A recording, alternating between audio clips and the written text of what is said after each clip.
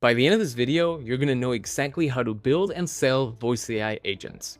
This is a complete masterclass. We're covering the foundations, the technical build, the business side, everything. And we're doing it with a real use case from one of our clients. A law firm voice agent system with inbound qualification, appointment setting, and call transfer, bundled with an outbound voice agent that can collect overdue invoices. And here's what makes this different. I'm showing you how to make every piece swappable. The CRM, the calendar platform. So once you build what I'm about to show you how to build, you can adapt it to any industry, any use case, any CRM. Stick with me and let's build. Let me share why I'm the one teaching you this. I spent the last 8 years of my life in the world of AI. I worked as a data scientist. I worked on data projects at Nike. I've been involved in machine learning projects. But about 2 years ago, I went all in on voice AI. And since then, I've deployed over 30 voice agents for real clients across different industries. I've also run over 600 hours of live coaching sessions, building, troubleshooting, and helping people just like you get their agents working. And I've helped over 1,000 people create their first voice agent. I'm teaching you what actually works because I've done it, I've taught it, and I understand what has tripped people up. So not only am I gonna show you the right way to do it, but also what mistakes to avoid, so you can move faster and get your first or next sale. This video exists because I want you to have what I didn't when I started. Complete clarity on how to build and sell voice agents. Before we dive in, I want to show you exactly what we're covering. I've built a complete roadmap for this masterclass. On the left side, we have the build stage. This is what we're going to cover: foundations, different platforms that we're going to use, and the inbound and outbound use cases that we're going to build live. We're going to be using platforms that we actually use to deliver for clients. And on the right, we have the sales side. Once you know how to build it, you'll need to know how to package it, how to price it, and how to close a client. We're covering all of that. And each phase has a checklist. You can take a screenshot of this right now, come back to it, reference it as we go. And I'll be checking things off as we go, so you always understand where we're standing. Here's a checklist for the sales side, all the way from deciding what you want to build, what do you want to sell, who to sell it to, and all the process up to closing and delivering for that client. This is a very comprehensive tutorial. I encourage you to pause when you need to. It's going to be a lot of information and you need to digest it correctly. Throughout the video, you'll see the topic that we're in and a loading bar. Ideally, pause after the loading bar completes, because it means we're transitioning to a different topic, which is an excellent point to take a break. I also encourage you to build it alongside me. As you take pauses, go repeat the steps. It's not only the watching, but the doing that really helps deepen the learning. And then finally, don't just put this in a separate window. If you need to take a break, go ahead. But I do encourage you to watch it, listen, and take notes as you go. Maybe that's physically in a notebook or in Notion or in your notepad in your computer. But if you do those 3 things, it's been proven that you will absorb many times more than watching or listening alone. And stick with me, because by the end, you'll have everything you need to build and sell voice AI agent systems. Now I'm going to show you how I actually build prompts, but I want to show you the magic behind the scenes. It will build what you need, which are skills. You can get all these templates on school, you can get the master prompts on school, but your skills is what I'm interested in. But I'm not here to show you how to create a demo. I'm here to show you how to create a full voice AI system that you can package and that you can sell. If you stay till the end of the video, I'm going to share with you how you can import these 3 agents that we created, the 3 voice agents, all the automations in N8N, and the 3 GoHighLevel automations for caller memory, for post-call analysis, and for triggering outbound calls. You'll have these available so we can speed you up, but you'll still need the skills to make this relevant for your client and their business. And that is one of the skills that I'm going to teach you today. To make sure we're all on the same page about what we're building. So what are voice AI agents? It's simply an AI that talks to people on the phone in real time. So if you've ever called your doctor's office to book an appointment or received a call as a reminder of that appointment, those are 2 use cases where an AI could be talking to people on the phone in real time. And some of these platforms for building voice agents have been around for a couple years. So why now? The tools are actually mature now. LLMs are much better at actually following instructions consistently. Voice generation is much more natural. The costs have become a lot more reasonable to the point where, a receptionist could cost anywhere from 2 to 5 times more than running a voice agent. And the two things that are most important to me is that these solve major pain points for actual businesses. It creates utility. Staffing is harder now than it's ever been for businesses. 24/7 availability. You would need 3 full-time people to cover that 24-hour span, and that doesn't even include weekends. This agent is available 24/7, and the brand consistency. This is something that, as AI becomes more widespread, brands are requiring that the way that the receptionist, that the human communicates with a user is consistent, and that's usually not the case. And the other big reason is how much this market is going to grow. So it's estimated that by 2030 in the small and medium-sized business market, voice AI actually covers $45 billion per year, and you can have a chunk of that pie. And 2026 is going to be the inflection year in which these voice AI tools are a lot more widespread, and it's not anymore the first time that businesses hear about this. And 2026 is going to be the inflection year where we go from early adopters, or the first, couple years of AI, into that early majority, late majority, which is the biggest chunk of the market. So now is the time to capitalize on the technology being ready. We're going to talk about niches. We're going to talk about what are the best, most profitable industries to be a part of, and then also the use cases for voice AI. Before we do, let's understand the anatomy of a voice agent. The easiest way to understand this is picture a user and lead calling a business. And instead of the business picking up, our voice agent picks up.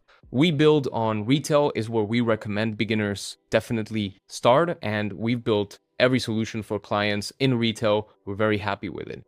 So instead of the business picking up, the voice agent is going to pick up. So the voice agent is going to hear what the lead says with a speech-to-text model, then is going to reason over that text with an LLM, and then is going to generate from text to speech with a voice generator, and then reply to the lead, and the conversation keeps going that way.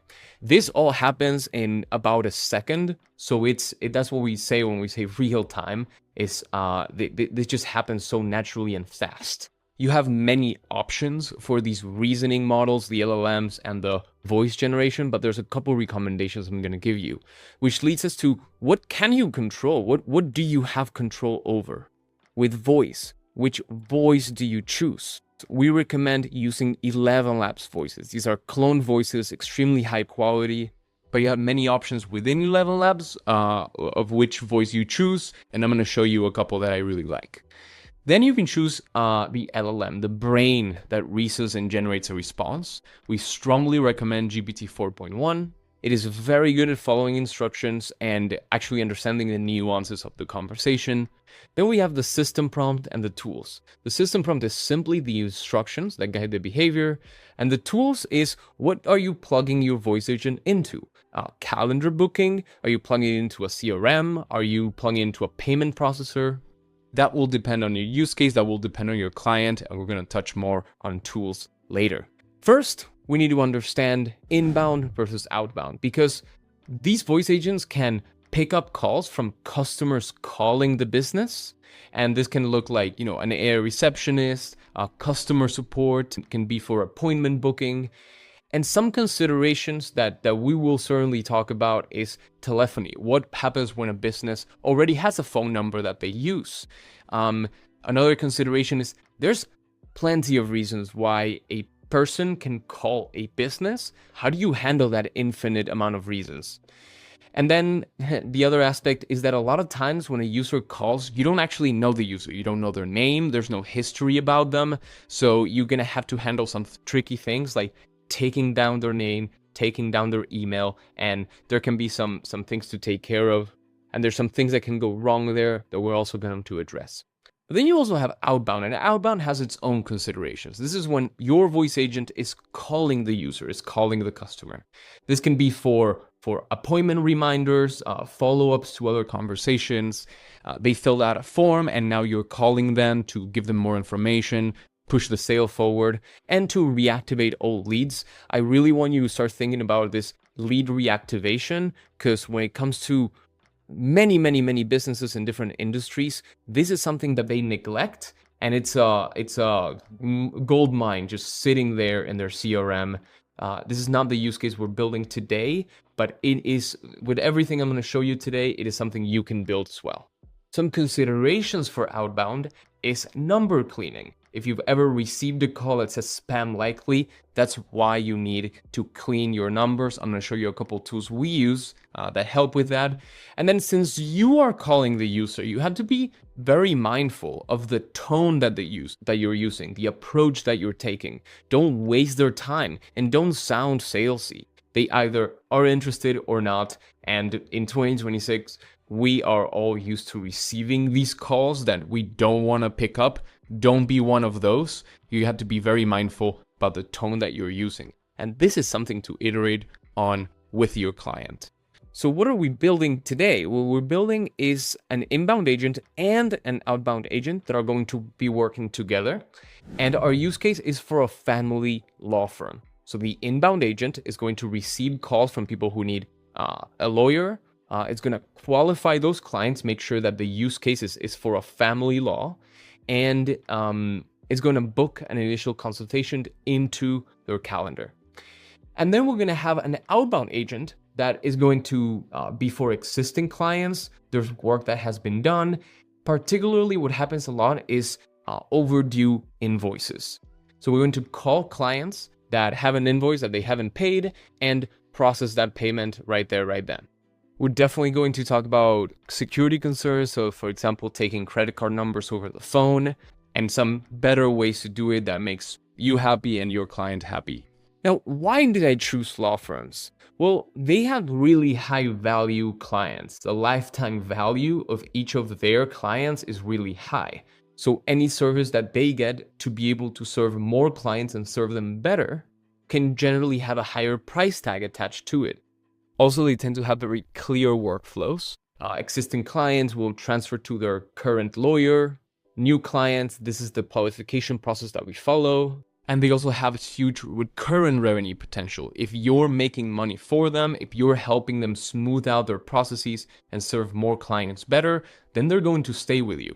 So think about how those characteristics of the law firms industry applies to other industries as well and other use cases. Think inbound receptionist for doctor offices, the appointment booker. So many calls go unanswered because the receptionist is doing something else. They were not hired just to answer calls, and they can't get to the phone when they're doing something else. And if they don't get to the phone, then the business can lose a potential client. Then some other use cases that are actually industry agnostic are what we call speed to lead. You're on Instagram, Facebook, on a website, you fill out a form, you give your information. And usually you give your information because you want something in return. I want to get a quote for this service. I want to purchase this right now, but I'm not sure how, or I have some questions that I need answered. So speed to lead is calling them right there, right then, while they're the most likely to buy that they will ever be. The voice agent answers their questions, books an appointment, and moves them forward in the sales process. This is fantastic for businesses running ads or focusing on SEO for the website. And then finally, also industry agnostic, is database reactivation. There's so many businesses that have lists and lists. Maybe they run ads, maybe it's website forms. There's so many sources where they get leads and then just don't call them or contact them 2-3 days later and they already went cold. But the list becomes so long that if you call them, even if they're cold, even if just some of them still want your service or just happen to want their service now, it is essentially free money for your client. And we are going to talk about how do you approach different businesses with these solutions and how do you choose the right industry for you. And this is why we're building these swappable components. You can choose your voice, choose your LLM, modify your system prompt, add new tools. And what I'm going to show you the rest of this video is going to make you super versatile as a builder. And as I'm building, I'm going to call out where you can swap pieces for your use case in your industry. So now that you understand how voice agents work and what we're building today, let's look at the checklist. Why now is the perfect time? Anatomy of a voice agent, inbound versus outbound, and our use case for today. Let's look at the best tech stack for you to start. And this is what I recommend. This is what we're going to be building with today. Retell AI for voice agents. N8N for automations, for integrating with the CRM, calendar booking, etc. Then GoHighLevel is going to be our CRM where we're going to have our leads. And then Cal.com is what we're going to be using as a booking software. We're actually going to be connecting these two, so anything booked here also shows up in GoHighLevel. This is part of where the swappable components come in. You could use a different platform for voice agents, or for automations, or for a CRM, or even booking software. Now, although there are many platforms that make it easy for you to get started, this doesn't only make it easy for you to get started, it makes it so you build something that lasts. Because 2 years in, this is still what we use for almost every client. Before I show you how to set up each platform, I want to show you how we're connecting them. So let's say we have an inbound call. The user is calling our business and the call comes in and it's actually not Retell that's going to pick it up right away. We're going to connect N8N first. And what we're doing is asking GoHighLevel, because N8N is our integration platform, our automation platform. We're asking GoHighLevel, hey, do we know this user? And if yes, we do know that user, we can start leveraging what we call dynamic variables. Hey, first name, hey Alejo, welcome back. How can I help you today? We can even redirect to different agents. So instead of picking up right away, we find out whether we know this user or not. If we don't know that user, then we'll know that it's a new person. We need to qualify and book them in. So thank you for calling. Amplify Family Law. Are you calling about a new case? It'll probably be a yes. And then we qualify and book them through Cal.com. So these are two distinct agents, and we're going to show you how we handle that. Then we have the use case for Outbound, which is the payment reminder. So this actually gets triggered through GoHighLevel. When there's an unpaid invoice for more than 30 days, then we will trigger a call that makes Retell, the voice agent, call the user, and then we have a conversation. It starts with, hey Alejo, I'm so glad that your issue related to issue is finally resolved. I see here that there's an overdue invoice. Would you be so kind to settle that with me right now? They might be able to pay that right now. And what we're going to do is send them a text message through N8N with that payment link so they can settle it right there, right then. Or if they say, no, I can't right now, we will schedule a callback. What is the perfect flow for scheduling this callback? That will depend on your client. They might want to call 3 times in one day. They might want to spread those out.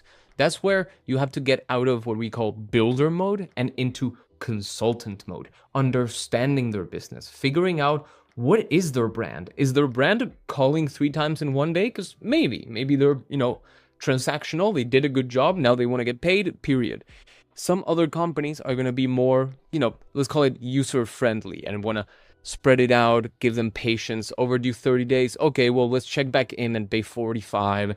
So understanding your client and how to build something that makes them happy is also what we're going to talk about in the second part of the video in the sales stage. For now, let's jump into setting up each of these platforms. I really wanted to show you how these platforms work together.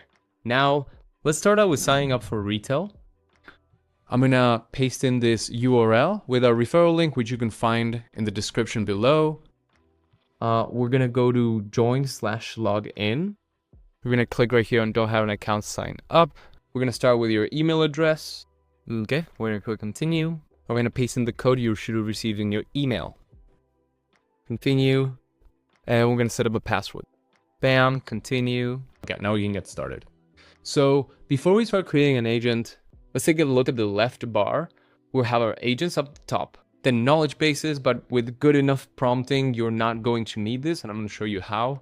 Then we have the phone numbers. This is where we can buy a new phone number where we're going to plug in our voice agent, or we can connect through SIP trunk. That's not the topic of today. We're going to just buy a new number in the Retell platform.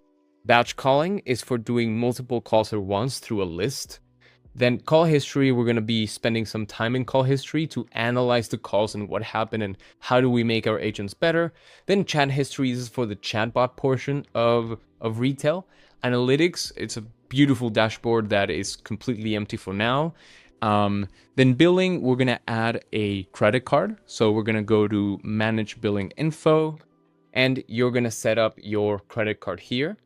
But you do have a free trial. You have about $10 of free trial credits. And then finally, settings. Whenever you need your API key to connect different services, this is where you need to go. The other tabs are irrelevant for now. And for creating agents, we have a few different options. You can import an agent, which after this video, you'll have whatever I create, you'll have it importable. So you can just click import and then find the file in your computer after you download it. For creating an agent, there's a couple different ways. You can import an agent, which I'm gonna put in the description, so you can take all the agents that I'm building today, such that you download them, you click import, and then you'll have the same exact agents I'm gonna build. You'll be able to get that through the link below that leads to our school community. Or you can create an agent. I suggest that as you're starting out, you get as many reps in a manual way as possible, because we're here to build skills, not just copy templates. Let me walk you through what you're seeing on screen. First, you have the name that we can edit. First, we're gonna build the inbound agent for Amplify Family Law. You're gonna have your agent ID here, which you are going to need later. Retell LLM ID, this is not as important. You have your cost. At this point, we have about 11 cents per minute with the current setup that we have. And I'm going to show you how to modify that setup, how to either make it cheaper, faster. The voice agent that we're using, as you can see, is 11 labs, and then the LLM is GPT 4.1. We're actually going to keep those. Those are the LLM and voice generator that I recommend. But we're going to go through your other options. Then latency. As long as this is under 2 seconds, you're doing a good job. If for any reason you're choosing multilingual, which makes it slower, you still always want to stay under 2 seconds. Right now we're about 1 second. And then the tokens, how long your prompt is. And as this goes up, you can see what's causing the latency. And Retell is actually one of the platforms that has the best latency, so I wouldn't worry about that. Then tokens, this is how long your system prompt is. There's some overarching system prompt that Retell uses, a very basic one that helps with the behavior of the agent, but it's minimal. You have major control over your prompt, and I'm gonna show you exactly how to build a really good prompt that actually follows your instructions. You're gonna wanna keep their prompt under 3,000 tokens. If you go above 3,500, you are going to get charged extra. And I'm also gonna give you some tips about how to stay under 3,000 tokens, especially as your use case becomes more complicated. And when you get a client, they want things done this way, that way, and how to prevent this from getting out of control. Choice of LLM, the reasoning brain. Yes, there's GPT-5, now GPT 5.1 just came out. You have different options. Don't let the numbers distract you from what's actually important, which is instruction following, predictability. And the most predictable and best instruction follower is GPT 4.1.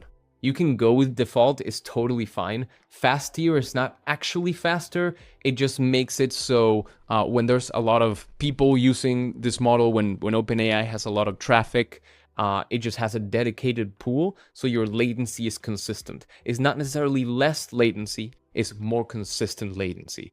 So we're gonna keep it with default tier and save a couple cents on our cost. Then for the settings of that LLM, we're gonna keep LLM temperature as 0. This is essentially a measure of randomness. The higher this is, the more dynamic and conversational the agent is, but also the more random.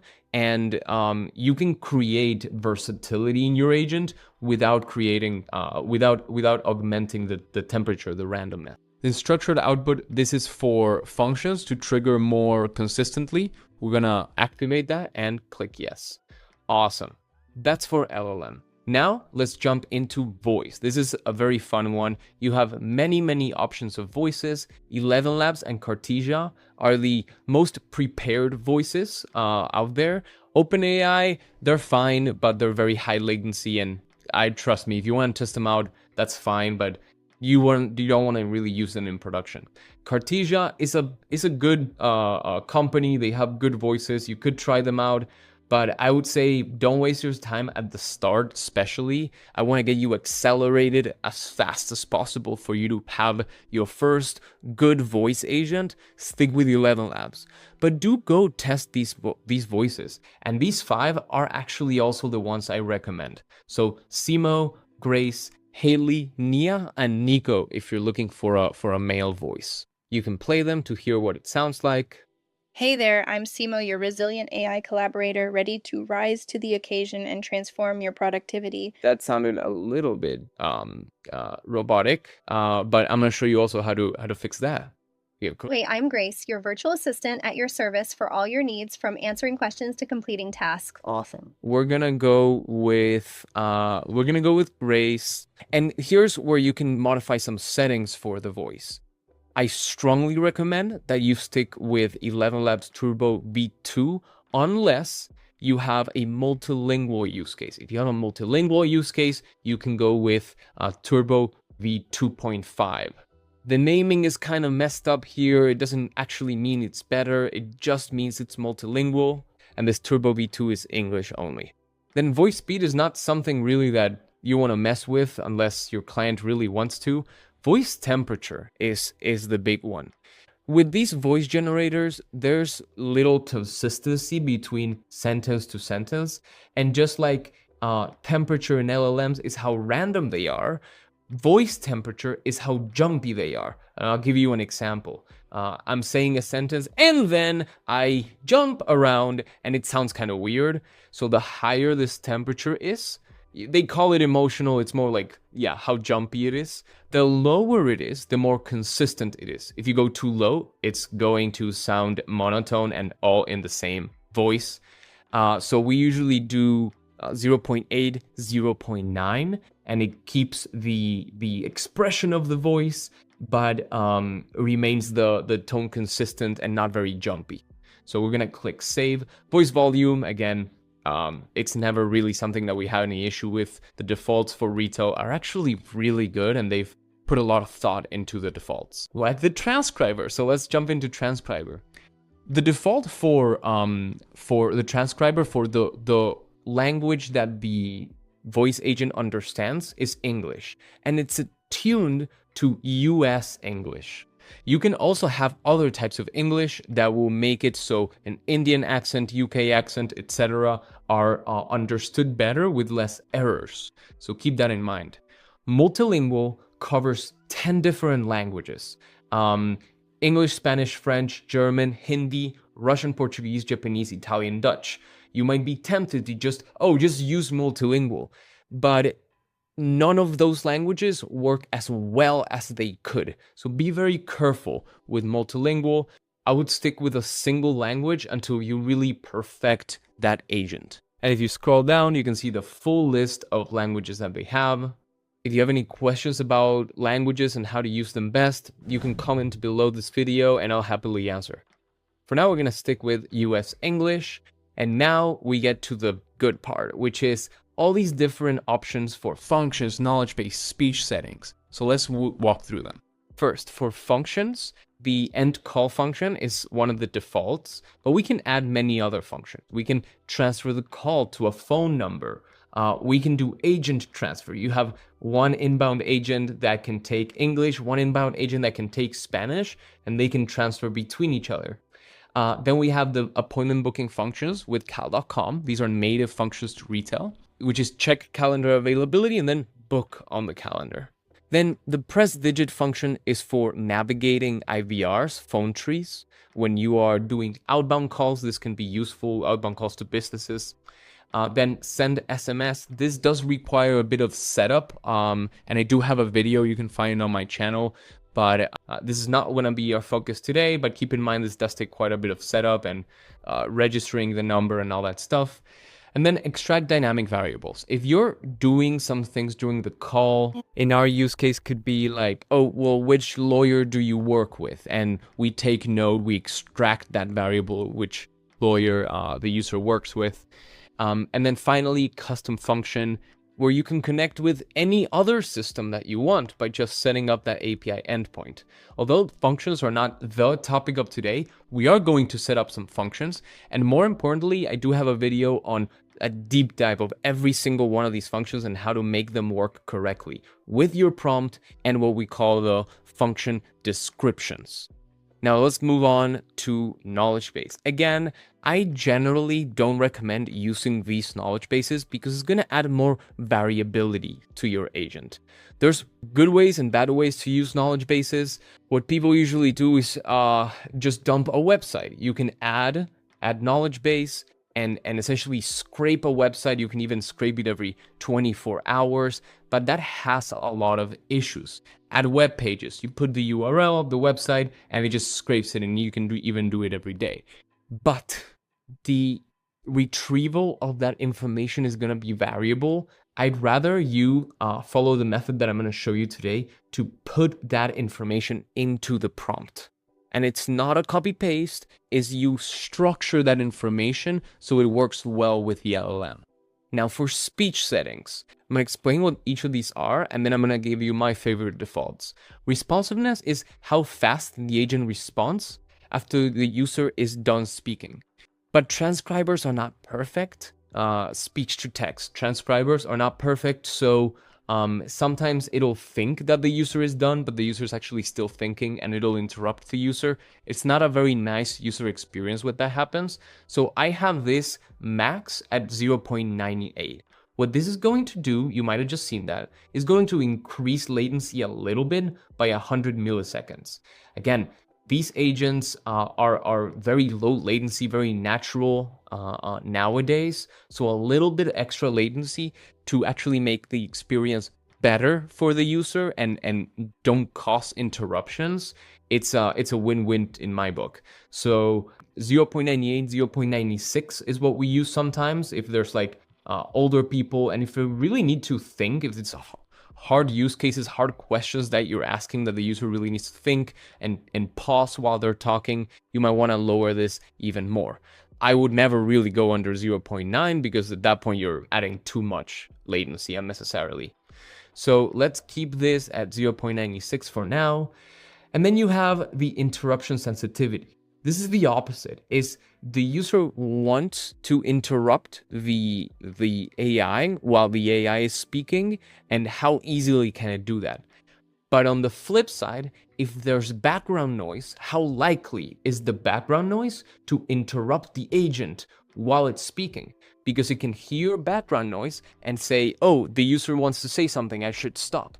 But it gets confused with the background noise instead of the user speaking. So we usually have this at 0.8 to start with. And if it's a use case like a doctor's office, usually it's a mom calling from the car, the kids are in the back making noise. So we would lower this as low as 0.6. You don't need it lower than 0.6.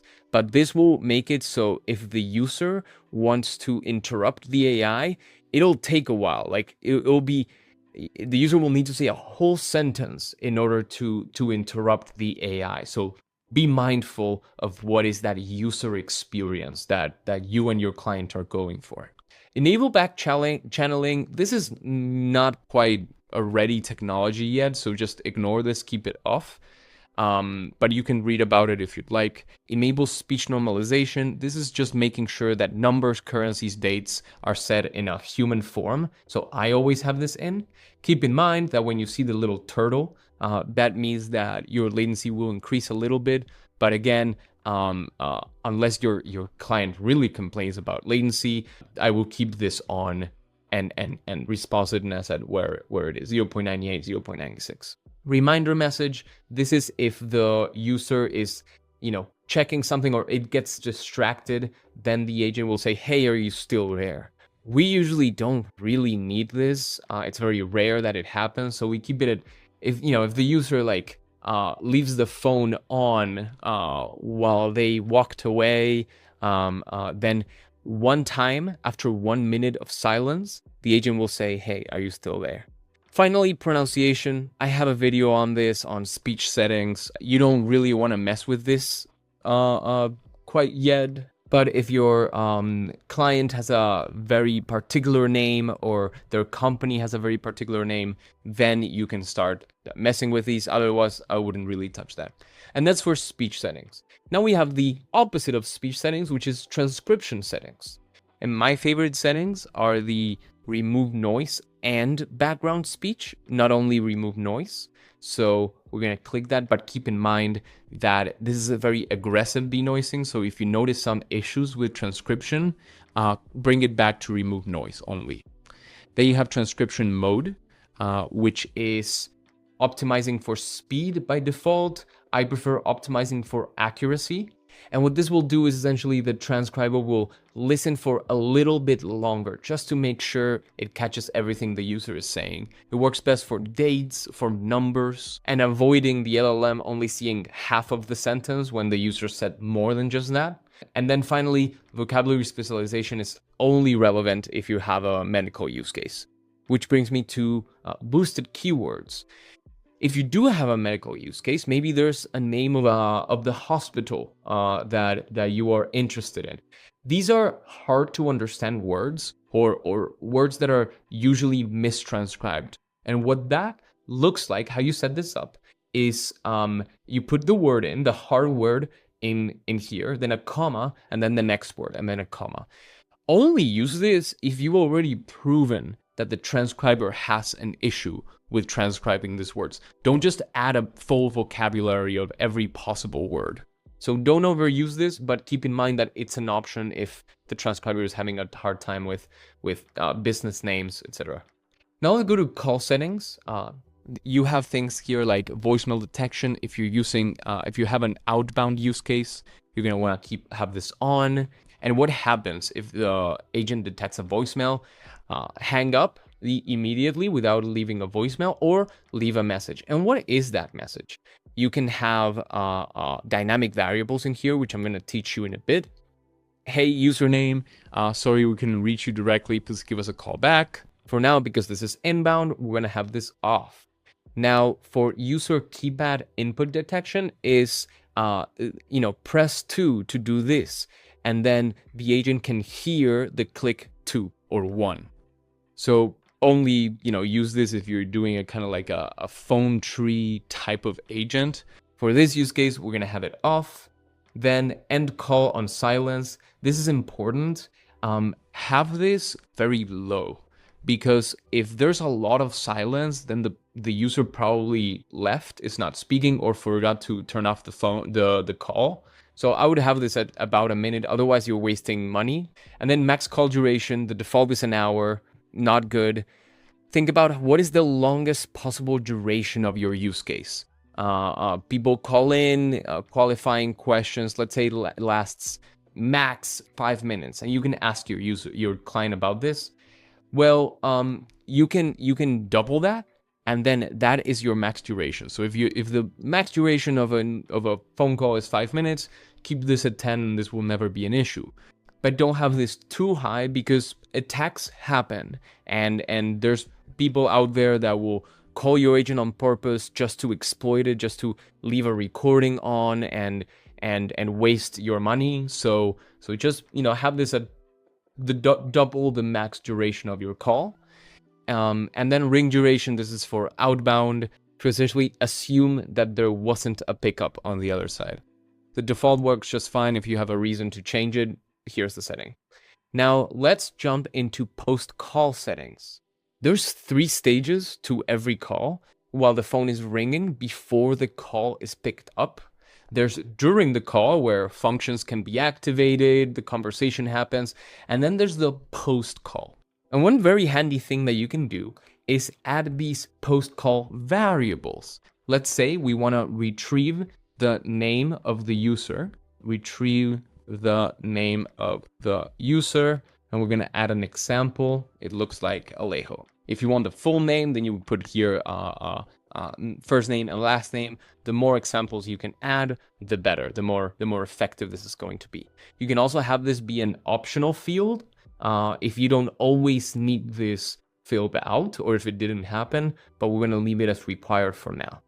What's tricky is that sometimes the transcriber will mess up names, even if you choose the right, the right dialect for your language. It'll happen. So when we think about user experience, we have to think, what do we have in the prompt? What are we asking of the user? If we just ask them their name, the transcriber will sometimes mess it up. If we ask them to spell out their name, is much more likely that the agent will figure this out correctly. And then the other thing is which model are you using to figure out these dynamic variables. And then the final thing is, what model are you using to figure out these end of call variables? GPT 4.1 mini in this case is fine. If you really need that higher accuracy, you can go with GPT 4.1. But it does cost 1.5 cents for every call. So we're going to go with GPT 4.1 because we care about accuracy. Let's jump into security and fallback settings. Sometimes you will have very sensitive use cases like medical or law, depending on what type of data you're handling. And this is specifically retail storing it. So if you have, everything except personally identifiable information, you'll still get the full transcript and recording. But it's retail that won't store this information. And you can actually take it to the next level and set up what exactly should not be stored and what should be stored. Then, if you're handling an enterprise level use case, you can have a security signature to URLs, not relevant for our use cases right now, and then a fallback voice ID. Sometimes things fail. There's a lot of models and companies and engineering happening in the background of any voice agent. So when a voice fails, what fallback company do you want to use? I would recommend Cartesia, and you can find that exact same voice that you chose for 11 Labs. So thank you, Retell, for making that super easy for us. And we're going to go with Grace. Cartesia, Grace. There we go. Sorry about that. Okay. Now we have Cartesia, Grace, and this is 11 Labs, Grace. And this is really, really important. These are going to be your default dynamic variables. We're going to go over dynamic variables as we're building the prompt. And these are going to be super relevant when you're making an outbound call or when you have an inbound call where you already know the user. Remember in the Figma I showed you, as the call is coming in, we can pass it through N8N and ask GoHighLevel, hey, do we know this user? And if yes, we can pass in that first name. That's a dynamic variable. So we're going to bring that in. We're going to have the welcome message. We're going to change it to the AI speaks first, and the AI says a custom message. And that's going to be our custom message. Boom. Hey, first name, welcome back. How can I help you today?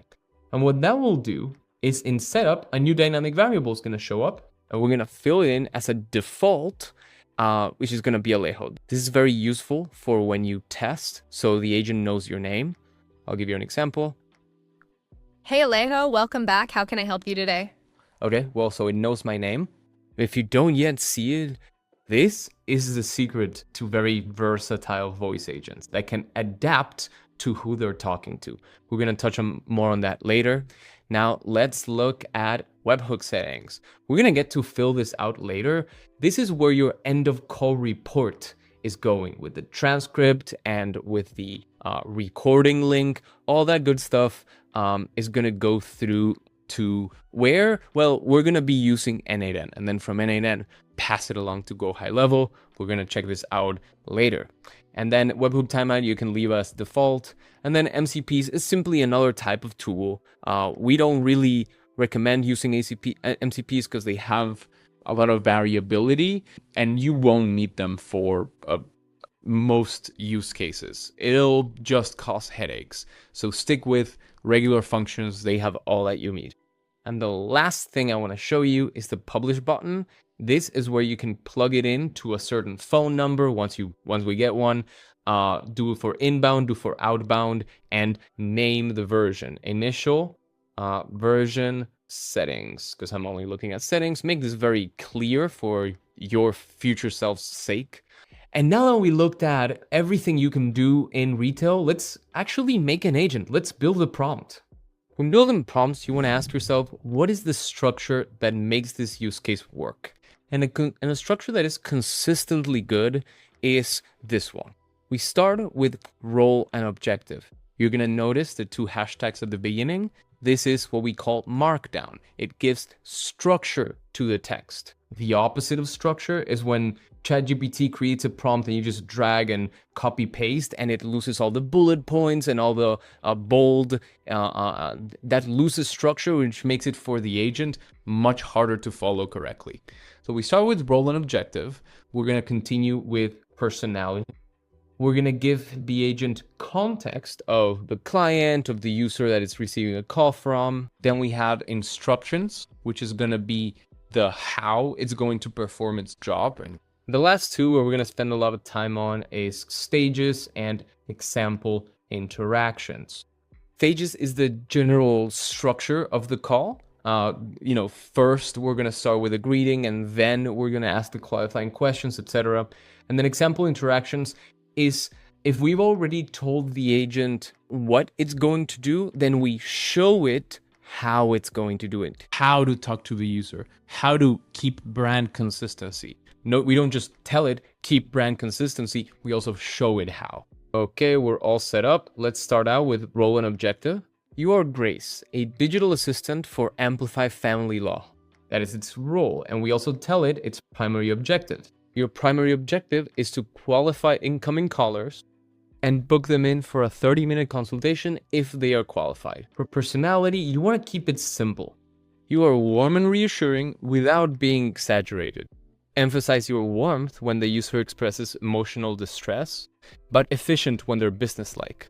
That might look like, the user just asks one question after another, as opposed to talking how hard of a time they're going through.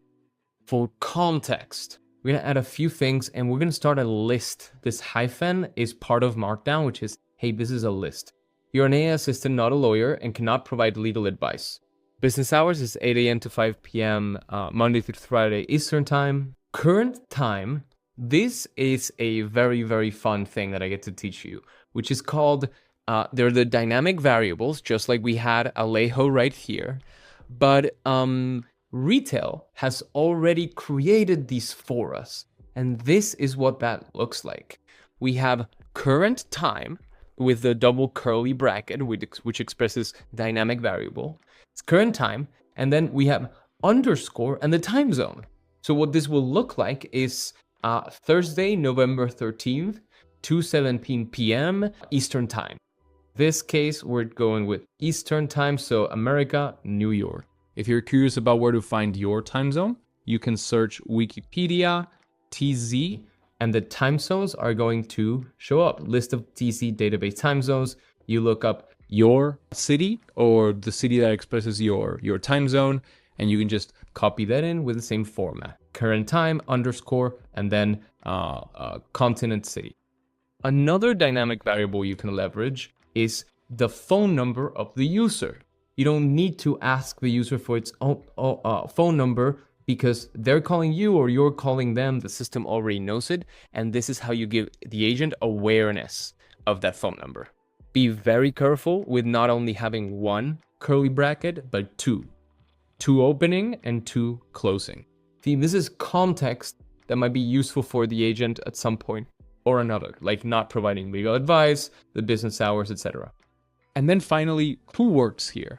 We have 3 lawyers at the firm, Sarah Mitchell, David Chen, Maria Rodriguez. They handle different situations. They specialize in different situations, and they have their phone numbers right here. But this, especially the phone numbers part, will really only be relevant for our use case in which we do know the user. Hey, first name, welcome back. How can I help you today? We're actually going to make this into a transfer, right? So if we do know the user, this is not what we're focusing on today, but I'm also going to show you the backend automation to make that decision. We're going to have a separate agent that can transfer to one of these lawyers based on who we know that the user works with. And now we move on to instructions. Within instructions, we're actually going to have some subsections. You know how there's 2 hashtags here? To make a section within instructions, we would use 3 hashtags. And we're going to first focus on communication style.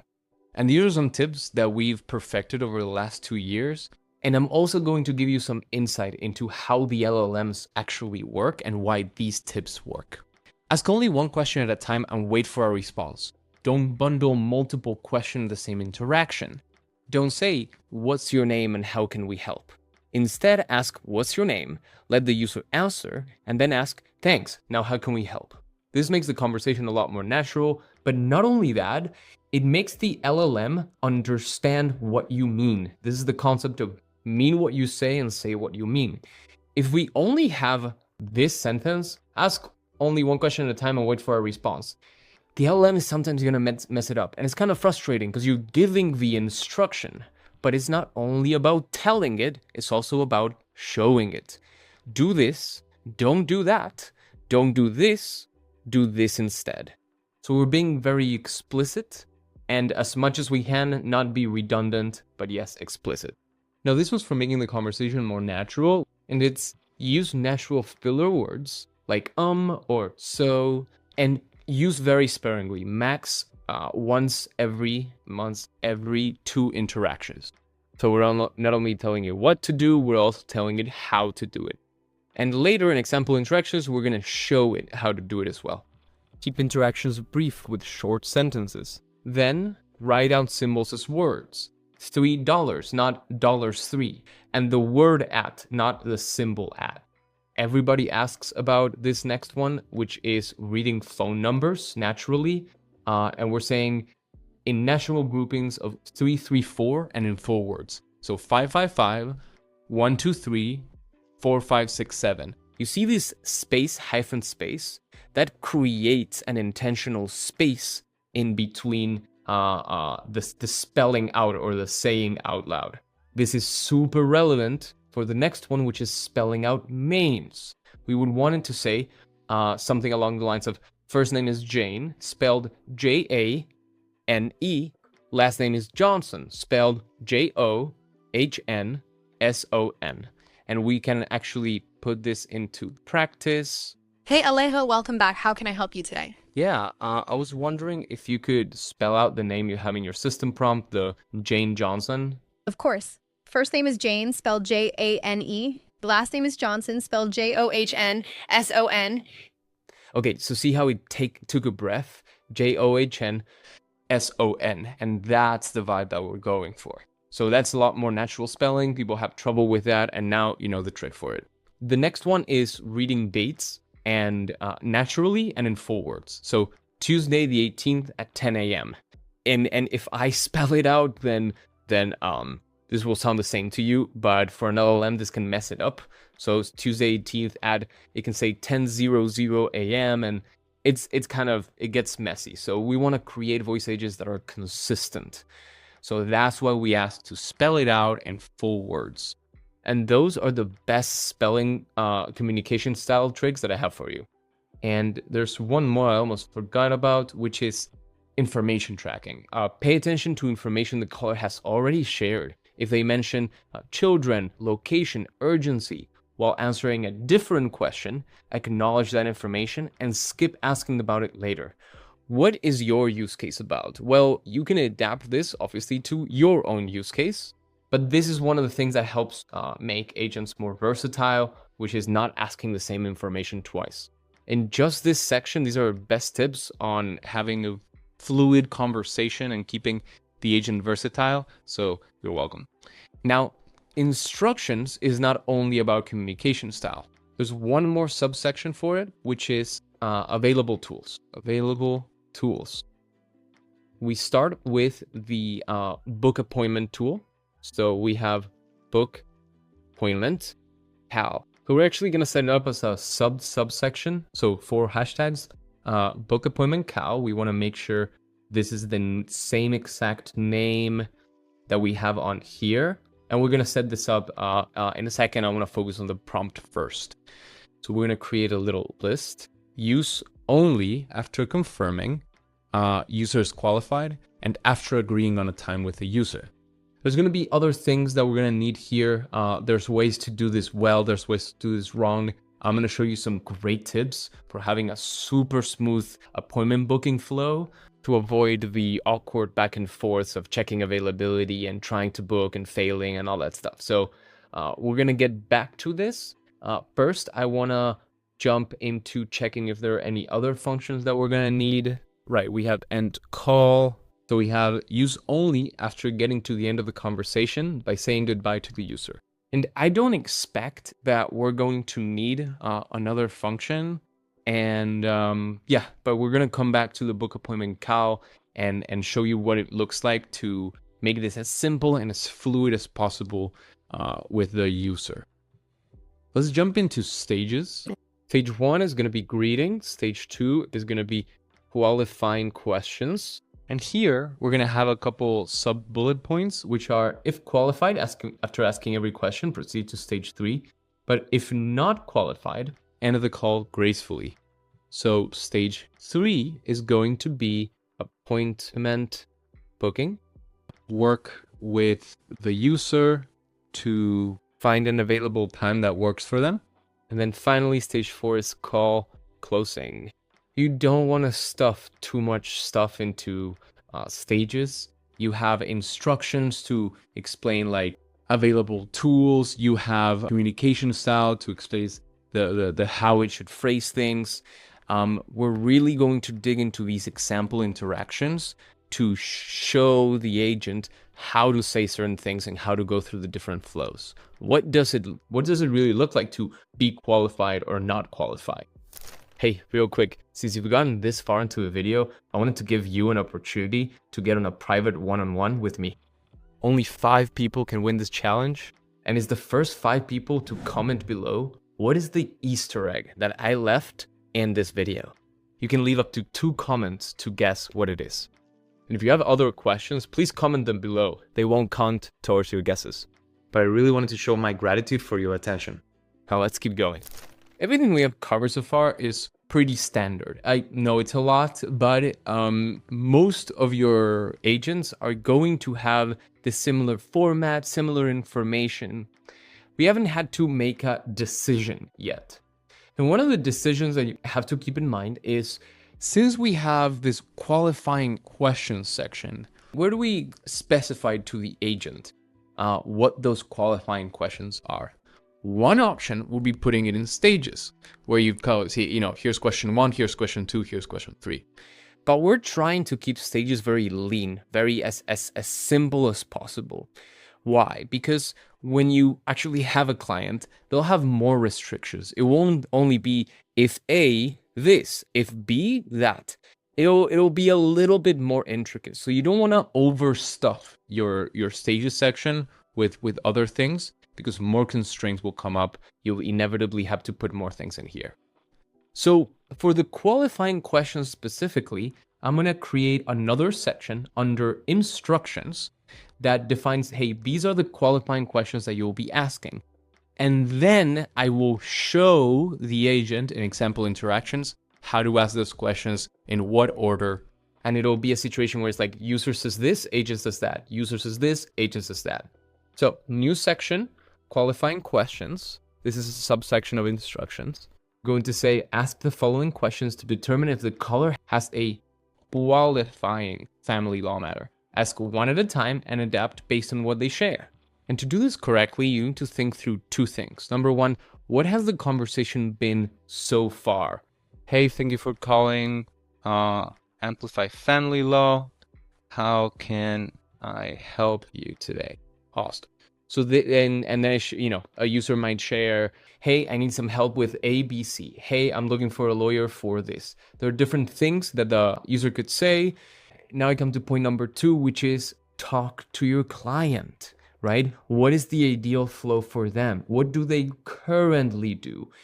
AI is not about creating something new. It's about making what is already there better and more efficient. So understand what is the flow that they currently have. For the law firms that we have worked with, specifically family law firms, first question might be, what should the lawyers know about your situation? Then we would have, they share a bit, they share a lot, they share a little bit. That's why we have that instruction to adapt based on what they share. Let's go to question number 2. How urgent is your situation? Question number 3. What location or jurisdiction is this matter in? And this is one of the big qualifying questions that will define whether this law firm is even allowed to help them. And then finally, are there children involved? This is very important information for the lawyers to have. So then we're going to have another subsection for qualifying criteria. It must be a family law matter, and I list them out, must not be personal injury, car accident, or outside of this scope. Again, in the back of your head, what is your use case? What is your industry? If you haven't figured that out yet, we are going to cover that later. And how is this adapted to what you need to build? Another qualification criteria is that the location must be within New York State. And for this use case, that's about it. If they fail any one of these, then they would not qualify and that we wouldn't book an appointment. We would end the call. Or depending on the client, we will redirect them to a different law firm, etc. Cool. So let's build these example interactions. We have the qualification criteria. We have the stages. Now let's start with example 1, which is it's a qualified user and we book successfully. Okay, so we start with the call. Thank you for calling Amplify Family Law. My name is Grace. I'm a digital assistant here. How can I help you today? A couple of things. Actually, Claude came up with this greeting and it is much better. I like it much more. But it's actually missing one thing. You notice that it's saying out loud that it's a digital assistant. Some people like that. I actually really like that because the more transparency we can have with voice agents, the better. And the better user experience, right? Like finding out that you're talking to a voice agent, like feeling that you were being deceived, terrible. So yes, you need to say that it's a digital assistant or AI agent, whatever. It makes it clear that this is not a human. And you also need to say that this call is being recorded. You might say something like, this call is being recorded for quality purposes. How can I help you today? So we're actually going to use that greeting right here. So the agent's always going to speak first and start with that greeting. Lovely. So what does the user say now? Again, this is just an example interaction. This is not a script. So let's say the user says something like, hi, I need help with a divorce. And we want to show empathy. The agent would say something like, I'm sorry to hear you're going through this. What should the lawyers know about your situation? This is something that we've obviously iterated with actual clients, but Claude is actually super helpful in creating some of these scripts. I would advise you against having an AI build your whole prompt. Number one, they are terrible at understanding the platform, understanding what's possible, and understanding what is actually manageable by the prompt, by the LLM. They'll say, wait 3 seconds to let the user finish speaking. And that doesn't exist. That's not an option for the LLM. That's something you can handle over here in settings. So be very careful when using AI to build prompts. I would suggest against it for at least your first month or 2. The more you can build manually, the better you will get and the faster all of this will be. And that's the kind of like, becoming faster. But the skills are built by writing these word by word. You will learn to avoid mistakes. And although at first it will be more time consuming, it will save you so many headaches from like the agent, an AI just writing 4,000 tokens of a prompt and you don't know what's in there because it's hard to read 4,000 tokens written by an AI. So I strongly recommend you do all of this manually. If you want to brainstorm some example conversations, that's totally fair to use an AI for that. And I prefer Claude. It's super natural in the way that it speaks. So I'm going to write out the rest of the example interaction that I wrote out with Claude. So let me write it in here. Okay, so sorry to hear you're going through this. What should the lawyers know about your situation? That's question number 1. My husband and I have been separated for 3 months and we have 2 kids. We need to figure out custody and divide our assets. The agent goes, I understand. That sounds like a challenging situation. How urgent is this for you? Pretty urgent. I need to get this started soon. As I'm reading this, I don't think this is a good question. If you're calling a law firm, it's not because you have 3 months to think about it. So I'm going to remove this question. And it's easy to be like, I'll just remove it here. Done. Let's move on. But there's this concept in prompting called coherence. You have to make sure that what you're saying is coherent throughout the prompt. So since we said that that's one of the qualifying questions here, we also have to remove it from here. Be on the lookout. Again, this is the skill building part that makes you good at prompting, and coherence is one of the foundations of good prompting. I'm gonna look somewhere else if there's that question that might have, made its way in somewhere else in the prompt. No, it was just here. So now I know I changed one thing in the prompt, but I changed it everywhere. So my prompt continues being coherent. Let's keep going with this example conversation. That sounds like a challenging situation. What location is this matter in? Manhattan. Awesome. That qualifies. Okay, I noted that you mentioned 2 kids are involved. Is that correct? Awesome. The information tracking. Yes, that's right. Thank you for sharing that. Let me get you scheduled for a 30-minute consultation with one of our attorneys. We have availability on Tuesday the 18th at 10 a.m. or Friday the 21st at 2 p.m. Does either work for you? This sounds great to me, right? But this is not necessarily true. What if it's next week? What if it's not the 18th anymore? Well, we want to make this dynamic. And I'm going to show you right after this, when we set up N8N and cal.com, how do you create a dynamic variable that can say we have availability on soonest availability. You'll see I'm using the double curly bracket to mention it's a dynamic variable. But how do we insert that dynamic variable is what we're going to look at next, after we go through the example interactions. Think of example interactions as what's the simplest, easiest, most happy path that the user could go through. Well, it's pretty much this one. It's like, I'm in the location that you require.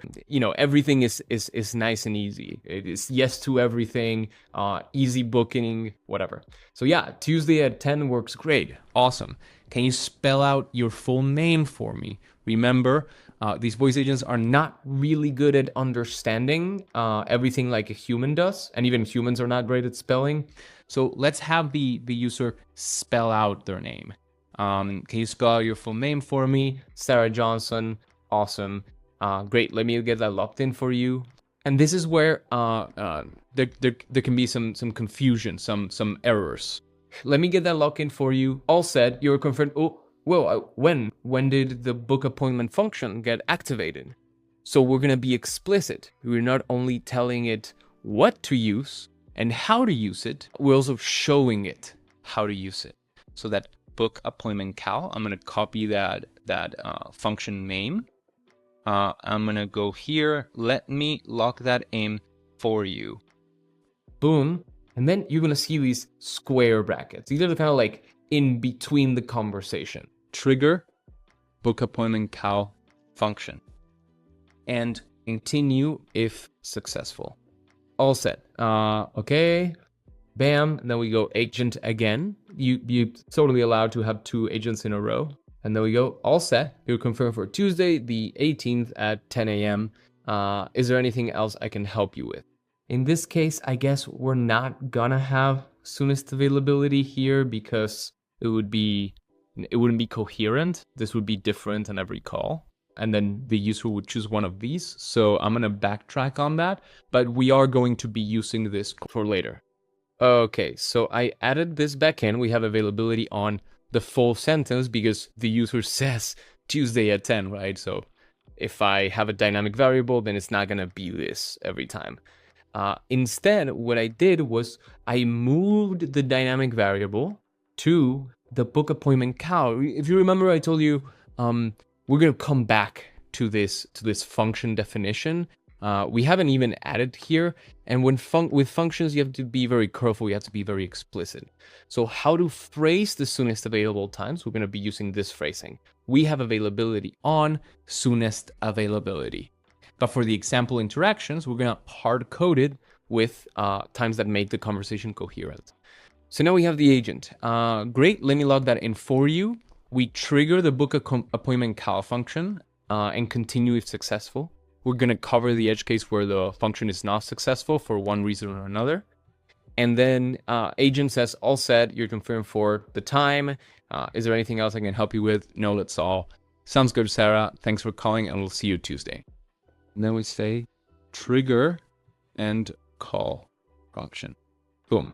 And that is how you write out an example interaction. But this is only for one use case, which is like the successful booking. What if there's back and forth in the time and the availability? Like you say the agent says this, but the user, neither one works for them. We need to show the agent how to phrase when that situation happens. So we're going to have example number 2, which is a qualified user, but we need alternative time slots. We start out the same way. Let's just make sure we start out the same way. That awesome. How can I help you today? I help with a custody issue. What should lawyers know? Access threatening. Okay. That sounds urgent. How urgent is this? See, this is where it becomes redundant. So we're removing that. That sounds urgent. What location is this matter in? Brooklyn. So it is qualified for location. Just going to pretend there's one child involved. Yes, my son. Thank you. Gonna get you scheduled. We have availability on these dates. Does either work? Neither of those work. This is the critical part of this example interaction. No problem. We also have this Wednesday at 1 p.m. or Friday the 21st at 4 p.m. And this is the natural human way of phrasing it. We also have Wednesday the 19th at 9 a.m., Wednesday at 1 p.m. In fact, we would say we also have Wednesday the 19th at 9 a.m. or 1 p.m. Bam. Or Friday the 21st at 4 p.m. Do any of those work better?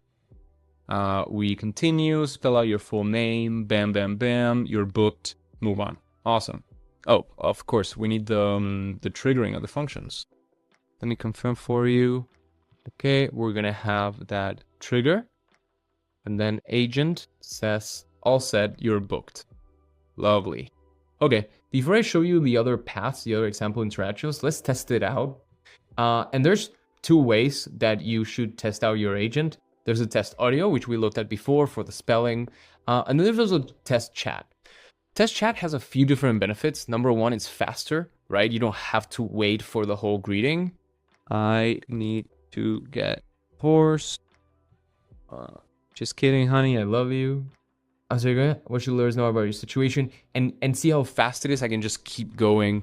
And I'll put some of these example interactions. What we want to do is test out this example, but with new information. So we would go through the same thing, this happy path, but with new information to see the agent adapting to new information and just making sure that what we wrote here makes sense. And we can really, when you're building the prompt and it gets longer and longer, your ability to identify, oh wait, this is wrong, gets worse and worse the longer your prompt is. So by testing it, you're able to actually catch issues. Oh wait, no, that's not what the agent should say. And one super cool trick that you can do is, let's say you don't want this to be the next question. What should the lawyers know about your situation? So you can go here, the example interactions, to your stages or to the qualifying questions. And let's say we remove this completely just for an example. Let me copy this whole thing. And then I want to show you something that's going to save you so much time. Let's say we only have these 2 questions. So we need to remove what should the lawyers know. And I'm sorry to hear you going through this. What location is this matter in? So we just completely skip that question. What should the lawyers know? And okay, so we don't have that question anymore. I can go here to this example, to this manual chat, and do 3 things. Number 1, I can click on the little pencil in the gray box, which is what the messages the user sent, and then resend that or edit my message. If I edit it, everything after will get replaced, and the conversation will continue from there. Another way to do that is with this little button, the little wheel, and the conversation will be sent again. So he's not asking what should the lawyers know anymore. It's asking what location is this matter in. And then the third way to do it is my favorite way, is the debug button, where you can regenerate 10 different answers. So the same answer 10 times. And your objective is to make sure that at least 9 out of those 10 answers are all the same. We're talking about creating versatile agents but also consistent agents that actually respect the flow and that follow the flow that you set. So I'm really sorry you're going through this. What location does this matter in? Out of the 10 times that Retell just regenerated this answer, 7 are is this exact question. And then the same exact thing is just I'm sorry instead of I'm really sorry. So semantically, it's the exact same. It achieves the objective and it follows the prompt. So I'm happy here. I can close this and I can move on. In this case, this is not the prompt, the flow that I want. So I'm going to repaste what I had before with the 3 questions. And I can show you one more time. Let's say I want to test out adding that 3rd question back in. I'm going to regenerate 10 answers. And bam, usually it takes a while. So I'm sorry you're going through this. What should the lawyers know about your situation? 10 out of 10. So let's keep going all the way through. I'm gonna, what should the lawyers know? I want custody of my 2 children. I'm testing whether it will be able to remember later that there are 2 children and doesn't ask that question again. So yes, it confirms there are 2 children. Awesome. Yes. And then we have thank you. We have availability. Awesome. Tuesday. And it's gonna, fail because there is no book appointment function. So let's sort that out now. Okay, and it goes through the rest of the flow. We just wanted to make sure that it's saying the right things. We obviously have more than just 2 paths that are possible, right? So we're gonna get to those. I want to show you how to set up appointment booking. So let's do that now, and then we can get a little more sophisticated. So we essentially have our prompt now. The sophisticated part is just adding more example interactions. What we really need to do is add the appointment booking function, create this soonest availability dynamic variable that somehow gets filled in before the call starts. And I'm going to show you how to do that too. For now, we need to sign up for 2 services. Number 1, cal.com. We're going to click on get started. The second one's going to be N8N. So one by one. Continue. Okay. It'll take you through the onboarding, full name, time zone, connect your calendar. So now it'll take you to what to connect to. Because I already signed it with Google, it already connected my Google Calendar. Bam. You just make sure you select the right calendars for you and where you want it to check for conflicts, where you don't want it to book over other events. And then where do you want which calendar do you want to create an event on? Connect your video conference. This is essentially Zoom, but we won't need that quite yet. Set up later. And then availability, we mentioned that this would be 8 a.m. to 5 p.m. and we want to copy that to the rest of the weekdays. Bam. Okay. Complete your profile. Yep. Let's keep going. I'm going to create a new event. This is going to be called lawyer consultation. This is going to be 30 minutes. We'll have a bunch of different options to make your event personalized to you and your client. We're actually going to be connecting Zoom. So we're going to click on add a location. This is going to be link meeting, and you can add your Zoom meeting there. This we're actually just going to leave at Cal Video for now to make it simpler, but you essentially just create a Zoom event, a recurring Zoom event, your personal meeting ID, and you would click where it says Cal Video and instead scroll down, link meeting, and paste your Zoom link here. Lovely. We're gonna save that and move on to availability. We've already set this, it's working hours, but you can have different calendars, different availability for different events. Limits. How fast can somebody see a lawyer? In this case, the default is minimum 2-hour minimum notice. You can have this be whatever you need, and you can have a buffer time before and after event. Let's say there can't be 2 events closer than 15 minutes apart, right? So if you have before event, there have to be a 15-minute gap in the calendar in order to show that time as available. Time slot intervals, we're going to keep as it is. Limited booking frequency. We have a bunch of options that you should look into, but these are like very use case specific. So once you have a real client, they will have constraints, and these will be really useful. We're gonna save that.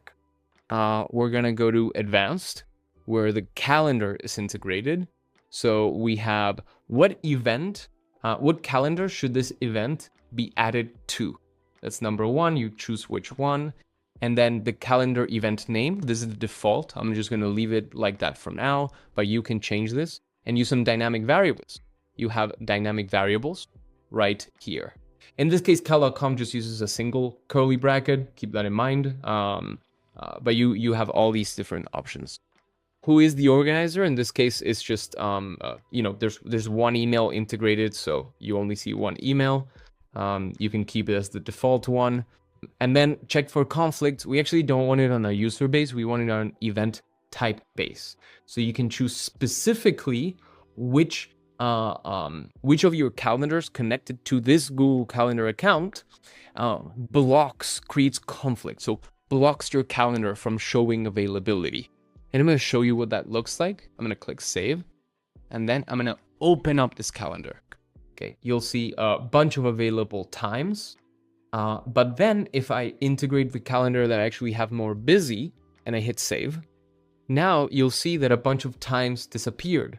So that is how you can avoid booking into times that are not available. Keep in mind, cal.com is a super versatile platform. So if you go to apps and browse App Store, you might find your client's CRM in here. So if they require an integration, for example, with HubSpot, I can look it up, boom, HubSpot. Although the majority of the times we're just going to keep integrations a focus of N8N, not necessarily cal.com. Now let's integrate this event type into our agent. You're going to need two things. Number one, this number that's in the URL. That's the event type ID. So I go to Retell, I go to functions, add a function, book on the calendar, and it's going to ask me for event type ID and for the API key, which you're going to find in your settings. Just make sure you click save on the top right. Settings, developer, API keys, create your first API key. We're going to call it the master class. It expires in 30 days. Usually you want to have it as never expires so it doesn't cause an issue. And there we go. We copy that. We bring it over to Retell. And there we go. Time zone. In this case, we have a client that's very based on locations, only New York clients. So the time zone is going to be set as American New York. And then this is the tricky part, but also my favorite part, which is the description. This is not enough. If you don't change this, it's going to give you so many errors, but don't worry, I have the right description for you. And this is not only about the function description, it's about integrating well in the prompt as well. Let's grab this, I'm going to delete that and paste something in. You won't be able to see all of it, so I'm going to save and also paste it in here in the prompt. This is not exactly what you're going to have in the prompt. This is the function description only, okay? We're going to have something different in the prompt, but I want to read it for you so you understand it. When users ask or agree to book an appointment, book it in the calendar. The time parameter should be a full absolute date, such as Thursday, 2025, May, and it's very explicated. This is one of the formats that cal.com uses to be consistent every time. Even if the user asks for a relative date, such as next Tuesday, convert it to an absolute date. The full format is what we call absolute date. The time should always be in the future. The time right now is current time, American New York, Eastern time, and I'm being very clear that this is Eastern time. The time zone parameter should always be American New York. And there's some other fields that it requires every single time that is kind of annoying, but hear me out. The notes parameter should have a one-sentence summary of the conversation. The guests parameter should be, this is our email. You can put your own email here. And the name parameter should be first name, last name. These are dynamic variables we had in this case. Should be the user's name. And then reschedule reason should be first time booking. I know some of these things look weird, like, well, why are we telling a calendar function that the time should be in the future? It should already know that. And I agree with you, it should. but although the tools work consistently, the skill is making them work consistently. And we've iterated on this for 2 years now. So this works really, really well. Go ahead and use this. Change whatever you need to, right? What is your flow? When users ask or agree to book an appointment. Well, in this case, users don't really ask to book an appointment. We offer it. So it's more like when users agree on An available time, right? Book it on the calendar. So I'm gonna grab all of that, cut that, and go to book appointment cal and paste that in there. If you ever need to edit this, just bring it out of here, Command A or Control A in your keyboard. You can copy it and paste it like in your prompt temporarily to edit it. I know it's long, but the more description you can give about how to trigger this function and how to use it correctly, the more consistent it's going to be. So now we have the function description, very explicit, very effective, the API key, event type ID, time zone. But we're not done because there's a prompt side to each function. It's not only about what to do, it's also how to do it. So use only after confirming users qualify and after agreeing on an available time with the user. How to phrase the soonest available times. This is part of the example interactions. We have availability on soonest availability. We're going to get to this part next. We also have ensure you always book in the future. For example, if the user says Tuesday or this Tuesday, you should check the soonest Tuesday in the future as a full absolute date. And now finally, let's give the availability of the calendar. Current availability. We're going to do this for the next 7 days. And we're going to use a dynamic variable here. We're going to call it full availability 1 week. Boom. And for this, what we're going to use is now init. Again, this referral link is in the links below. We're going to click on get started. We're going to sign up. We're going to click on start free 14-day trial. If you're not familiar with N8N, this is an automation platform. It's very, very powerful, and especially powerful for integrating different systems together. I'm just going to breeze through this onboarding. Okay, let's say Alejo's YouTube channel. Submit. Awesome. We're going to skip this, and now this workspace is getting set up. Maybe you've seen that N8N has a self-hosted version. If you're a programmer, you might be interested in that. I'm big on keeping it simple and effective and using as many of your hours as possible in building skills, not saving $5, $10 here and there. You're going to be able to start out for free after the 14 days or 1,000 executions. It costs $25 a month, and trust me, it's worth it. We're going to go straight into create workflow, and I'm going to show you how we're going to fill in these dynamic variables. So let's think of the flow so far. Let me pull up the trusty Figma, and we are going to have an inbound call that is going to come in. And before actually answering that call, we're going to check two things in N8N. Do we know this user? And if we don't know the user, let's check availability in cal.com before the call starts. And then we're going to insert that availability into our retail agent through these dynamic variables. So let me show you what that looks like. The first type of node you should get familiar with in N8N is called a edit fields node or set node. You can create variables here. For example, the current time, the length of check availability, how many days in the future we want to check for. Then a few other things that we're interested in is the event type ID, that number that I had shown you before, the time zone, and finally the API key, the cal.com API key. Be careful, don't actually use the dot with these names because it's going to mess you up, but we can call it cal_com. And one super useful thing to know about N8N is you can also use dynamic variables and also use them with a double curly bracket. to use the native variables, like the current time, it's actually called now. And you need a $sign before it. So if I do $sign now, you're going to see that there's a date time, 2025, November 13th, at this time and this time zone. But this is not really the type of date that we want because we also want it in New York time zone, right? So we're going to say dot to do some functions. And we're going to, very simple, we're going to say plus. So it's time plus when do we want to start checking availability? We said in cal.com, what was it? It was like 2 hours. Yeah, so 2 hours minimum notice. So we're going to replicate the same thing in here. So it's now plus number 2, and then in quotes, hours. Simple as that. But that's not done because we don't have the right time zone. We want to set zone.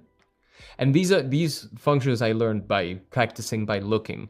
You can write, dot and a bunch of every single possible function that you can do is gonna pop up. Can be overwhelming, but take it step by step. So set zone. And we can say, just like we wrote it before, America, new _ York. And now we have the right time. It's 1:32 in New York, and -5 is the time zone. And now we're gonna do something a little bit tricky. We're gonna copy this. We wanna check availability for the next week, right? So we're gonna paste that in. This is only 2 hours. This is not really what we want. So instead of hours, we're gonna do days. And instead of 2, we're gonna do 7. So it's gonna check for the next 7 days. Today's the 13th. So 20th of November, 7 days in the future with the same time zone. We fill in the other details like event type ID. I'm gonna go back here in the URL. You'll see that event type ID. Bam, paste it in there. Then time zone is gonna be America, New York. I had to put it in here again because cal.com requires you putting this in. And then the API key, we actually have it right here. Okay, lovely. And now we're gonna click on execute step. And what this is gonna do is just gonna return the exact same things that you just put in there. But it's a good sanity check. Is this what I mean? Is this what I wanna move forward with? Okay, it is wonderful. When I added this node got added automatically, which is when clicking execute workflow. Execute workflow is right here. And it's gonna execute the whole thing from left to right. But we're not done, are we? We need to get the availability now from cal.com. And the way we're gonna do that is by clicking the plus. And we're gonna look up something called an HTTP request. It's simply, you wanna communicate with somewhere in the internet. In this case, that somewhere in the internet is this specific event, is this specific calendar. And we wanna pull this specific availability. So you're about to see some hand-wavy magic, but I also wanna give you the source of where I've learned all of this. So there's something called documentation. You can look up docs, cal.com, and you go to Introduction to API v2. This can be overwhelming for a lot of people, but you wanna search for availability. And here's everything you can do with cal.com. I'm gonna look up what I already know, which is slots. And you can search for slots, get available time slots for an event type. So you have the whole description of how it works, the code that you need to use, all that stuff. Where N8N really helps with is abstracting away. You don't need to write all the code. You need just get the URL, select the right method and the authentication, and then the data that we're sending. So let's go step by step. What is the URL that it's mentioning here? Well, it's right here. URL, it's that one. You can also find it below right here. If you click here, it'll copy it, and I can go to N8N and paste it right there. Boom. Method, you have different ones. Usually you'll just have to take care of get and post. In this case, this is a get request. There are some others like post. We serve a slot post. And you just gotta make sure it matches the one you're using. So it's get, it's the URL. And now we're gonna do two things. This is the hand wavy part where you can go, please go mess with the documentation if you're up for it, but you don't need to. I'll give you the shortcuts. Number one, for this type of function, we're gonna need a query parameter, and we're just gonna use these fields. You can also use JSON if you're comfortable with that. I prefer keeping it simple and maintainable, so we're gonna use these fields. The first name that we're gonna use is event type ID, okay? And we're gonna use the variable that we used previously, the beauty of N8N. It's drag and drop, baby. So I just drag and drop, and boom, it's right there. The next parameter that we're gonna add is start. When should this check availability start? Well, we are gonna plug in this current time, or rather current time plus 2 hours that we set up previously. Then end. When should the check availability end? Until which time, for how long do we want to check? But these need to be absolute dates, right? So the start is here and the end is here. And finally, we have time zone. Time zone, America, New York. And those are the 4 fields that you need for query parameters. You also need to send in some headers. This is where we're going to do the authorization. And then you're going to write, you're going to drag and drop your API key. There's a more secure way of doing it that you should know about, which is right here in authentication, right? You're going to do generic, and we're going to do header auth. You can click here, create new credential, authorization, and then paste the API key there. So actually, since we're here, let's do that. The value is going to be the, so that way I'm not showing API keys left and right. The right way to do it, especially with your clients. You need to protect their privacy. Okay, so authorization, save, and we just make sure that it says cal.com, lovely, save. Okay, so that's gonna be the header authorization. So we can delete this one, but we're still gonna need one more thing, which is Cal API version. If you've never messed with calling APIs, HTTP requests, just for now, take my word for it. My objective is accelerating you, and this video is long enough as it is. Okay, now we're gonna execute the step. We might get an error. That is totally normal. I'm gonna show you how to troubleshoot later. In this case, it went through just fine, and we get a bunch of data. And let's try to make sense of this real quick.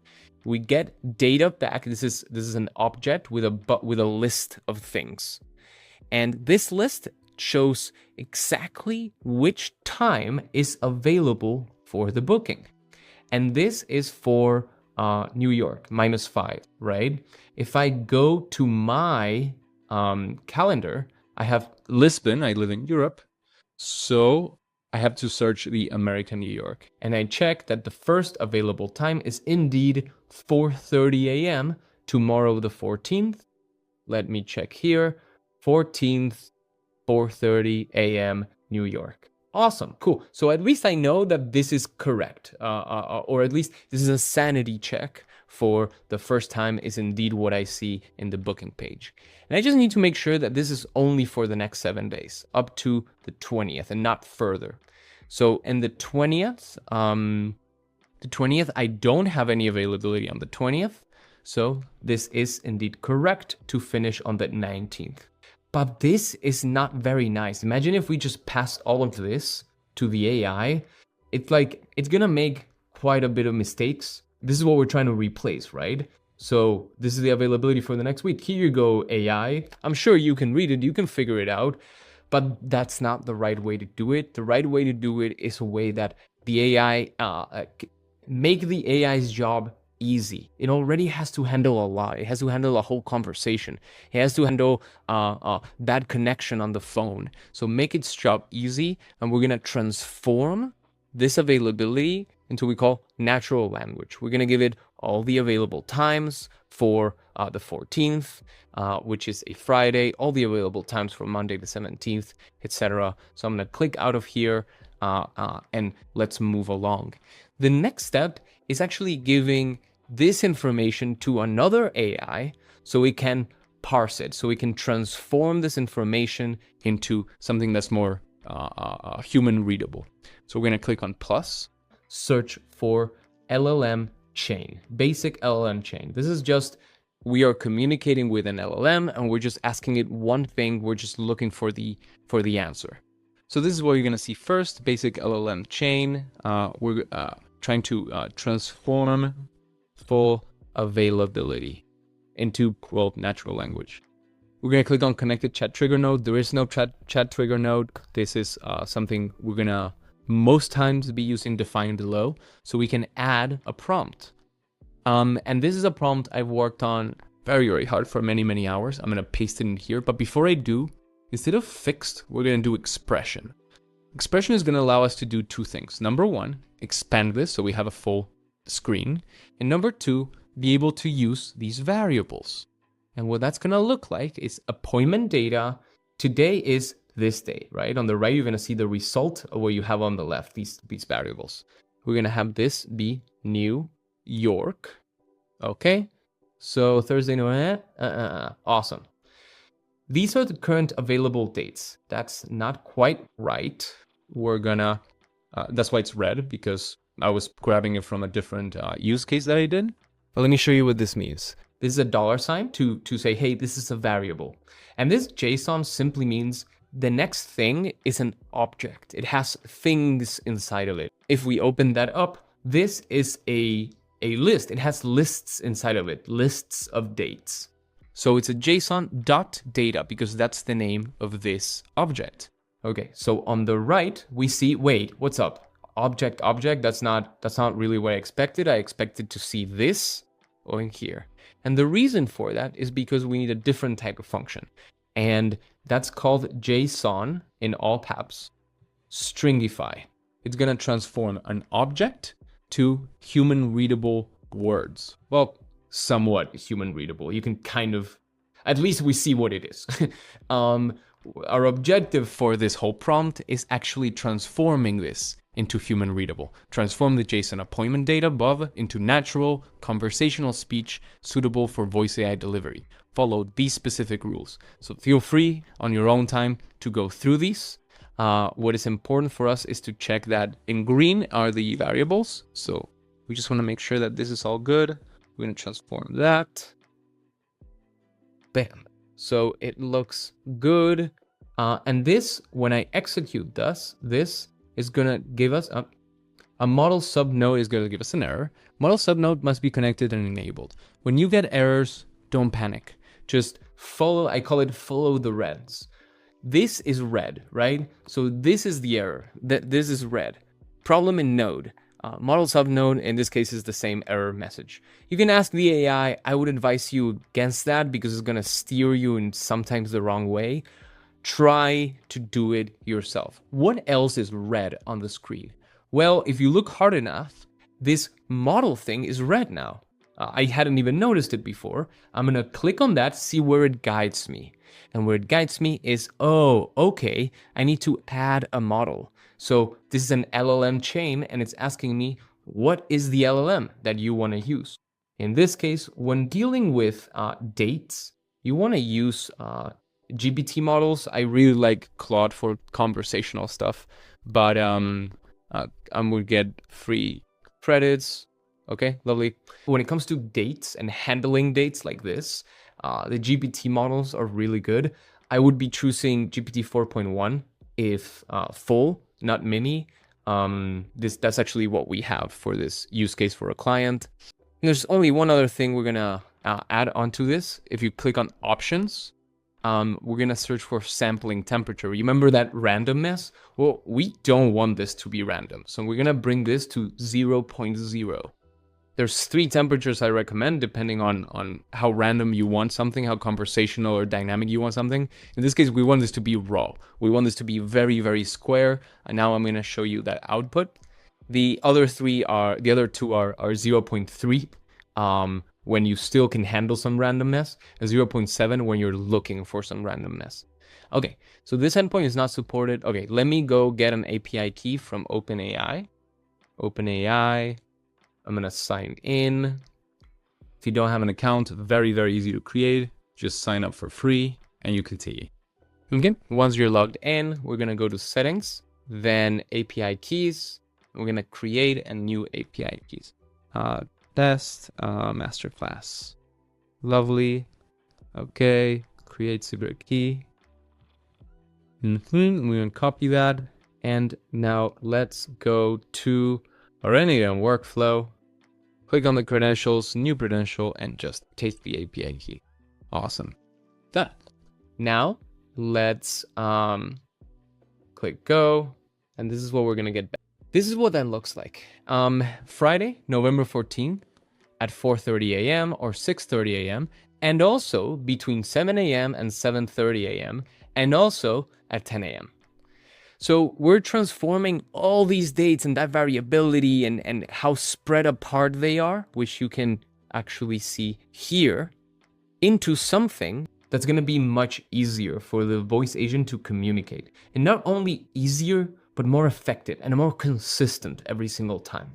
So this is going to be our full availability for a full week.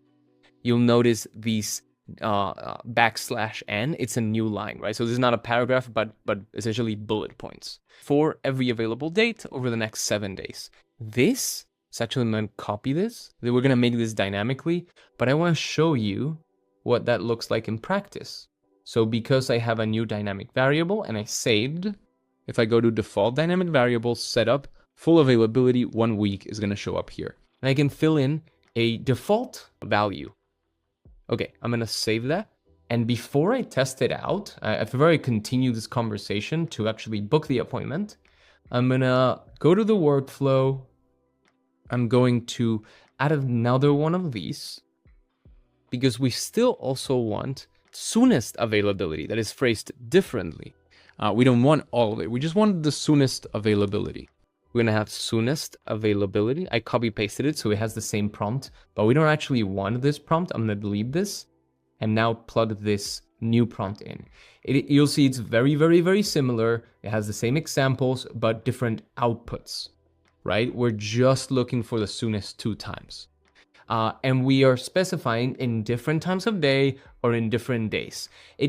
This defeats the purpose if like the only available times are like tomorrow 4:30 a.m. and then 5 a.m. We would want to offer one morning, one afternoon, or 2 different dates.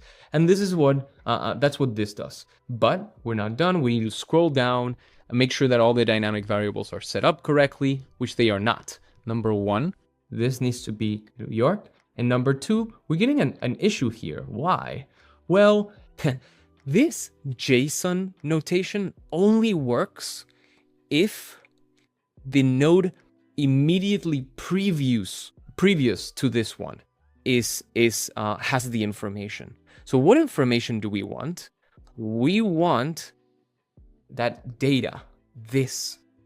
But this is not the immediate node previous to this one. This is. So this is going to give us an issue.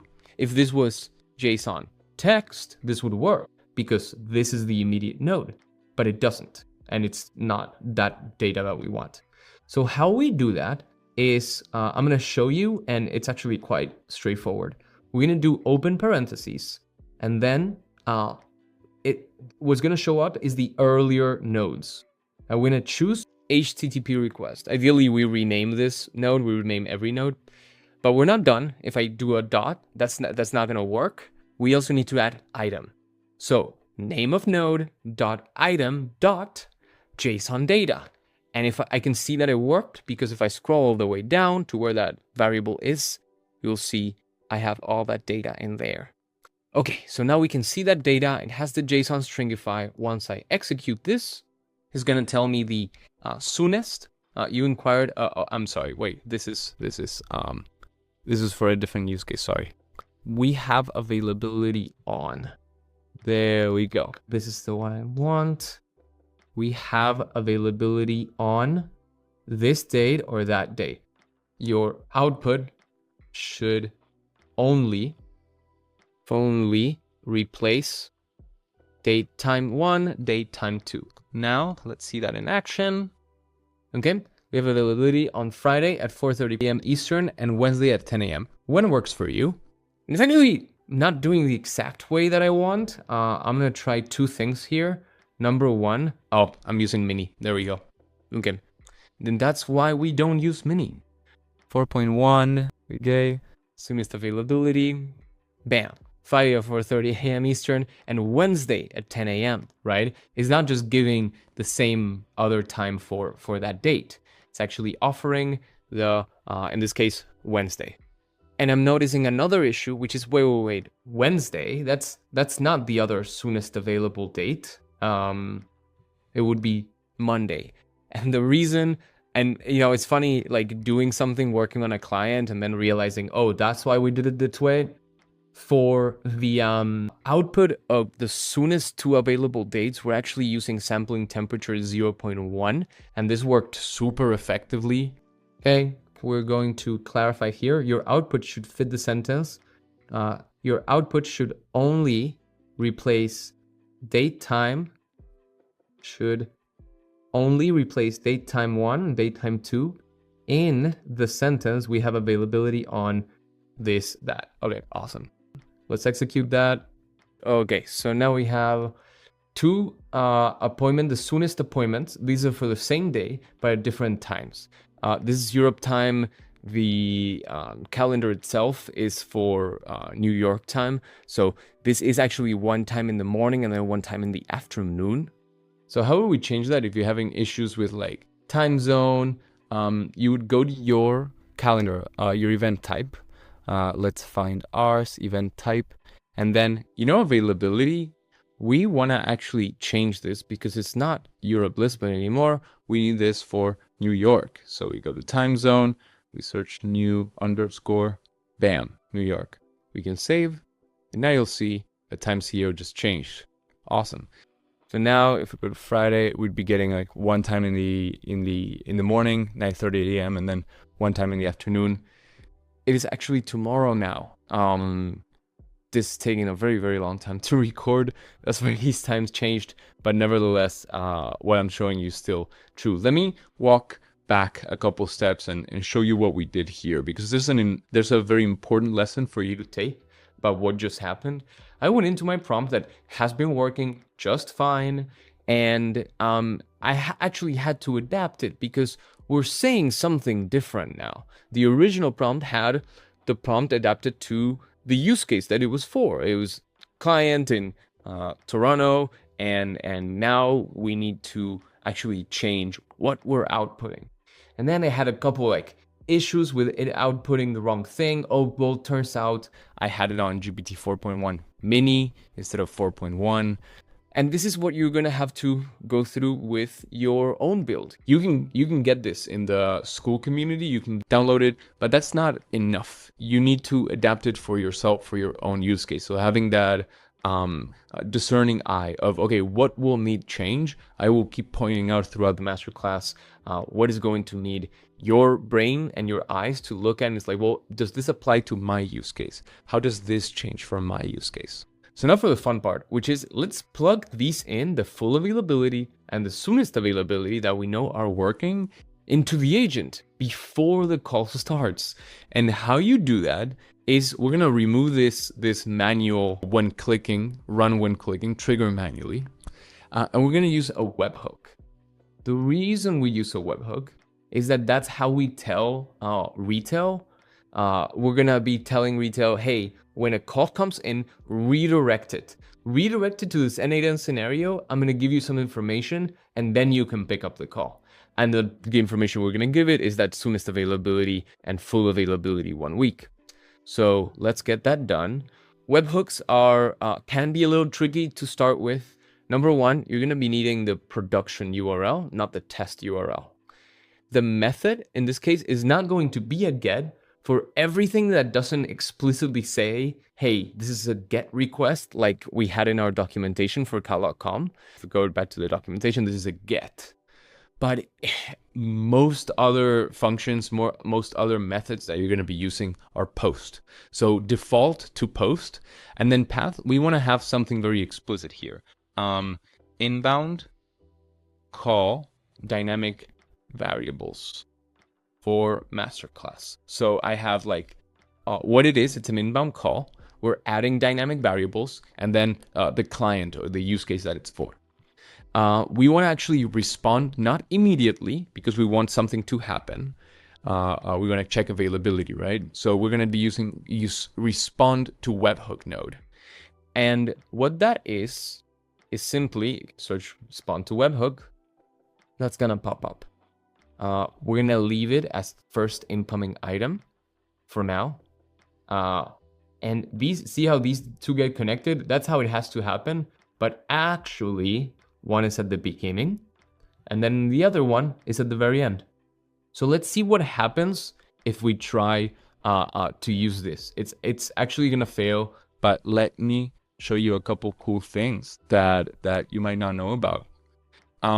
This webhook that I just made, I go to production URL, copy it. Where does this go? How does Retell know to communicate with this N8N scenario before it picks up the call? Let's check it out. We're going back to our agent. We'll make sure everything's saved. I'm actually going to duplicate this so I don't lose this, the test here on the array. Okay. I'm going to go back home and then go to phone numbers. I'm going to buy a phone number. You can choose your own area code, any area code actually.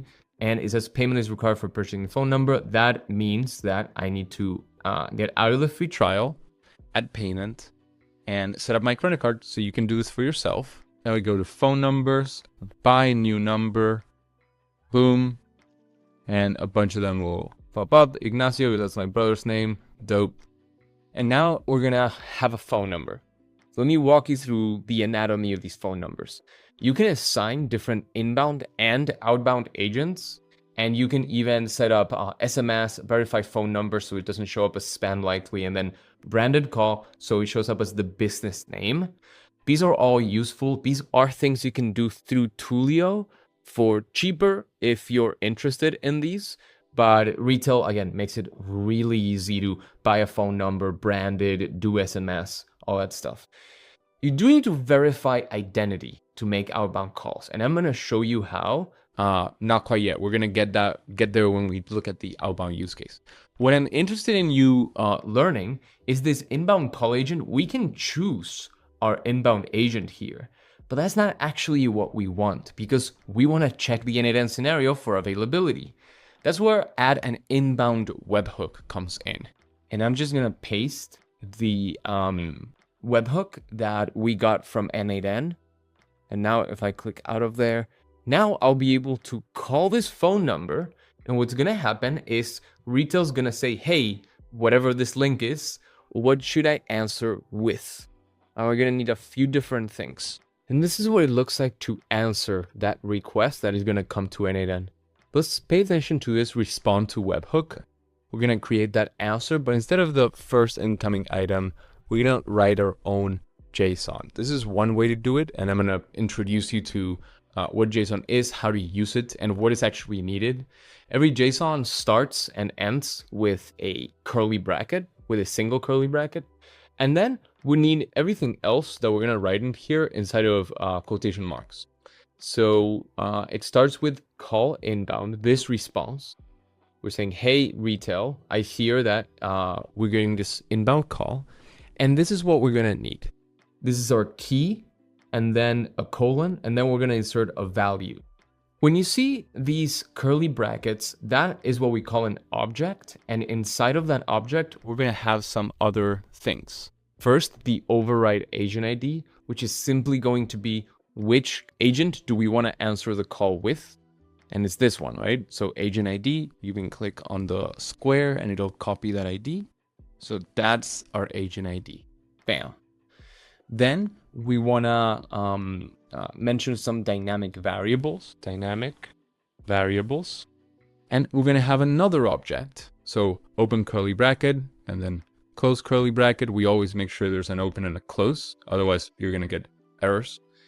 And then inside of that object, see how it's nested inside of that? Okay, so instead of those dynamic variables, we want to say a few different things. We just have to make sure that whatever we're putting in there is the exact same name as what we have in the prompt.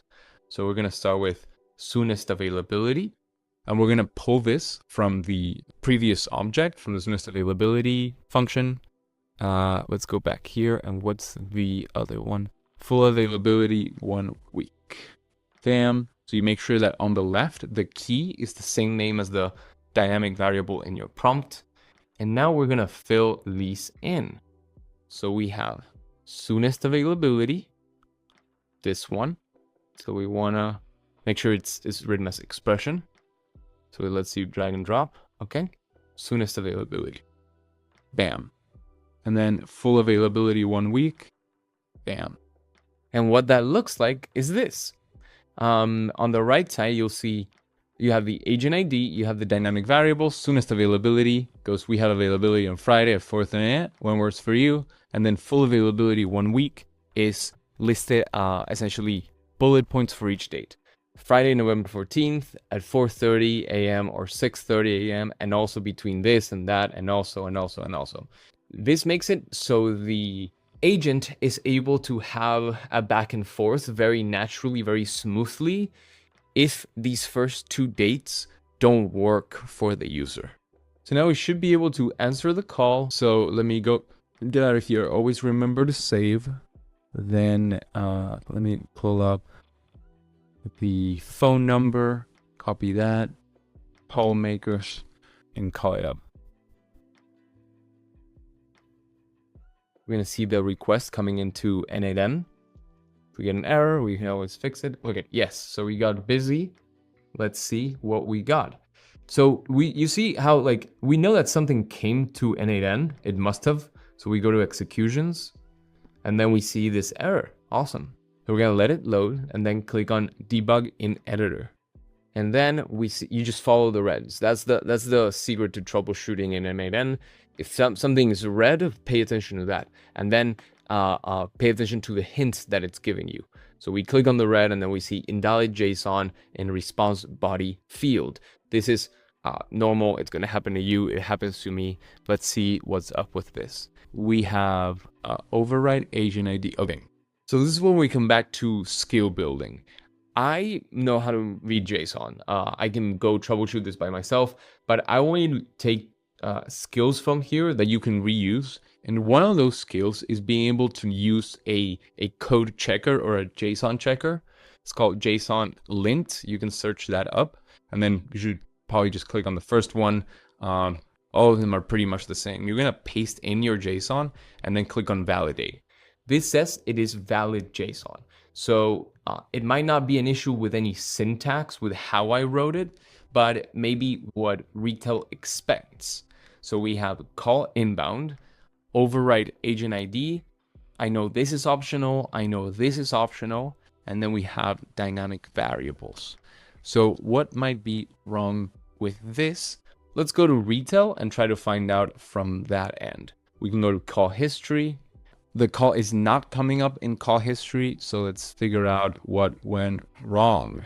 Again, so this is actually a really, really tricky one because the linter says it's all good, but I'm passing in the variables, the variable names. I'm not passing what's inside of those variables. And I've hit my head against the wall with this so many times. I'm actually going to pass this along instead of this. Let's see. And you'll see the issue then. So when doing a new line in JSON, you actually need to write it out. And the new line in code is actually \n, but it doesn't make sense for us to kind of like edit it ourselves. That doesn't make sense. So what we do is we use this little function inside of the variable, which you saw before. It's json.stringify. JSON stringify, we put it in parentheses because it's a function, and we put the whole variable inside of there. And now you'll see that they don't show up as new lines, but the LLM's going to be able to interpret this just fine because there's that explicit \n. Now, if we try to make this call, first save it, now try to make a call, we should not have an issue with the JSON.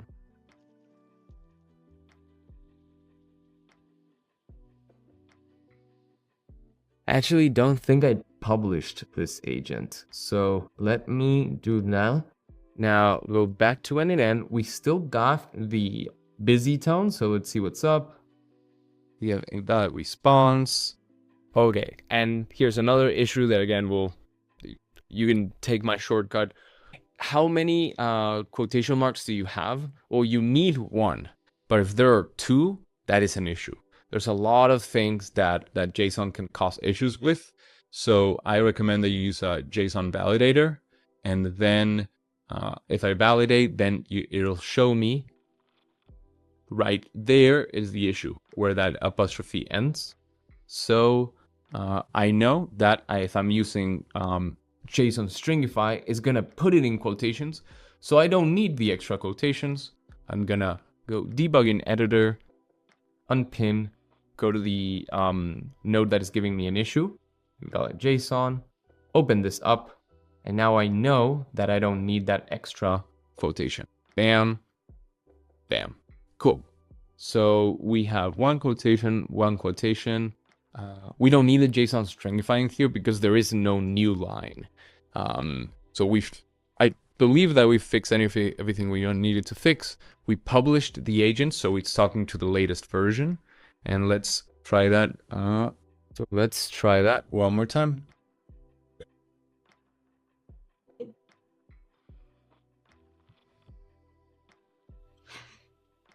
Thank you for calling Amplify Family Law. My name is Grace. Hey, Gary. My name is Grace. I'm a digital Assistant here at Amplify Family Law. This call is being recorded for quality purposes. What's your name? Hey, yeah, my name's Alejo. How you doing today?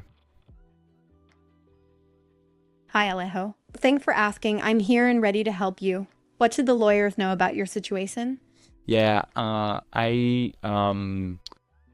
need a divorce. Sorry you're going through this, Alejo. Can you tell me what location or jurisdiction this matter is in? Yeah, in Queens. Thank you for letting me know this is in Queens. Are there any children involved in your situation? No children, no. Thank you for clarifying, Alejo. Let me get you scheduled for a 30-minute consultation with one of our attorneys. We have availability on Friday at 1 p.m. Eastern And Monday at 8 a.m. When worked for you? Monday 8 a.m. sounds good. Great. I'll book you in for Monday the 17th at 8 a.m. Can you please spell out your full name for me? 9 p.m. Monday 8 a.m. Awesome. Yeah, it's Alejo, and my last name is Pijuan. Thank you, Alejo. So your full name is Alejo Kijuan, spelled Alejopijuan. Can I get your email address to confirm your appointment? Yes, it's Alejo, my first name, at amplifyvoice.ai. Do you need me to spell that for you? Thank you, Alejo. I believe I have it, but just to be sure, could you please spell out your email address for me? Yeah. It's Alejo, my name, at amplifyvoice.ai.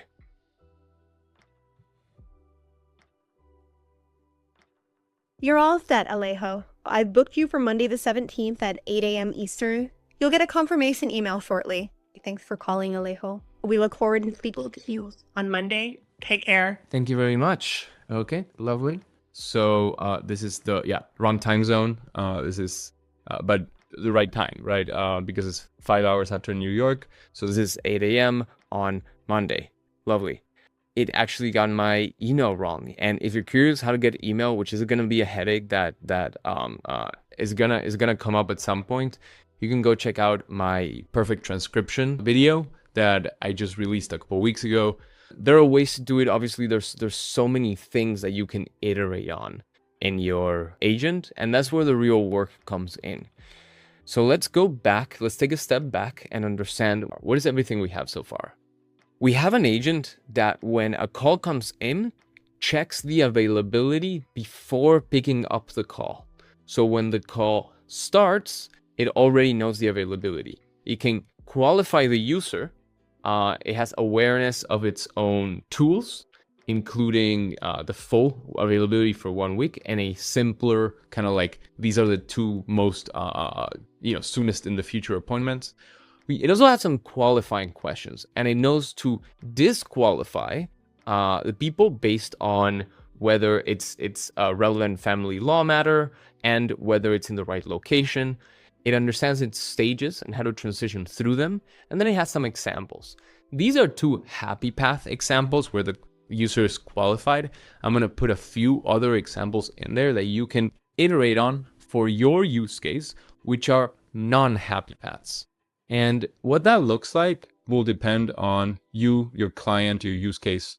But I want to kind of give you the examples and then you can iterate this on your own because we need to move on. So what if the user is not qualified? They're not in New York State.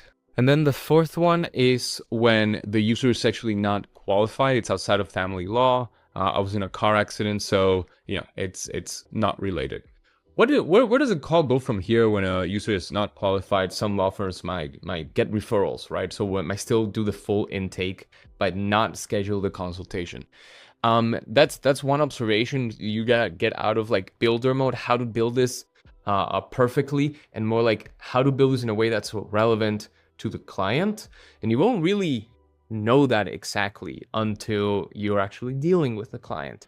And we're going to step into that in the second part of the video, where we're going to get into how to get that first sale, how to deal with the client in a way that you have all the information that you need in order to build the best possible thing.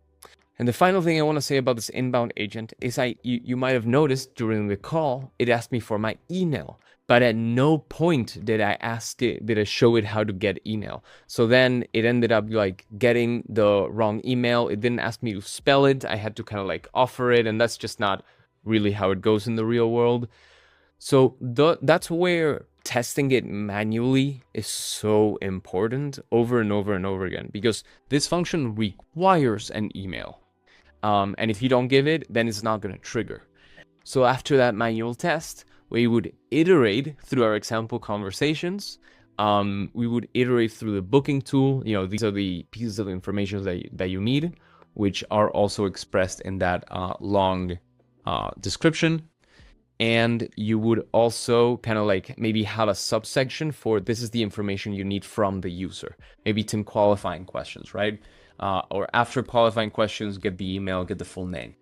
And the other option that you have, instead of getting email, is using a default email, but the other person is not quite going to get the confirmation. There are ways to do cal.com with phone number alone that is out of the scope of today. But I am big on user experience, and in my opinion, the less that you have to deal with taking down emails by phone, the better. So booking with a phone number or booking with a default email, and then just send them a text confirmation. I have some different videos on how to do that through cal.com, so you can go check those out. For now, let's go back to our Figma, understand where we're at, and move forward to actually create a full use case for a client. So let's see where we're at in the checklist. We looked at the best tech stack. We looked at the flow for inbound and outbound. We built the inbound agent. We've yet to talk about telephony. So let me touch on that for a bit. And we're also yet to sign up for GoHighLevel, because as these calls come in, we're actually going to store the leads in the CRM, GoHighLevel, so we can remember them later on because of that yes path. Yes, we do remember this person. So let's set up this path where the call comes in. We check whether we know the user in GoHighLevel. So let's set up GoHighLevel, and in the link below for GoHighLevel, you're actually gonna be able to get everything that I'm gonna share with you, such that when you create your account, all the automations are already gonna be there. So we're gonna click on, well, you're gonna see something different, but sure. 14-day trial, fill this out. Okay. If you start with the 97 a month, it's just fine. Whenever you're ready to transition to the 300, you will have essentially unlimited sub accounts, so you serve unlimited clients. Starter limits you to 3 sub accounts. Lovely. So we signed up. We're gonna create a password. You're gonna set up your billing address. How many clients are you managing for now? 1, 2, 3. Lovely. So we need to make sure that, okay, set up account. GoHighLevel can be overwhelming at first, so we need to make it very simple for you. This is the agency view. What we really want to look at is sub accounts. And if you created your GoHighLevel account with the link below, then you would see in your account snapshots, shared snapshots, an account here that you can create a sub account through, and then you will just get all the automations that I'm about to build, all the connections directly in your sub account. Since I don't have that now because it's not created, we're gonna create it together, and I'm gonna click on this one, switch to sub account, and this is what's gonna pop up. Okay, again, a lot of things that you could look at, but the few things that we want to pay attention to is this. We're gonna look at calendars, we're gonna look at contacts, opportunities, and automations. Other than that, there are a few minor settings like getting your API key and such that we're gonna look at, but ignore everything else for now. There's nothing in there that can give you any benefit right now. So let's start with contacts, because that's what we really care about. Not only are we gonna be looking at the color memory, but in order to remember contacts, we need to know who they are. So we also need to save contacts. So we're gonna be looking at both of those things. The call comes in, we ask GoHighLevel, do we know this person? Are they in our CRM? If yes, answer with one agent. If no, answer with the other agent. And then when the call ends, we would save that contact into GoHighLevel so we can remember them later. So for contacts, there are a couple things you really need, which is at least a first name. Then you also need either an email or a phone number, but always either one or the other. If you have both, that's also okay. We're gonna add this one manually for just demonstration purposes, but we obviously want to automate this process. Okay, I have some details there. We're gonna save that, and a contact is gonna pop up. Each contact can have any number of fields, and you can actually add new fields under additional info, general info like business name, address, website, all that stuff. So we're gonna come back to contacts, but first I wanna show you the calendars, opportunities, and automations. Okay, and we're not actually done here because we need to do a two-way sync. Right now, this is gonna be a one-way, but we wanna do two-way sync.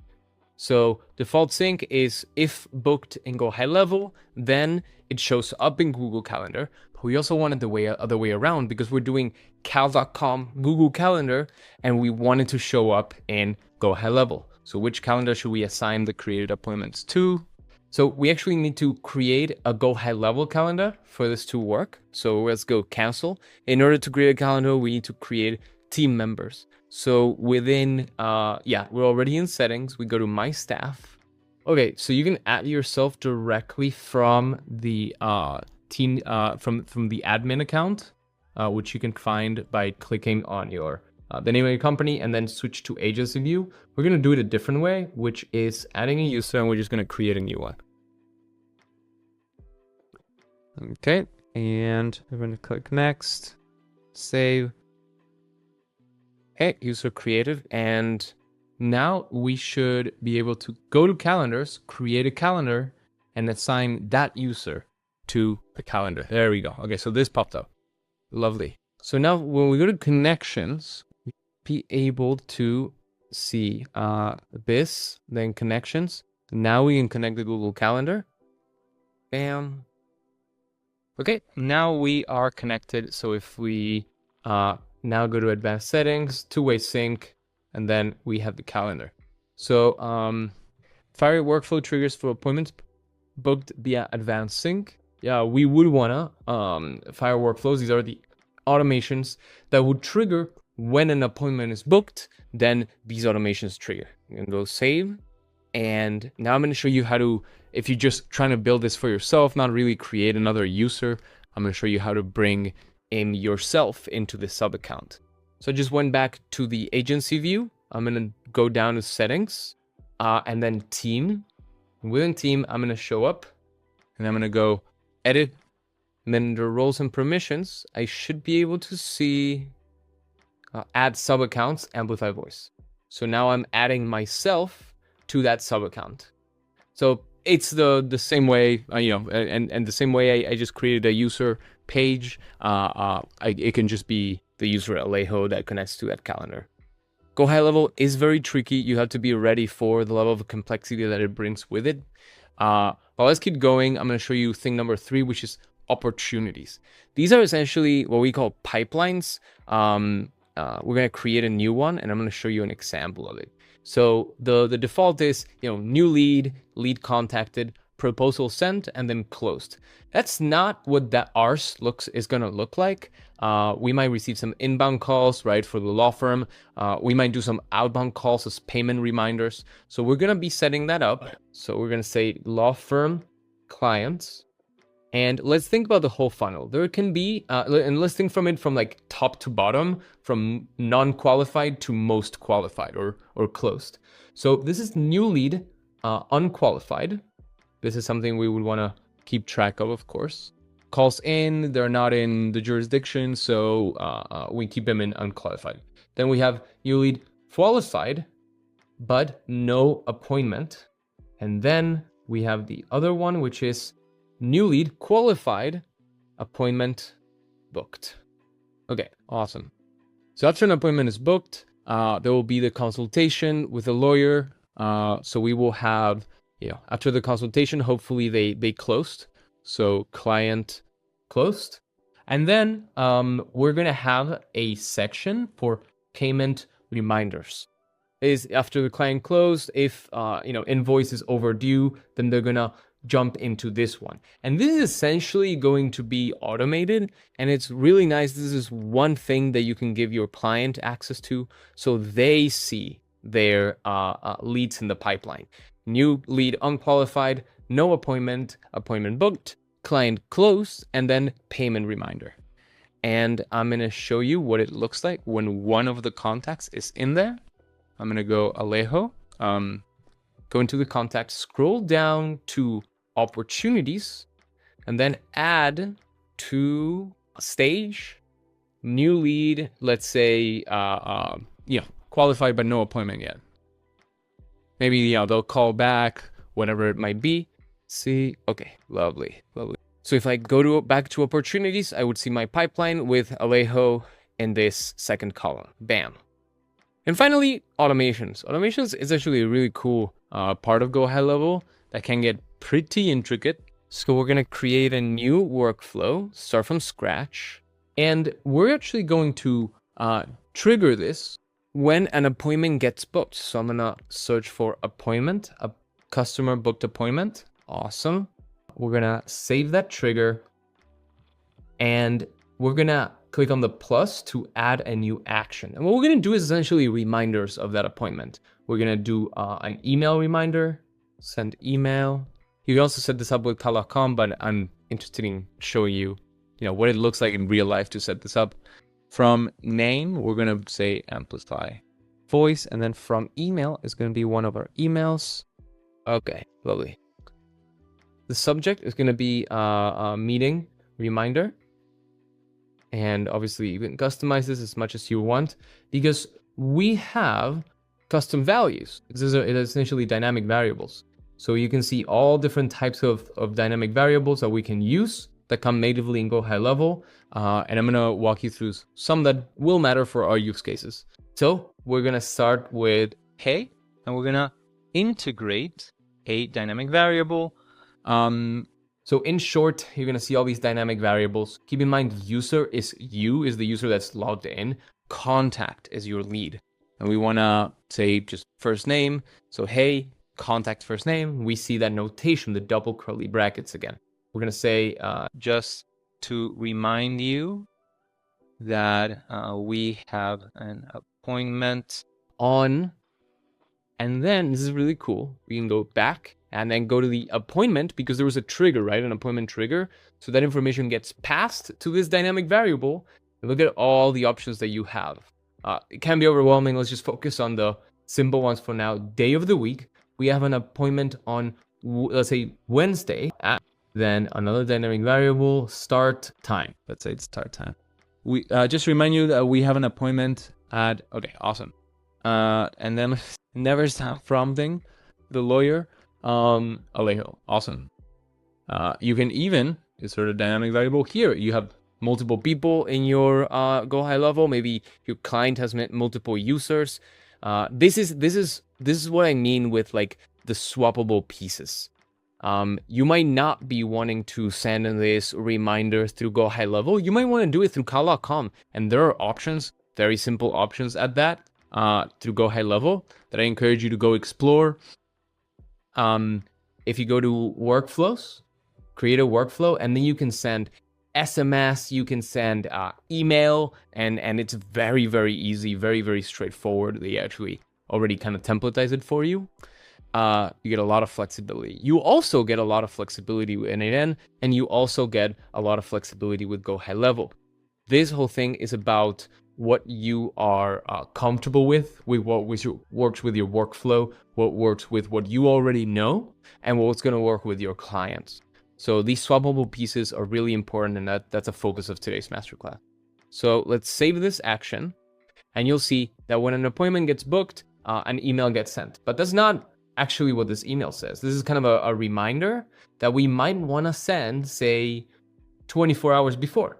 So we're going to search the node for waiting. You have a whole lot of options, so don't get overwhelmed. Take your time learning this.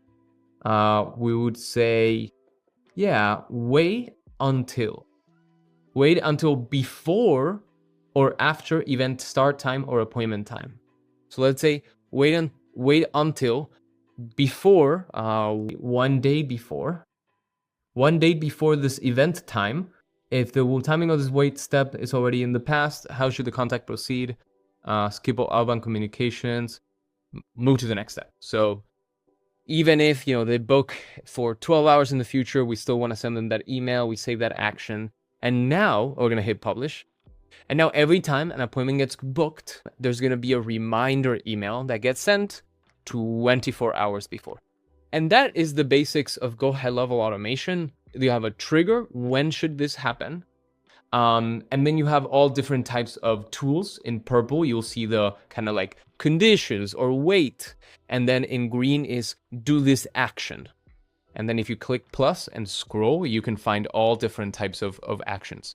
And then in blue, you'll see everything that's related to contacts, like add a tag, remove a tag. We might want to also add, we know that appointment got booked, right? So we might want to say add tag, and we're going to add a new tag that's going to be called appointment booked. Add a new tag, bam, save action. But this is in the wrong place because this will wait until the very, until 24 hours before. So last thing I'm going to show you for GoHighLevel is you can copy actions to certain places, or you can move actions. In this case, we want to move this to right after the appointment gets booked. We don't want to wait until 24 hours before the appointment. So we have the customer booking an appointment through cal.com. That appointment is actually going to show up in Google Calendar. And you see lawyer consultation between Alejo and Alejo, cal.com, that same time, that 1 p.m. Lisbon, 8 a.m. New York. And then finally, we have that Google Calendar connected to GoHighLevel. And when it flows just immediately, simultaneously in all the three calendars, then this workflow is going to trigger. It's going to add a tag to that contact, appointment booked, and now it's going to wait until 24 hours before and set that reminder email. And this is part of the magic of GoHighLevel. You get maximum flexibility. We're going to save this workflow, and now this is live. And that's the basics of GoHighLevel. We went over the automations. We went over the pipeline, the opportunities. We also went over calendars, and we went over contacts. So now that we know GoHighLevel, let's integrate this with our voice agent. And there's two sides of this that we need to take into account. So just to recap, it's the pre-call. Before the call starts, do we know the user? Right now we have one contact in GoHighLevel. If no, then the agent we created answered. If yes, then a different agent will answer that. Essentially, we'll connect them directly with the lawyer call transfer. So this is a pre-call. Do we know this user? And then there's the post-call, where after this call ends, when we don't know the user, we want to now add that user to our GoHighLevel, to our CRM. So next time the call, we can actually remember them. So let's do both of those parts. And N8N is going to be that integration platform that allows us to connect the different systems together. This is what we had for a pre-call automation. We're going to save this, but we're going to be shifting away from linear and we're going to start adding different paths. And essentially what that path is going to be if else. If we know this user, walk through a certain path. If we don't know this user, we're going to check availability for the calendar and then plug that into the prompt, answer the call, etc. We're going to click on the plus to check the contact and then find out whether we know it or not. There's technically two ways to do it. HTTP request, where we're connected with communicating with the GoHighLevel API. And then you will see, this does not work. You will see a GoHighLevel kind of like native node, but this requires you to create an app in GoHighLevel. It's actually quite complicated. I've never really been able to figure it out, and those who have talk about how complicated it is, and it just makes your life more complicated. So although it's really nice to have these little nodes that have all this predefined, we're gonna get used to using this HTTP node to communicate with anywhere in the internet, which I think is pretty cool. This is the easiest way to do this, which is through the automations. We're gonna create a workflow, start from scratch. What we're gonna do is create an inbound webhook. So we have inbound webhook. That's gonna be your trigger. And there's a couple things we need to do here. We're gonna rename this to check if contact exists. We're gonna copy this. You can click here, copy. And that's what we're gonna put in the URL. And we're gonna need to communicate with this. We're gonna need to send something. And what we're gonna send is the phone number. So the contact phone number. That's how we're gonna check if a contact in your CRM exists. This is not wired up, so that's why it's not showing us the phone number. You go bam, we're gonna go bam. Okay, and we're gonna try to save it, but it's not gonna let us because we need what's called a mapping reference. We need to send some information before that webhook is usable. So success, test requests received, and we still don't see anything. We need to click on fetch sample requests, and that is gonna show up.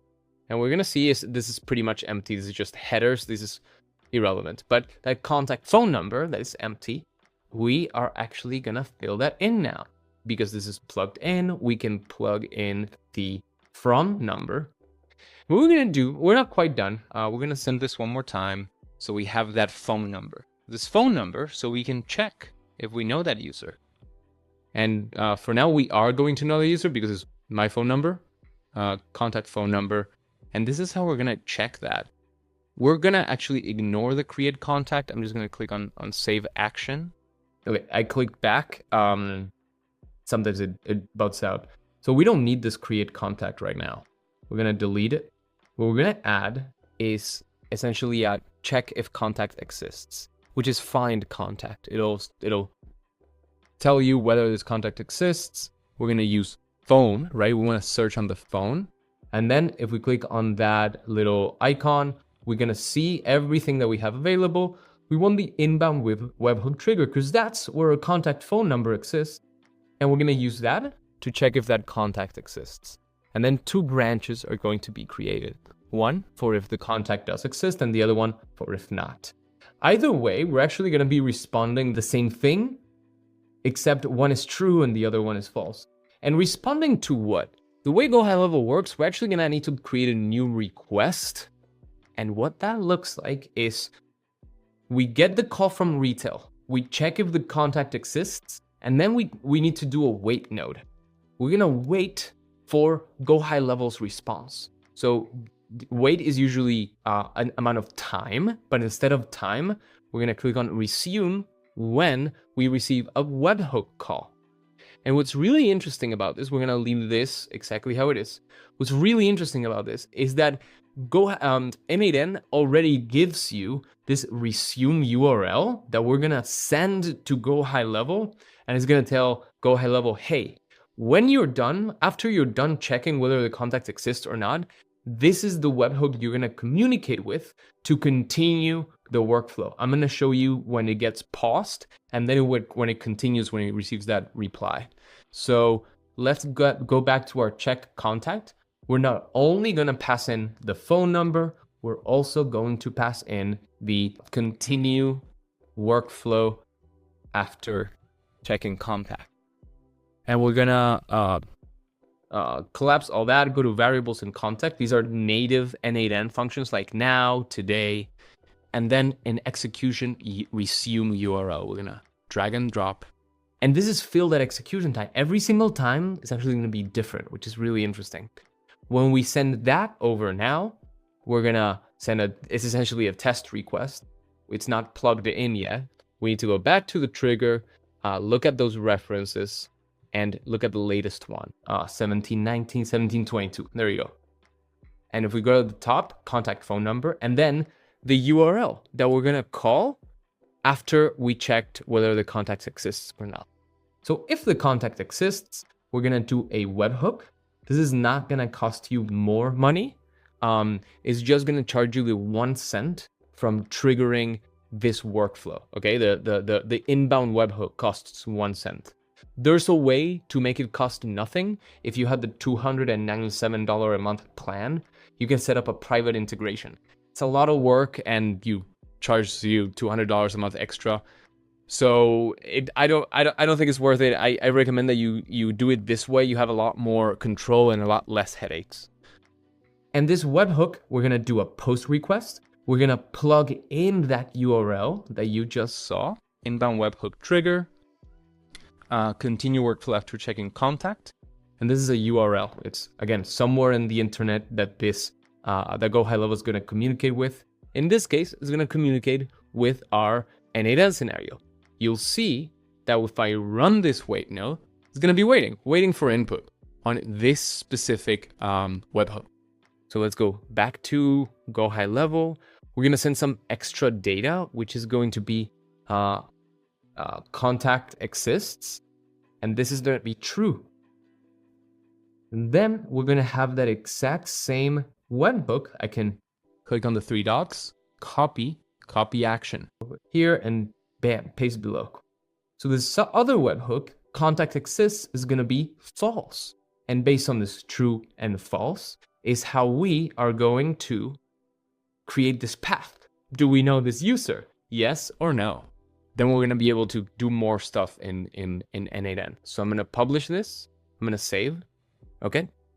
And now if I go back to GoHighLevel, to N8N, I'm gonna stop this workflow. I am checking contact based on the phone number. I'm gonna save this and rerun this. And you'll see that now it'll go all the way through. Okay, well, something happened, waiting for input. Something happened. Let's see what it is. If something unexpected happens, like, well, you didn't actually receive a response, what you can try doing is, we're back to troubleshooting, right?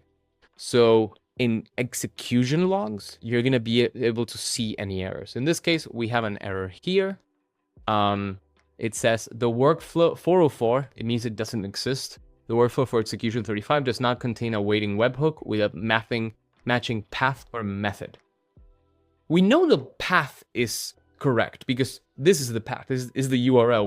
We can't change that.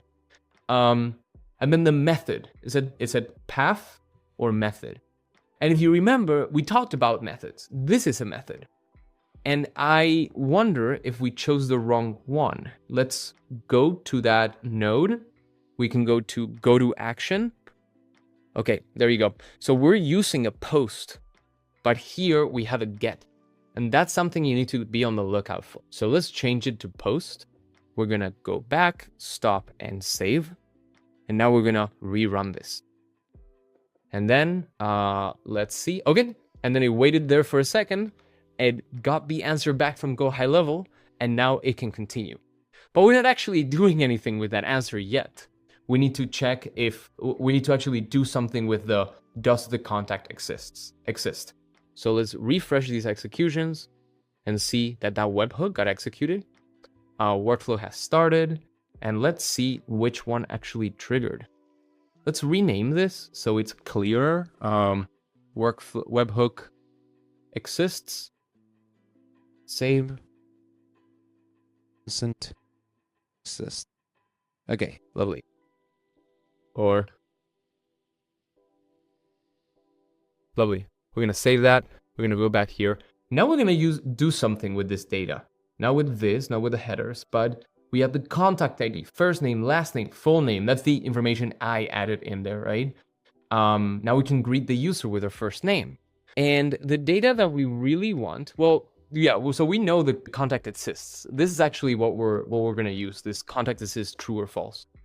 So we're gonna add an if node, if, and then we're gonna say, let's go back down to the contact exists. If contact exists is equal to true, then we're actually not gonna go through this path if true. We're gonna go through this availability checker if the contact does not exist. Okay? And if the contact does exist, then we're gonna do something else that I'm gonna show you in a second. Let's try that. It should give us contact does exist. It goes through the true.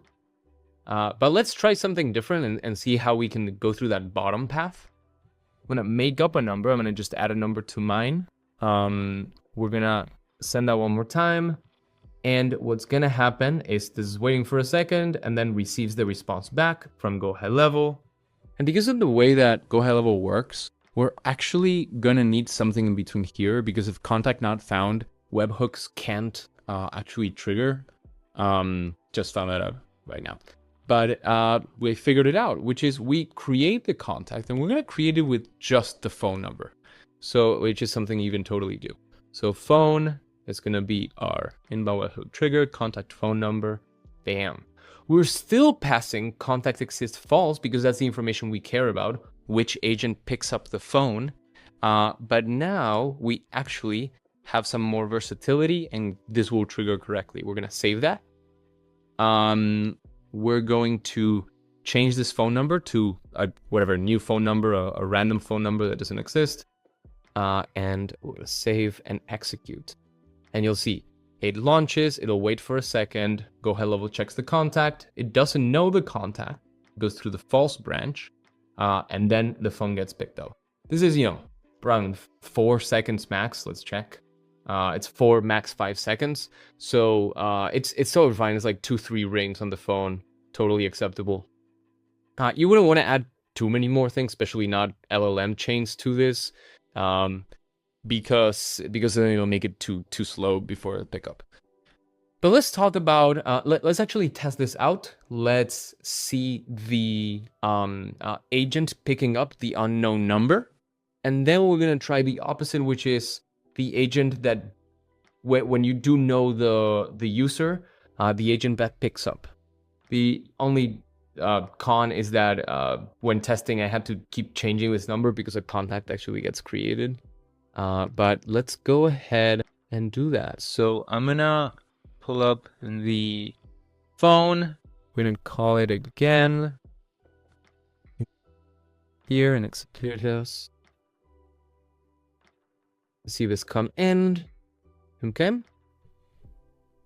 4 or 5 seconds and the call gets picked up. Thank you for calling Amplify Family Law. My name is Grace. I'm a digital assistant here. This call is being recorded for quality purposes. How can I help you today? Hey, yeah, I was hoping to talk with one of the lawyers about my situation. Of course. What should the lawyers know about your situation? Yeah, I unfortunately am going through a tough time with my partner. I'm looking for a divorce. I'm really sorry you're going through that. Can you tell me what location or jurisdiction this matter is in? Yeah, I'm in Brooklyn. Thank you for sharing that. Are there any children involved in your situation? Yeah, 2 children. Thanks for letting me know. I understand this is a difficult time. Let's get you scheduled for a 30-minute consultation with one of our attorneys. We have availability on Friday at 3 p.m. Eastern and Wednesday at 9 a.m. When works for you? Wednesday sounds good.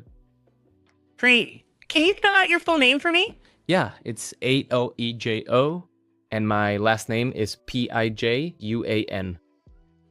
Thank you. So first name is Alejo, spelled Alejo. Last name is Pijuan, spelled Tijuan. Let me confirm your appointment for Wednesday the 19th at 9 a.m. Eastern. Okay. All set. You're confirmed for Wednesday the 19th at 9 a.m. Is there anything else I can help with? I just need your email address to finish booking your appointment. Could you please? Got it.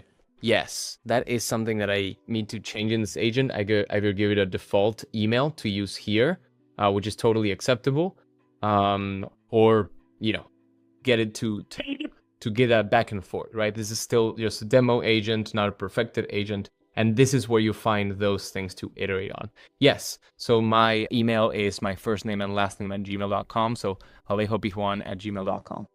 Thank you for sharing that. Just to confirm, your email is alejopijuan@gmail.com, spelled alejopijuan@gmail.com. Just booking your appointment for Wednesday the 19th at 9 a.m. Eastern. One moment. You're all set for Wednesday the 19th at 9 a.m. If you need anything else, just let us know. Thanks for calling Alejo and take care. Cool. Thank you so much.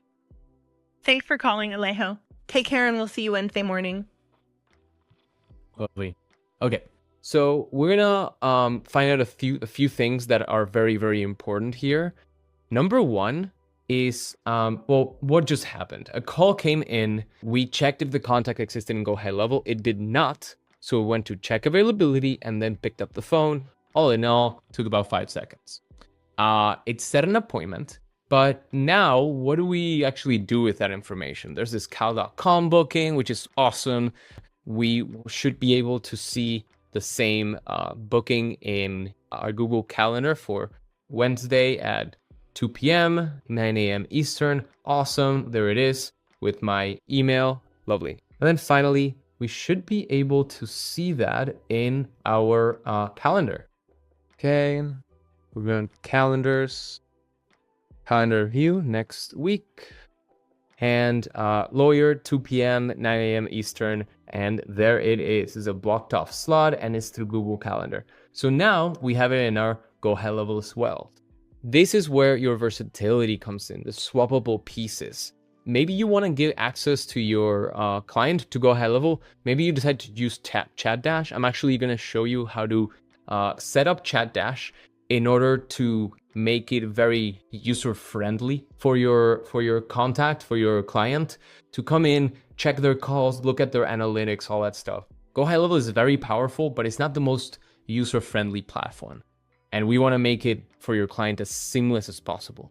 The other thing that happened is that the call now ends, but we don't have any of that data other than what happened during the call, that book appointment cal.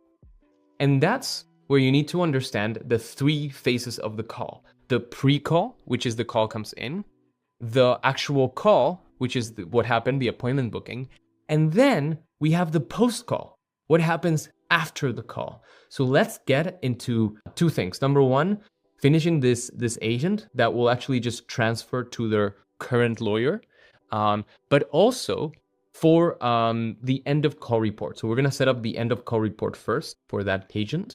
And there's a few things that you need to take into account. Post-call analysis. You know how we're pulling out name? This is something that we're going to be able to then pass along to GoHighLevel. That's number 1. Number 2 is in webhook settings. We're going to need some URL, a webhook that we're going to actually create in N8N. Again, N8N is our integration platform. So we're going to be integrating the different systems, pre-call and post-call. So let's do that. Let's create a webhook. This is going to be a post request. It's going to be a path like post call report. We're going to respond. In this case, immediately, we don't need respond to webhook for end of call reports. No, okay. It's easier for the AI. Okay, so for the end of call report, let's go down here. We were going to want to go production URL, copy that URL first to Retell. Boom. Okay. And now every time a call ends, it'll send a request to this webhook right here. But we're actually going to get 3 requests, and this can be a little tricky. So let me show you how that works. Go to Retell. I'm going to start a test call. Thank you for calling Amplify Daily Law. I'm Alejo's Grace. I'm a digital. Yep. I'm just going to end that right now.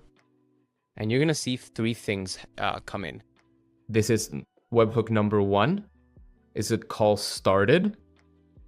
Boom, call started. Then webhook number 3, and you just see this 3rd one come in. Webhook number 2. Okay. This one's call ended. but it actually doesn't have our call analysis. It has a transcript, but not a call analysis. The analysis is what we care about. So that's call number 3. Bam. We collapse that. Call analyze. That's what we care about. I'm actually going to copy that and copy this to editor. So now we can use this. You see how it's purple now? We can use that pinned data. We're going to have an if node. You can also do a switch node. This is interchangeable in this case. Let's go switch node. We're going to drag and drop the event. It's going to have either call started, call end, or call analyzed, but we only care about call analyzed. The other ones are going to get filtered out. So now if I run this, this is going to go through. Lovely. Now, what do we want to do with the data we learned from the call? Well, we would want to send that to GoHighLevel, send that to our CRM to update contacts, update new information that we learned about them, maybe their email, definitely their name, because right now we only have a empty contact with a phone number. It's not very useful. So we're going to go ahead and rename this.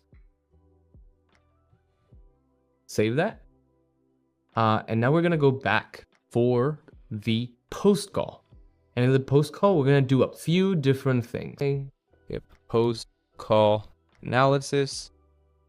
This is going to be, again, an inbound webhook. Bam. This is going to be another send. So consider getting the $297 a month. It's going to allow you to do private integrations. But again, I don't personally think it's worth it. You would have to do tens of thousands of calls to be like comparable price. We're gonna do the same process. The webhook right here, we're gonna plug it in to an HTTP request, which is update contact and GoHighLevel. Do a post request. We're gonna send that in, and we need to send some data, any data. Right now we don't actually have much. Let's collapse this and I can show you what comes in through that end of call webhook. Call analyzed, the type of call. If this is a phone call and not a web call, it's also going to include the phone number. Obviously, you care about that because it has to find the contact, right? Based on phone number. Update the contact based on phone number. We're going to collapse some of these. We don't really care about those. We do care about the post-call analysis, the custom analysis data, and the name that comes in. We want to pass it in as, let's say it's full name.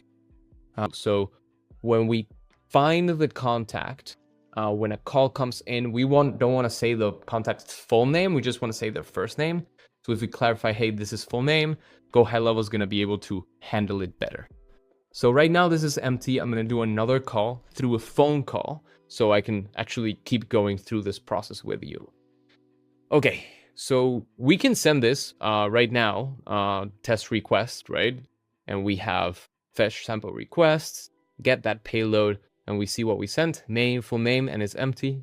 We're going to save that trigger, and then, create contact. This is actually going to be create or update existing one. So we're going to check based on phone number. This is not really going to exist, so we're going to leave it empty. We're going to save that. And we're also going to publish that. Lovely. Okay, so let's keep it going.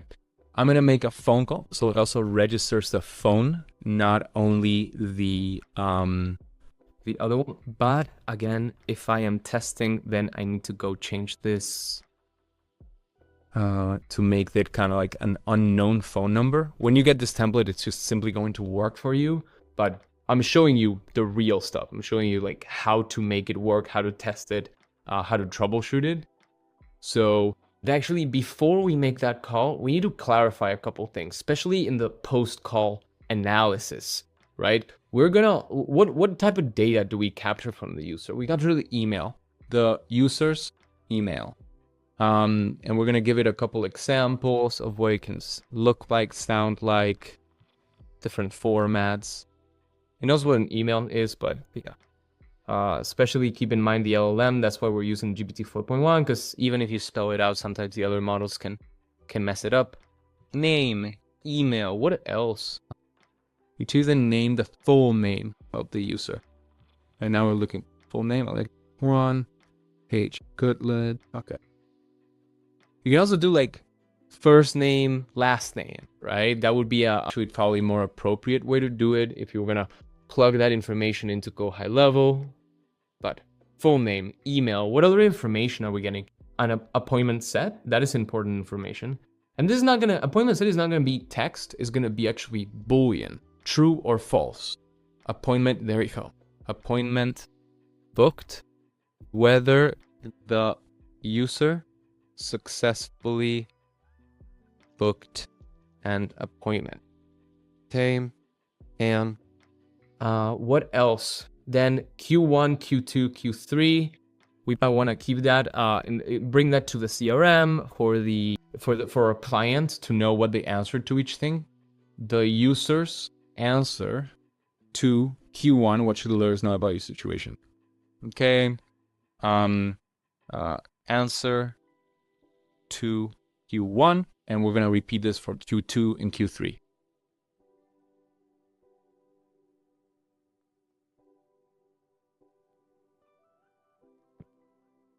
Okay, so we have the answers, we have whether an appointment was booked or not. We also are interested in whether the lead is qualified or not. That's going to be really important. So Add, Boolean user qualified, whether the user met all the qualifying criteria. Bam. And that is quite enough. You can always add more. You can also run this through an AI agent in N8N. That's not the focus of today. I want to show you how to like use the least amount of tools, platforms to have a full working solution. And I do recommend that you start out with this, with the GPT 4.1 model. Okay, so we're gonna call again and capture all of this data. Let's see, obviously we need to publish, don't forget about that part. Let's go to N8N and change that little phone number. I wonder if we can actually, that's funny. This is my phone number plus the execution ID, which is always going to make a random number. So if you want to force it always going through the don't know contact path, then you can do it that way. That's actually really witty. Okay, let's make another call to test it out. Call is going in. Bam. Contact doesn't exist, webhook, and now answer. And now answer. It's actually quite a bit of a wait. I wonder if there's something wrong here. Thank you for calling Amplify Family Law. My name is Grace. I'm a digital assistant here. This call is being recorded for quality purposes. How can I help you today? Hey, how's it going? My name is Alejo. I am calling in for custody matter. Thanks for sharing that away. What should the lawyers know about your custody situation? It's actually Alejo, Alejo. Yeah, so I have 2 kids with my partner, and we're, not in a good situation, so I wanted to fight for custody of the kids. I'm really sorry you're going through this, Alejo. What location is this matter in? In New York City, Manhattan. Thank you, Alejo. I noted you mentioned 2 kids are involved. Let me get you scheduled for a 30-minute consultation with one of our attorneys. We have availability on Friday the 14th at 3:30 p.m. Eastern or next Wednesday the 19th at 9:30 a.m. Would either of those work for you? No, and actually I'm gonna call back to maybe make the appointment then. Of course, Alejo. Whenever you're ready, just give us a call and we'll help you set up a consultation. Cool. So I just wanted to end it early because I wanted to actually play with these post-call variables. Appointment booking should show up as a false, and we're gonna leverage that. So remember how we set up the pipeline that had like new lead but not appointment booked, but also qualified. So I want to show you how we how we set that up. So new lead, it is qualified, but no appointment.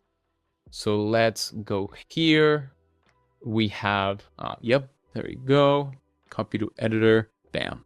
When we open up this webhook, what's gonna happen, remove headers, and we're gonna see a few different things. Phone call, we're gonna see the number of the user. Phone call, we're gonna collapse transcript object, latency and cost. Call analysis, this is a summary, we're gonna leverage that later.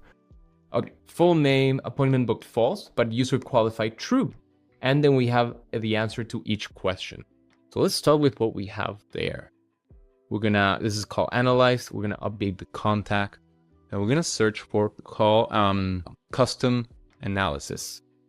We collapse that, we care about this one, custom analysis data. So full name is going to be this one. Okay, we're gonna add another parameter. It's gonna be this. That was empty now. Appointment booked. Look, I'm gonna keep all the same syntax for your sanity. Okay, drag that in. False. Then answer to Q1. Q1. Answer to Q2. Then answer to Q3. So finally, is the user qualified? Obviously, we care about that. User qualified. And now I'm just going to clean this up, make sure that all the syntax are the same. Email here is underscore. So I'm going to do it underscore. Okay, cool. So let's execute this step, because we're going to leverage that data over here. We can go to the inbound webhook and get the latest reference that has all that awesome data, save trigger, and this is where the end of call reports get really interesting. You can also do this through N8N. It's the same exact logic, it's just it looks a little different from N8N to GoHighLevel, and I do have videos on how to set it up on N8N. So in create contact, is either going to create it or update it. We're going to do, it's going to search based on phone number. So inbound webhook. We're not casting the phone number, funny. Of all the things. Add parameter, we're looking for phone number. It's normal to get overwhelmed by this amount of data, but if we scroll down enough, from number. Okay. Phone number. So let's send that over. Hassle and use that new data that we just got. Okay. We'll create contact. We're gonna replace this with phone number, and we're gonna add every other field as well. But the thing is that we all have every possible field. We have like, full name, but we don't have like Q1. That doesn't exist. And that's what custom values, custom fields are. You can create fields for your contacts. And I'm going to show you exactly how to do that. Full name, pulls from full name. We're going to save this for now. And for the other ones, we're going to need to create custom fields. Let's see. Custom fields, no data available yet. So how you do that is in your dashboard, in your sub account, you're going to go to settings. Then scroll down to the bottom, custom fields. And we're going to add a few new fields. I'm going to add a new folder first. Custom data law firm. This is going to go under contact, yeah? And in that folder, we're going to create a new a few different fields. This is going to be a single line. It's just answer to Q1, right? Answer Q1. Yep. And yep, we don't really want to pre-fill it. Yeah, that looks good to me. Answer Q1, then single line, answer Q2, single line, answer Q3. Okay, what else do we need to create? We have full name, email, appointment booked. It's a Boolean, and then user qualified. That's about it. Appointment booked. Okay, I guess it's gonna be single line. Appointment book. Okay. Field placeholder. We're gonna leave it do false as default unless it's true. Appointment booked, and then finally single line, and we had user qualified. User qualified. Okay, we're not gonna do a placeholder for that. Save. Okay, cool. So now we have our custom fields. We can get out of here and create contact. If I scroll down, I'm just gonna need to refresh. Okay, create contact, add field, and then when I scroll down, custom fields, I have all these options, appointment booked, etc. So let's plug these in.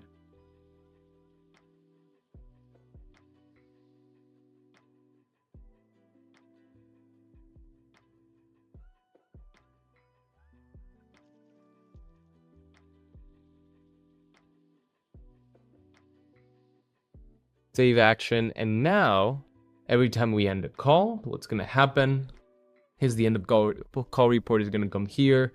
It's gonna update the contact in GoHighLevel, so our CRM is updated with the latest information.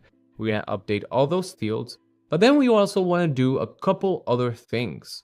We're gonna get into conditions. This is super fun. If else, so we're gonna have a few different branches. Number one is going to be essentially going to be what we have in our pipeline, but different things are going to happen based on the pipeline. So new lead unqualified, we're going to grab that. Bam, unqualified. And we're going to say contact details. We're looking for that user qualified, custom fields, user qualified is false. We're looking for false. If that is the case, then what's going to happen is it's going to go through this first branch.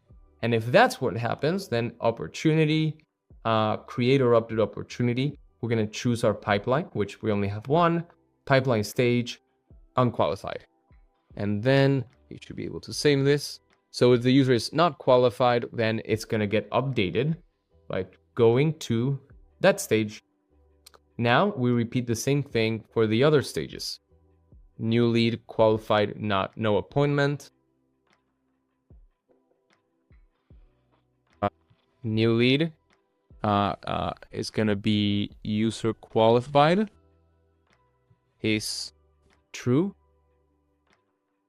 And appointment booked is going to be false, like what just happened. Appointment booked going to be is false.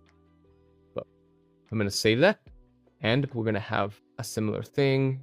Copy, boom, paste. So creator update opportunity, in pipeline stage, qualified but no appointment. Save. Okay, save. And now I'm going to send this in. We're not done, but I'm going to send this in one more time to show you how that happens. Execution logs. We have update contact. And then create opportunity went through the new lead, qualified, no appointment. So if we go to our pipeline, we can see a new lead pop up in that qualified or qualified but no appointment. Oh, it's actually grabbing my phone number. I was already in that part of the pipeline. But yeah, anyway, this is what worked. But let's say I move myself and rerun that, and then you'll be able to see it. Okay, cool. So now if I refresh, I should be in the second stage. Oh wait, there you go. Cool. So let's keep it going. Let's finish this up with those 4 stages. Conditions. We had new branch, new lead qualified with appointment booked. Okay. And it's user qualified. Yes. The qualified is true. And appointment booked is true. If that is the case, we're going to have that into here, but with a different stage. Boom, appointment book. Okay. And then as much as we can control, we can't actually control a client Closing, that is something that, if you end up giving access to GoHighLevel to your client, they can come and move them to the right stage. But this is what we can control with our inbound AI agent, whether they're qualified or not, and whether an appointment was booked or not. But this is going to handle a lot of really, really good stuff, because after this, you can have different follow-ups. They called in, they were qualified, but they didn't book an appointment. What if we follow up with them through email or SMS? At that point, you can get creative and keep communicating with your client. What is it that works best for them, for their workflow, for their sales process? And then finally, if none of these are met, something might be up with your automation. So you might want to have a notification, internal notification. Type of notification is going to be, you can have the app and it's going to ring, or email or SMS or WhatsApp. Let's just say it's notification. It says like, issue with this workflow, and you can put the post call analysis. Okay, and you can go in and check it, and that's part of you as a builder that need good monitoring. There we go. Save action. Oh, redirect page is gonna be to contact, sure, and then user type. Yep, all users. Yeah, that's again, users is you. So it's gonna, if you have multiple users, whatever, it's gonna ring for all of them. And now we have our post-call analysis set up. You can get very, very sophisticated with post-call analysis, especially when your client requires integration into their CRM, when they require follow-up sequences, right? You can always just do a wait note here and then, wait 24 hours and then follow up with them. And this post-call analysis is really important because it's going to help us with that. Hey, do we actually know this person that's calling? And retrieving the data from that person. So let's look at what that branch looks like. We have our little end of call report. We're going to keep iterating on this one, of course. But we want to check the contact. And then if we do know the contact, what do we want to do? Let's go back to the Figma, to our design. We want to have another agent that says, hey, first name, welcome back. How can I help you today? And then we're actually going to iterate on that a little bit. We're going to just transfer them to their lawyer. So we can have a custom field in GoHighLevel that says, this is their lawyer, transfer them, and transfer them to that lawyer. Voice agent, single prompt, create. Remember, when you create a new agent, to go change all the settings, your other option is actually duplicating an existing agent that you're happy with, like this one. We want to duplicate. And you just want to make sure to change the name, change the functions, of course, and everything that you need to adapt. Okay, so let's do that. Let's change this name, inbound agent, null client. We're going to remove that appointment function. We're going to remove this prompt, and we're going to create a similar one. And I'm going to show you actually how I create my prompts. We're going to have fun with this. Speech settings are all the same, real-time transcription, post-call analysis. We might want similar things, we might not, right? We don't need the Q1, Q2, Q3 because we already know them. So user qualified, no, and appointment booked, no. All we're doing here is really just transferring the call. So let's set up that function, and then we can set up the prompt. Transfer call to the correct lawyer. And then we're going to have here transfer number. You can have a transfer that is a dynamic variable. Just make sure you have the right number in here. We can do cold transfer or warm transfer. Warm transfer checks, waits for the person on the other side to pick up the phone. And if they don't, then the conversation continues. Cold transfer, the call just moves on. directly, and then if it hits voicemail, it hits voicemail, and that's where it ends. And then the user can leave a voicemail. But we're gonna pass on the user's number. We're gonna save that, and now we have the transfer call to lawyer. We're gonna change this message a bit, and we're actually gonna change the one that's in Figma a bit as well. Hey, first name, welcome back. We're gonna do custom message.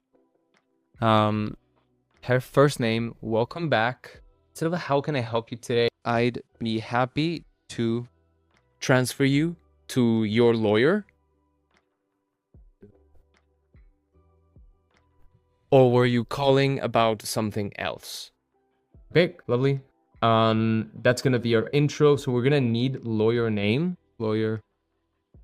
Okay, we're gonna need lawyer name. So we're gonna need a new custom field in GoHighLevel that is, you know, the name of their assigned lawyer and the phone number of their assigned lawyer. We're gonna go to folders, then the custom data for law firm. We're gonna add a field, single line, assigned lawyer,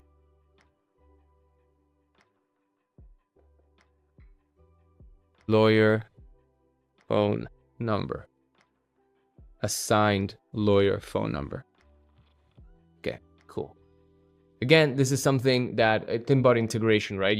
How does the law firm decide who gets assigned what lawyer? Maybe it's something that in your post-call report, based on what they're calling about, you can set up. That is something we got our retail agent to be able to do, right? It knows the profession of each of the lawyers, the area of focus of each of the lawyers, and could assign them automatically. That's definitely something you can do with post-call analysis.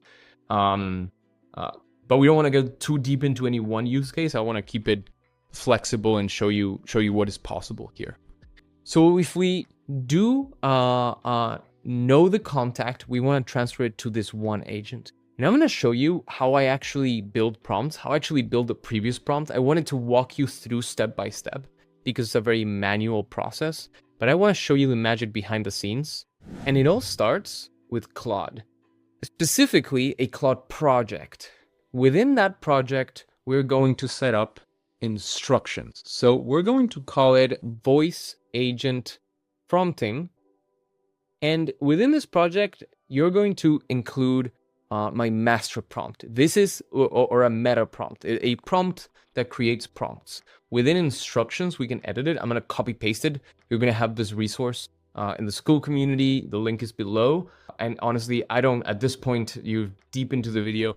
I don't care if you take screenshots, and I don't really mind. My objective is to share all these learnings with everybody. Not have you sign up for a week and then just move along. If you want to come join for the right reasons, not just to get a resource. And there's many reasons to join the school community. But let's walk through this. I do have a very deep video, a specific prompting masterclass where I'm walking through this in even more detail.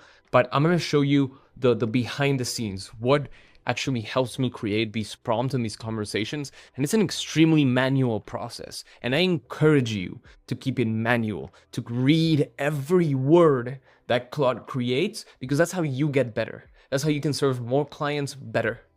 Okay, awesome. I'm very passionate about building your skills, not only having you use AI tools to build things. That's not, and it's not high quality. And you're going to see why. It requires a lot of iteration. So this is an expert voice AI prompt engineer specialized in GPT 4.1. This whole prompt that you're going to see is optimized for GPT 4.1 after OpenAI released a 29-page paper on how to build better prompts for GPT 4.1. I read through every single word, every single page of that document, and extracted the things that were actually relevant, not only for AI agents, but for voice agents specifically. So you can definitely, I'm going to scroll through this, but you can pause, you can read it if you're really curious. We're going to be building prompts. You'll notice that it follows the exact same structure as my voice agents. So no, I'm not only telling Claude what to do, I'm showing it how to do it, how to follow that structure. It has a personality. The context is where you're building, you're working with practitioners of building voice agents for inbound and outbound use cases. We have instructions and subsections like the core prompt structure. That will include a knowledge base, and I am going to include a file, a document in this project that's gonna, if you have a knowledge base, if you really want to include a knowledge base, it will create the knowledge base for you in the optimal structure. A tried and true, tried and tested, that works really, really effectively with. I haven't experienced a hallucination when we've used this knowledge base structure. Then we have best practices. This is something that I encourage you to go in and modify, go in and fit to your own use cases. Maybe when you get niche down, you'll have some preferences like no filler words or always filler words, whatever it might be. So I'm going to scroll through this. You can always just pause, reading emails, all that good stuff. Function integration, obviously, we're going to work with functions, so it's going to ask you questions. I want to go into here. This is what I'm really interested in. When I ask it to build a prompt, it's not going to build it. It's first going to ask me questions, strategic questions, primary objectives of the agent, outbound or inbound, etc., etc. Tools and functions, personality, and things that are very specific to the client. If you don't have a client to guide you through, this is the personality I want, this is the tone that I want, think about your audience. Who is this agent going to be speaking to? And then how do we create an agent that smoothly talks to those people? If it's busy professional that you're going to be talking to, you want to keep it efficient and keep the conversation moving. If it's older people, you might want to have it more conversational and empathetic. Then we have not only creating new prompts, but for existing prompts to fix your existing prompts. It doesn't just fix it, you have a conversation with it. But it also has kind of like a checklist of these are all the things that make a solid prompt. Let's keep it going. We're going to be creating this new prompt, the second inbound agent together. So we have stage 1 for new prompts, stage 2 for auditing the prompts, stage 3 for refinement, which is a bit of a collaboration. And then stage 4 for your own testing, like key scenarios to test. Here's a transcript that you can follow with your voice agent. Follow the script as if you were the user. So it makes it very, very easy for you. It's still a lot of hard work, but it makes it much more fluid to create a good voice agent. I'm sure you're aching to see me build it, so let's jump into it and I can show you this in practice. The last thing that I do want to remark is that when creating new prompts, we're telling Claude to gather all the context before drafting to avoid multiple revision cycles. When upgrading a prompt, like I give it a prompt that is not working very well, I specify what is not working very well, and we're going for specific prompt improvements rather than general suggestions. And then we always want to check for conflicts, ambiguities, something that might not be coherent through the prompt, or redundancies. So we want to be challenged when appropriate. Hey, you said this, but the prompt that you gave me had this. Which one is true? So we want to be challenged, and then always ask strategic questions in every conversation before doing anything else. I'm gonna save instructions. This is the process that you're gonna follow for your own project. And yes, you can also do this with ChatGPT or Gemini if that's your preferred tool. Okay, let's start out. We're gonna share a bit of the use case. Please craft a new prompt for an inbound use case for a law firm. Specifically, we need an agent that talks to a user when they exist in our CRM. We know their name, we know about their case, they have already become clients, and all we want to do is just transfer them to their lawyer. And I do want to acknowledge that at this point we've done a lot of work, so we have a lot of pre-work. You might be starting from scratch, but the process is the exact same. It all depends on how well you understand your use case and how well you've thought and designed your use case. If you're not sure about your use case exactly, we're going to be looking at as you define your niche and your use case in the final part of today's video. But take this part, this opportunity, to tell Claude, hey, I'm not sure how to make this agent good. I'm not sure how to define the use case. Who is this going to be useful for? The more information, and in this case vulnerability, you can give Claude, the better it can do its job. And Sonnet 4.5 is extremely understanding of the nuances of where you're at, so share that information with it. We're gonna start out and it's gonna immediately ask us questions. So I'm gonna speech to text this. You have this in Windows and Mac.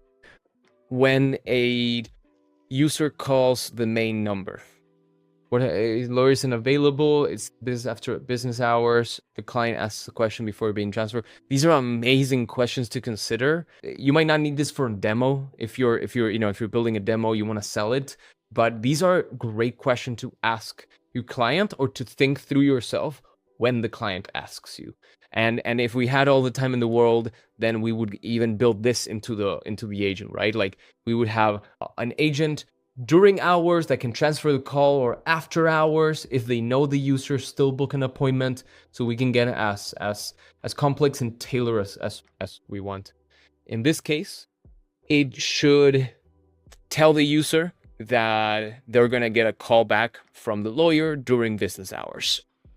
We have a tool function that looks up client info by phone number or his pass. So this is already handled in the backend, but yes, it would look at the phone number before the call starts. Identity before transferring. We're good with just phone number, no need to confirm identity. But we do need to check, like, I see your lawyer is name. Do you want me to transfer you now? Availability, areas and check. Agent. It's a warm transfer, so we should always just attempt to transfer. And if you don't know the difference of a warm transfer, means like we'll check if the lawyer is available, ring their phone. If they don't answer, then we'll come back to the voice agent and continue the conversation from there, or let them know that they'll get a call back tomorrow.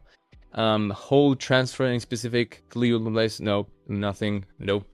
Desired personality, efficient. We need this to be as efficient as possible. We don't want to waste people's time in this case. Firm name, and any required disclaimers. Yeah, amplify family law. And let's leverage part of what we already have, which is like those names of the clients and all that good stuff. So I'm going to go to agents, the name of the lawyers, right? Their phone numbers, all that stuff. So, and I did have Claude, make up the lawyer names and the phone numbers and all that stuff. So you can do that for yourself. 3 lawyers at the firm. The lawyers are firm name, any required disclaimers. And then for disclaimers,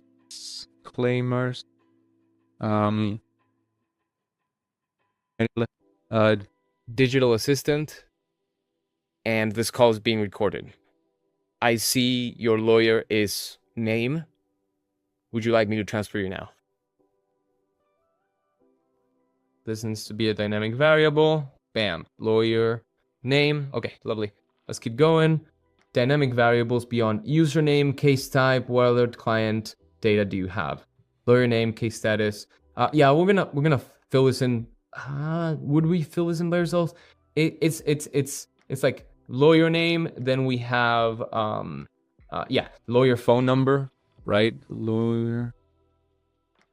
Then we have. I believe that's it. Well, we can always just come back to that. Let's keep going. Transfer mechanism. Name of the function is transfer call. Okay, and that's it. Okay. Send it.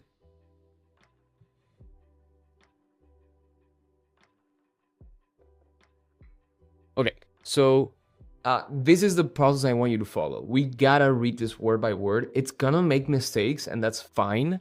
The important part is that you catch it, because the AI brings the speed, you bring the judgment.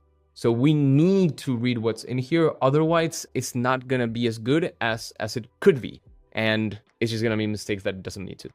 So you're the digital receptionist for Amplify Family Law. Your sole objective is to efficiently transfer existing clients to their assigned lawyer via warm transfer. You provide a professional, streamlined experience that gets clients connected quickly. You're efficient, professional, courteous. You keep interactions brief and focus on completing the transfer. You're helpful without being overly chatty. Awesome. You're answering the main Amplify Family Law phone line. The caller is an existing client in the CRM system, so their information has already been retrieved. You know their assigned lawyer name and phone number before the call begins. Current time, we're going to change this, of course, to America, New York. So that's change number 1. User number, this is one of the dynamic variables that Retell gives us. Lawyer name, lawyer phone number. Lovely. Instructions, opening protocol, answer immediately. Yeah, with the required disclaimer. Then ask, I see your lawyer is this. Would you like me to transfer you now? Use natural filler words. Keep sentences short and conversational. Transfer execution. Use a verbal bridge. Awesome. Execute transfer call. Function with lawyer phone number. We might massage this a little bit because we used the variable transfer call or transfer number in the function. If transfer fails or the lawyer is unavailable, say I'm unable to reach. They'll call you back during business hours. Is there anything urgent I should note for them? If client measures urgency, acknowledge and confirm back. Got it. I'll make sure lawyer name knows this is urgent. Awesome. If the client asks a question, then I can transfer you to lawyer to help you with that. Should I connect you? Never attempt to answer legal questions or case-specific details. Awesome. Always redirect to lawyer transfer. Beautiful. Okay, so in this one, it got a little confused. Like if someone other than the client answers, this isn't the system instructions, but this is for outbound specifically, not for inbound. Because the person called us, right? If client is unavailable, yeah, this is for outbound. This is not relevant for inbound. Communication standards. Ask only one question at a time. Okay, we've gone through these ones. If they ask it's an AI, yes I am. I'm here to get you connected with lawyer name. Should I transfer you now? Keep it light and immediately redirect to objective. Lovely. After successful transfer initiation, yes. Okay, well this is not going to be relevant because we're not going to end the call. The call is going to end by itself. End calls cleanly after goodbye phrases. Lovely. Greeting, transfer confirmation, execute transfer, close. Lovely, lovely, lovely. Okay. We have the agent. Then the client says, yes, please. Agent says, transferring you now. If client has a quick question, okay. This looks good. I just wanted to know if my hearing date changed. I can transfer you now. Yes. Okay. Lawyer unavailable. We would be yeah, okay. So yes, transferring you now. I'm unable to reach Maria Rodriguez right now, but she'll call you back during business hours. Is there anything I should note for her? Just the need to discuss the motion. Awesome. And then wrong person answers. We're gonna get rid of this one. Yeah. So this is kind of ready for us to bring over to Retell, and this is what that's gonna look like. I'm gonna first remove all the extra that's not the prompt. I'm going to remove important reminders. That's something I'm gonna iterate on in the master prompt. We don't need important reminders, and they just kind of like, this is what important reminders is. It's like, always do this, never do that. This is not great prompting. It sometimes helps, but it creates bad habits, which you just create patches over what's wrong with the agent as opposed to fixing the core. Fixing the core means going to instructions, iterating on stages, making sure everything's coherent. So let's start again from the top. We started role and objective, and let's remove some of the things that aren't relevant. Current time, we're gonna change to America /new_York, user number, lawyer name, lawyer phone number. This is actually going to be transfer number, right? Just like we had it here, transfer number. Lovely. The other thing we're gonna do is check all dynamic variables as we go through it. If you Command F, Control F, all the dynamic variables are gonna show up. Okay, next is instructions opening protocol. So we actually already have the opening, and we don't need a separate section for protocol because the AI is gonna speak first with this custom message, right? Hey, first name, welcome back. I'd be happy to transfer you to your lawyer name, to your lawyer name, or were you calling about something else? So we're going to do that, but we're also going to add that disclaimer. Welcome back to Amplify Family Law. I'm a digital assistant and this call is being recorded. That we welcome back to Amplify Family Law. I'm a digital assistant. This call is being recorded. I'd be happy to transfer you to your lawyer, or were you calling about something else? Lovely. Okay. So we don't really need this. The more tokens we can save, the smoother everything's going to be. So we're going to remove that. That's already saying. We're going to remove filler words. This is going to be super efficient. And then keep sentences short and conversational. We're going to put in a different place. Okay. Transferring you now. We got the lawyer phone number, but it's called something else. So let's make sure that we have that changed everywhere.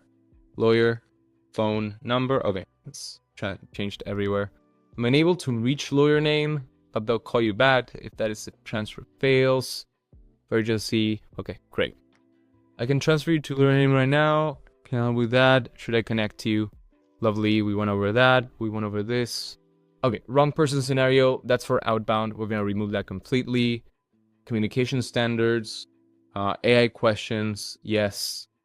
Call ending after successful transfer initiation, end immediately. No, that's not true. We're gonna let it either succeed or fail. If client declines transfer, I wasn't able to reach lawyer name. They will reach out during business hours. Take care. End calls cleanly after goodbye phrases. Lovely. Okay. Greeting and disclosure. Yeah, let's show it, not really tell it. I'm good here. Yeah. Okay. Calls, yeah. Okay. I don't really like getting more stuff in there. We show it, right? We show it through the example interactions. We make sure that if we're telling it that it's true, so this initial greeting has to be this. Okay. Initial greeting. If you really want to save tokens, then you would kind of like tell it that it's going to start with this. And then you can tell it that the conversation goes from here without the greeting every single time. So I can transfer you now. Should I connect to you? Yes, connect to you now. Add the greeting. Add the greeting. Lovely. And very enthusiastic. Yeah, we don't need that. I'm going to be efficient. Save. And that is our agent. Let's just make sure that we're plugging in all the dynamic variables correctly. So let's do that next. A call comes in. We check whether we know the contact. In this case, we do. And we're going to pull the lawyer name, the user's name as well, and the lawyer's number so we can transfer to them. So let's do that. Starts with our NAN and my favorite node, which is edit fields, where we can set the stuff that we want to pass along. We want to pass the user client name. We want to pass the lawyer name, the lawyer phone number. Okay, so we're gonna run this, and okay, so we can see the data. This is going through false. Let's make sure we're using a phone number that we know. We use that for testing. So it's a really good idea to keep notes of like things you do during testing. Changed phone number, or like hard-coded phone number, right? So now we remember, oh yeah, this is why this is not working, because we need to change it. Once you change it back to what it should be, you can remove that node. Okay, so this is contacting GoHighLevel. Do we know this user? Yes. And now let's plug in some information. We want the client name. Right, this comes to the wait node. We want the client name, first name, bam, client first name. We're gonna make sure actually they match here and here, just for everybody's sanity, honestly. The uppercase, lowercase doesn't matter, but just make sure everything else matched. Lawyer name, we have assigned lawyer, then assigned lawyer phone number, which is our transfer number. That's what we called it, transfer number. Lawyer name, okay, lovely. And we don't need this one. Is there anything else? Contact ID, full name, email, yeah. No, nothing else is necessary. Let's execute this. Let's fill these in, and the right way to do it is from our first agent, right? We had those post-call analysis, so we're gonna edit a couple things here. Number one is we have these 3 lawyers, and each of the lawyers have their own area of specialty. So what we want to do is, in this case, a selector, and the selection is gonna be between these 3 lawyers: Sarah Mitchell, David Chen, and Maria Rodriguez. How we're going to do this is if the user is calling about a matter related to divorce, output divorce, output Sarah Mitchell. Go. Bam. Actually, we're going to keep that in for later. Then we have child custody. It's output David Chen. Okay. And then is domestic violence or abuse. Output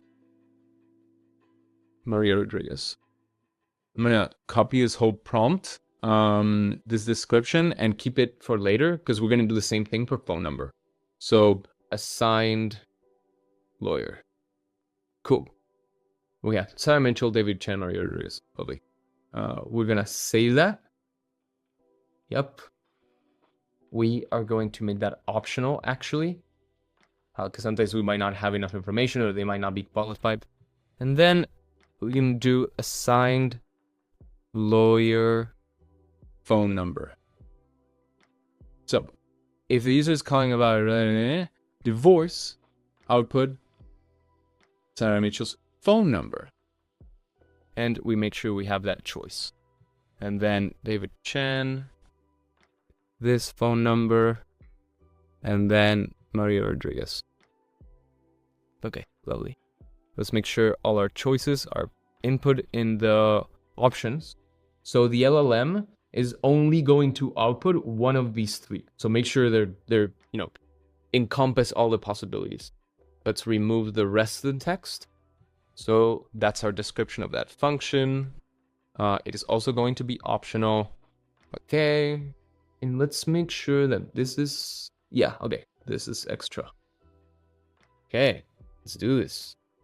For now, after every call, this is going to be gathered. And in the post-call report, we just make sure we plug that in correctly.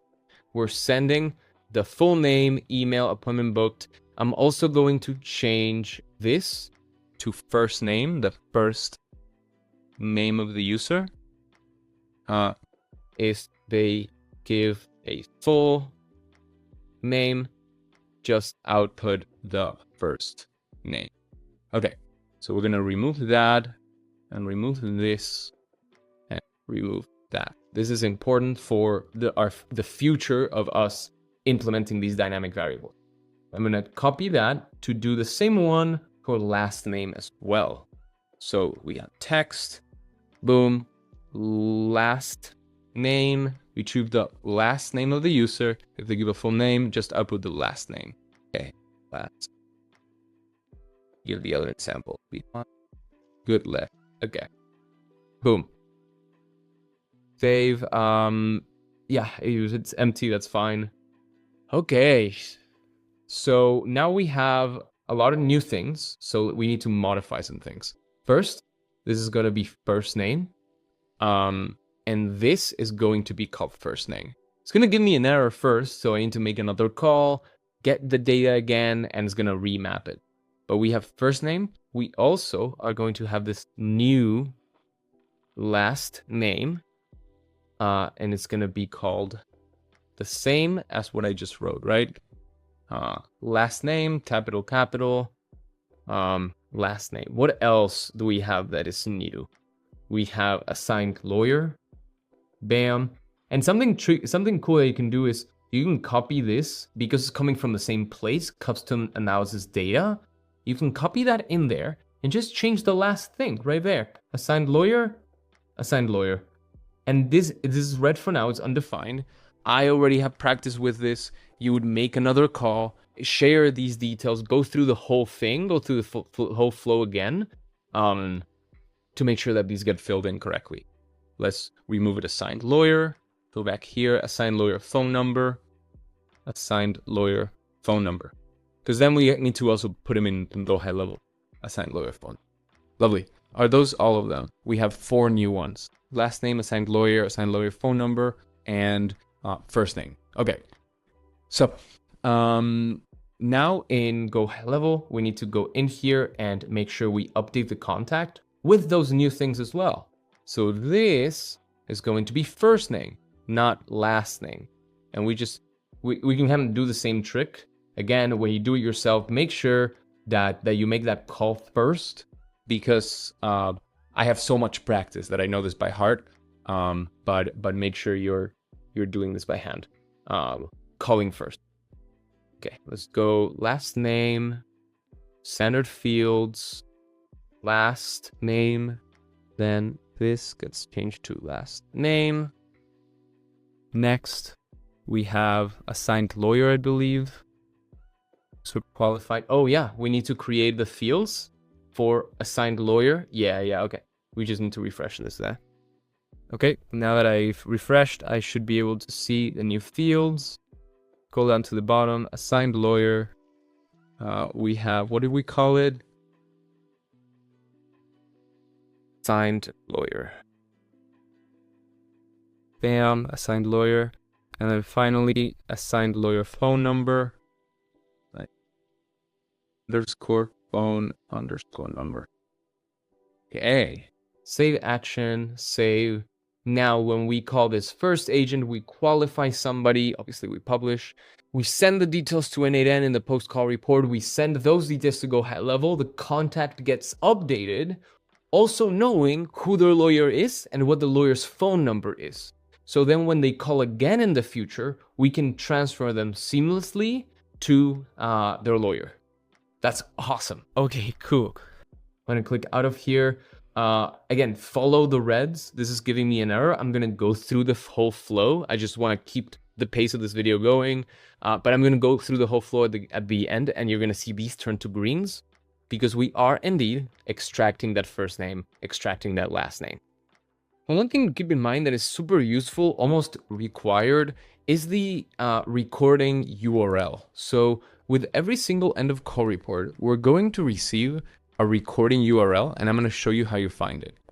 In the JSON that you receive, you'll get the call analyzed, right? And then if you scroll down, you'll see the transcripts. You're going to collapse both of them, and right under the transcripts, you're going to see recording URL, and then recording for stereo. I would just stick with the recording URL, and this is what we're going to use. And apart from the recording URL, you have the transcript right here. Agent said this, and then user said that, and it just keeps going, right? But you also get a summary under latency and call cost. You'll get call summary, Alejo call amplify family law, etc., etc. And you can keep track of all of these. In this case specifically, we're going to keep track of the recording URL and the call summary. So when somebody calls in afterwards, or when we are calling them, we know what has happened so far. This is really important, and again, almost necessary for clients. So let's pass these 2 variables along. Gonna go to update contact in GHL, and you know how we're sending a bunch of things here. We're also going to add webhook. We're gonna get the recording URL first. Recording URL.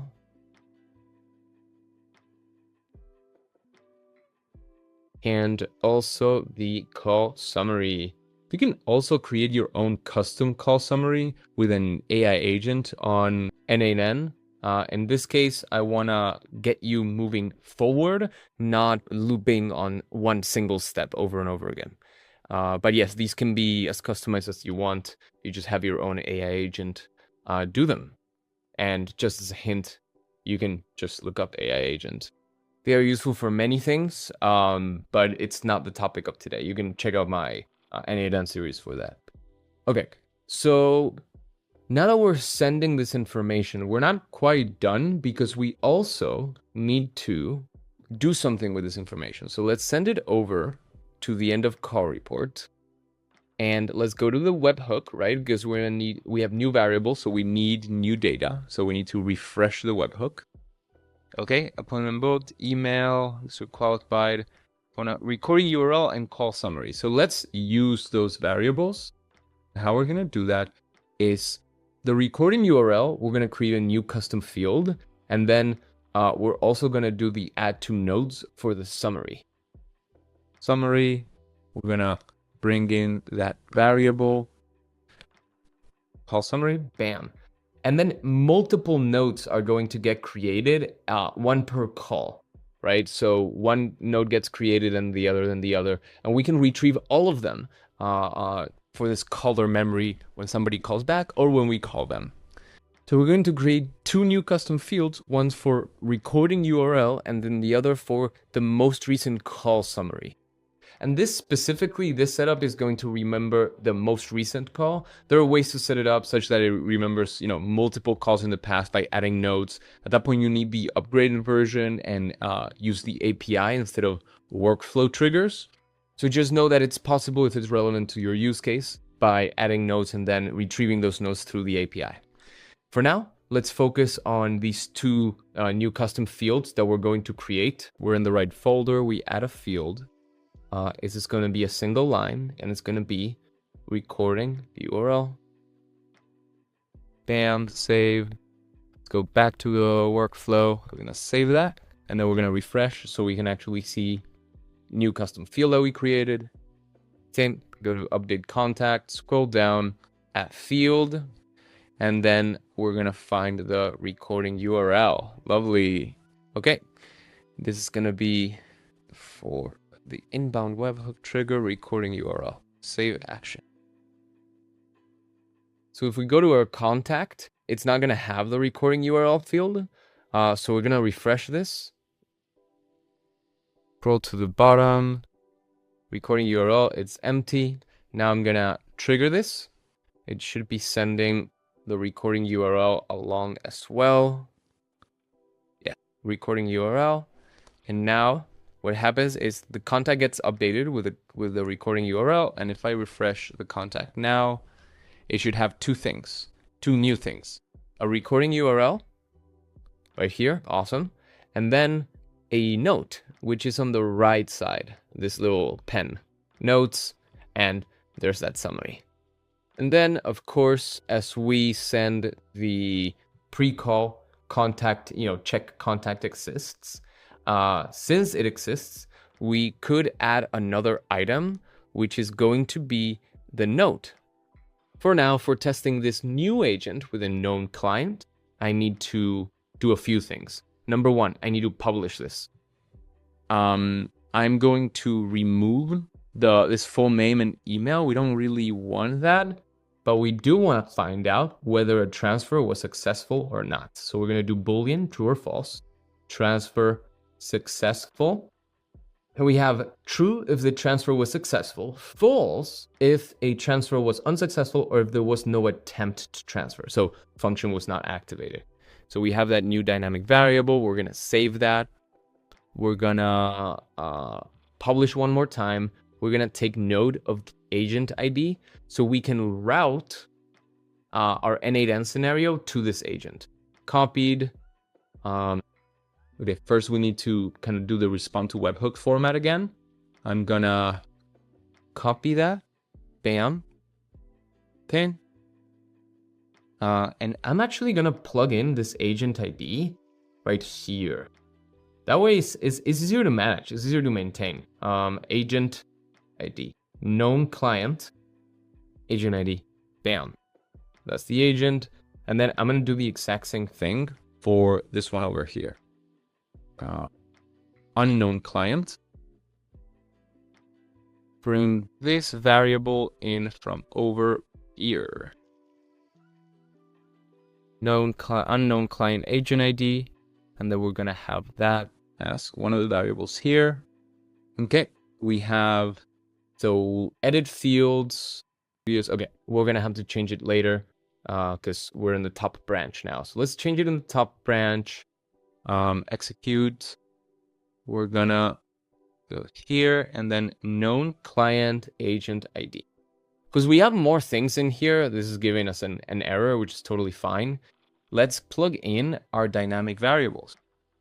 What are they called? We have number one, we have first name. We have lawyer name. Oh, let's fill this in. We need the quotation marks. We have lawyer name, then with quotation marks and a comma at the end. Then we have transfer number, right? Okay, right here. Okay. And that's about it. Known. These get filled in automatically, and the other ones, we just make sure that they're the exact same names. We're missing quotations here, and we're missing a quotation there. Okay. That's something you get through practice. You would launch it, get an error, and then take a deep breath. Don't panic. To follow the reds, and it's like, okay, what's wrong? What's this trying to tell me? And then you'll get the practice. So we have the first name, lawyer name, transfer name. Lovely. These are empty because our contact doesn't actually have that data yet because we just created the custom fields. So let's go to contacts. In this case, we're gonna edit it by ourselves. Maybe your client has a flow where they edited by themselves. They added through their CRM maybe. We're gonna scroll down and go to this custom data law firm. And for assigned lawyer, we're gonna say it's what was it? For divorce, it was Sarah Mitchell. Okay. Plug that in. And then her phone number. This one, we're gonna save that. And now if we go to N8N, okay, let's try and re-executing this. From here. There, lovely. And what we should see here is, okay, so it's working. Let's give it a call. And yeah, we're getting all the data we need. Let's give it a call and see what happens. Let's go to our trusty phone number. Let's call our agent again. Everything's published. Hi, Alejo. Welcome back to Amplify Family Law. I'm a digital assistant, and this call is being recorded. I'd be happy to transfer you to your lawyer/lawyer_name, or were you calling about something else? Cool. We have our first issue. Let's fix I it. can transfer Sarah Mitchell. Thank you very much. Oh, you said it right now. Okay, cool. She said it right this second time. And I know for a fact that lawyer name. She said /lawyer name. Is it misspelled? Do we actually need consistency here? So I actually identified an error that I made. When I duplicated this agent, I never changed this webhook, which is leading to the end of call report. And what is our end of call report? Remember how we're updating that contact? And so this new agent that knows everything about me, it's not actually gathering much information at all. It's replacing everything that's in my GoHighLevel contact. So all the questions that I had answered, everything just got replaced. And this is why you need to be careful with duplicating agents, because these are easy things to forget. You can obviously make a checklist for yourself, check every time you duplicated. But it's the intentionality, it's the troubleshooting. I just got very frustrated. But there's always a way to take a step back and understand why things are happening. So all that data got replaced. Let's fill in some data here. And if you really want to find out how to kind of like revert or update all that data one more time, let's go to that call where I actually filled the things in. So this should be good. Full name, appointment booked, as answers, all that stuff. Great. So what we can do is we found the execution in which I had actually inserted that data. We can pin it, and now when we go to it, You'll see some data is filled in, some data is not filled in. First name and last name are not going to filled in, and assigned lawyer are not filled in. We're going to execute that with the old data is going to kind of fix part of our contact. We're going to fix the rest manually, but I really wanted to show you the raw and real, the troubleshooting step there. So now this got filled in again with all the information from last time. Assigned lawyer going to be Sarah Mitchell, and the phone number. Yep, right there. Okay, and now we're going to save. Now that our agent doesn't have that end of call report, we're going to add a different end of call report to that agent. Let's save that. Now I should be able to call in and actually get that information back. The lawyer name and all that good stuff. So, you guys need executions triggering? Hey Alejo, welcome back to Amplify Family Law. I'm a digital assistant and this call is being recorded. I'd be happy to transfer you to your lawyer, Sarah Mitchell, or were you calling about something else? Awesome. Yes, please transfer me. Perfect. I'm transferring you now. I'm unable to reach Sarah Mitchell right now, but they'll call you back during business hours. Is there anything urgent I should note for them? Yeah, I just really need an update on my case so we can move forward. Actually, Pijanet, let her know that I'm late. I'm gonna be late on my invoice, on my payment. So if you can let her know, I don't know how late, but yeah, just let her know that. I'll let Sarah Mitchell know that you'll be late on your payment, but you're not sure how late yet. She'll reach out to you during business hours. Take care. Sounds good. Thank you very much. You're Cool. So this is a great segue to our next use case, which is an outbound use case for recouping unpaid invoices. So I called in, let her know I'm not sure how late, and hopefully it's a week, maybe 2. But if it's more than 30 days, we're gonna call that person back, requesting payment. So that's what we're gonna do next. But we're actually lacking one step, which is doing that end of call report for this agent. Let's say the transfer is unsuccessful. In that case, we would need to send an email to the lawyer to let them know, hey, somebody called in, please call them back later. So we're going to do post call. We're going to have a webhook, just like always. Post request, post call, known client. It's going to be immediate, and we're going to do an if, same thing. So switch statement, call needs to be call analyzed. Then we check, it's another if statement, which is going to be, what was that called? We called it, that post call variable, transfer successful. So we can actually use this now, which is really cool. And we're going to need to plug in this URL, save this. We're going to paste it there. We're going to do a random call. Hey, at first_name. Welcome back to Amplify Family Law. I'm Alejo. Obviously, remember to set up your default dynamic variables. Okay, now let's publish it. And now let's test the agent. Hey, first_name. Welcome back to Amplify Family Law. I'm a digital assistant and this call is being recorded. I'd be happy to transfer you to your lawyer, lawyer_name. Cool. Were you calling about something else? Ended. We saw that first webhook come in, and now we're gonna see a second one and a third one. There we go. The third one is the one we're interested in because it's called analyze. We're gonna copy that to editor so we can use what's inside of it. And what's inside of it is what we care about. It's the, hey, custom analysis data, transfer successful. Is this true or is this false? If it's true, then we don't really want to do anything because it means the lawyer is already talking to them. They're already aware. We don't need to take any action. But if it's false, if the transfer was unsuccessful, or if there was no transfer attempt, what we're going to do is send an email. We're going to send a message. You're going to fill these in. This is super simple. Create a credential, OAuth, sign into Google, Very, very easy stuff. Make sure that this email type is in text and that this is an expression. So it lets you open it up and do new line, whatever you want to do with that email.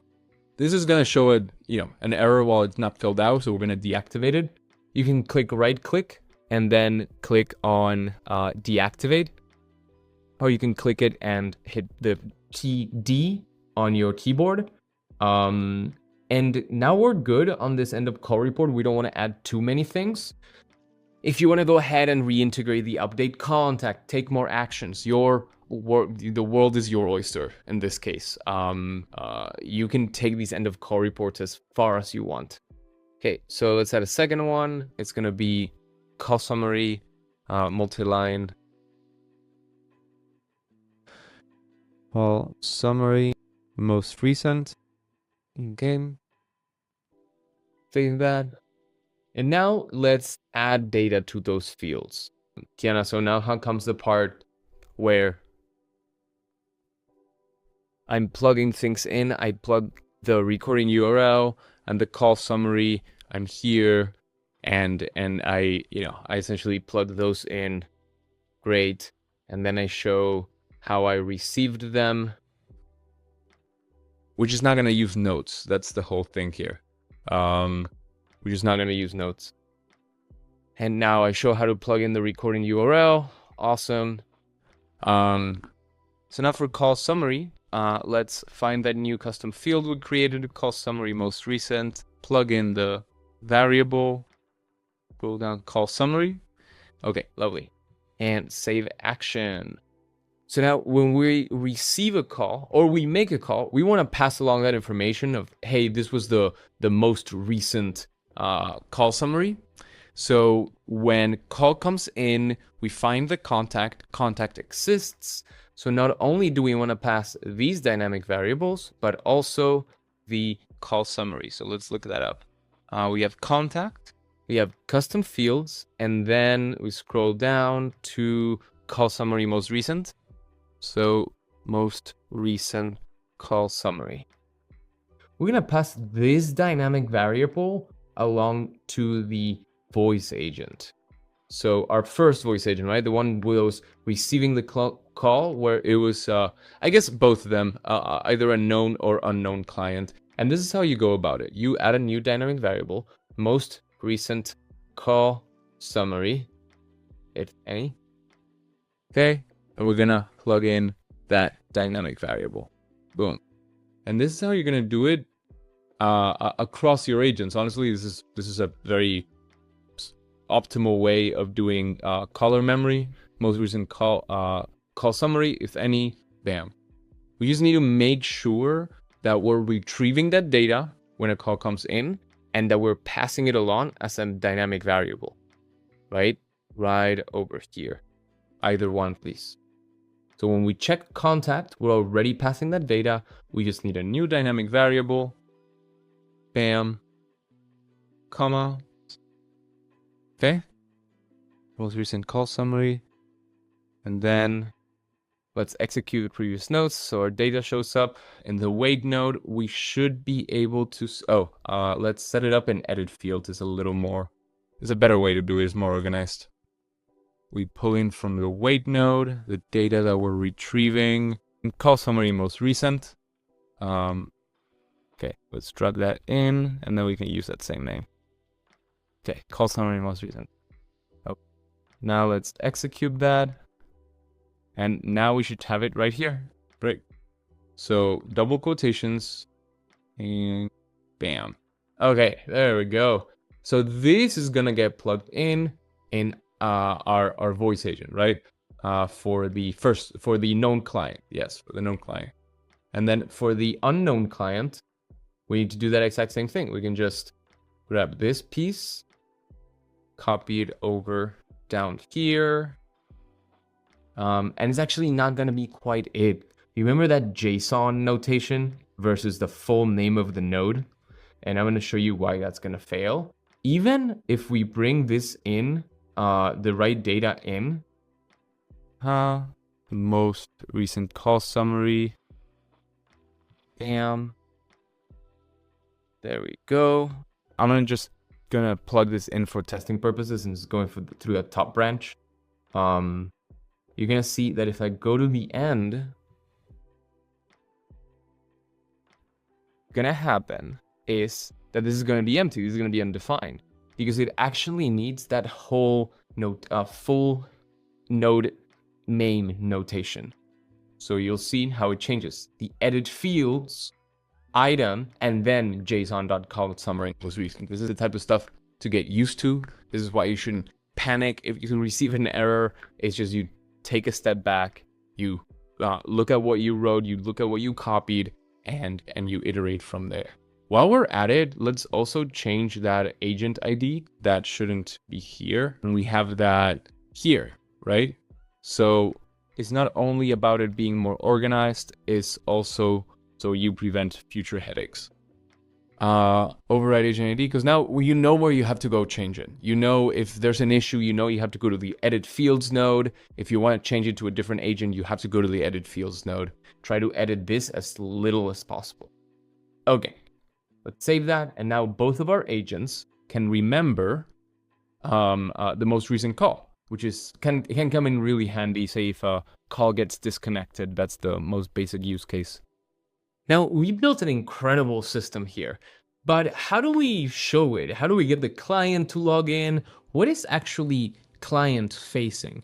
And we've tried every single dashboard out there, and by far, we really like ChatDash.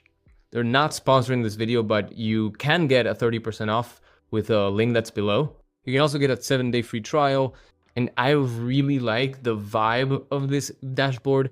It has a lot of information, but it's not overwhelming. And it's very easy for clients to learn how to use. So let's get signed up.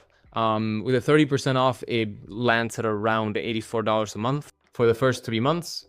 So it's definitely more on the costly side, but this honestly makes a difference. And you'll see in the sales stage what I mean. This helps clients see the value in what you're building. So let's get onboarded, launch my AI service. You essentially create your agency. You can upload the logo, choose a custom domain if you already have a website or kind of build your own. Choose the color theme. And each agency works with sub-accounts, similar to GoHighLevel. So we're creating a new client, which is going to be our first client. And we're going to connect to an external system. In this case, it's going to be Retell. Let's go get our Retell API key, and we're going to be able to plug in our voice agents. So in settings, API keys, let's copy that same one from before, and we'll paste it in here. Verify and continue. Okay, so we'll start with one single agent that we'll choose. We'll do the inbound agent for unknown clients. And what you'll need to do is change the webhook for our post-call report, and your webhook will be saved. And essentially, like all these post-call reports will be forwarded through ChatDash to your N8N, all the same. So we're gonna plug that in, confirm. Let's go to our agent. This is the inbound unknown. We're gonna change that. Okay, lovely, we confirm.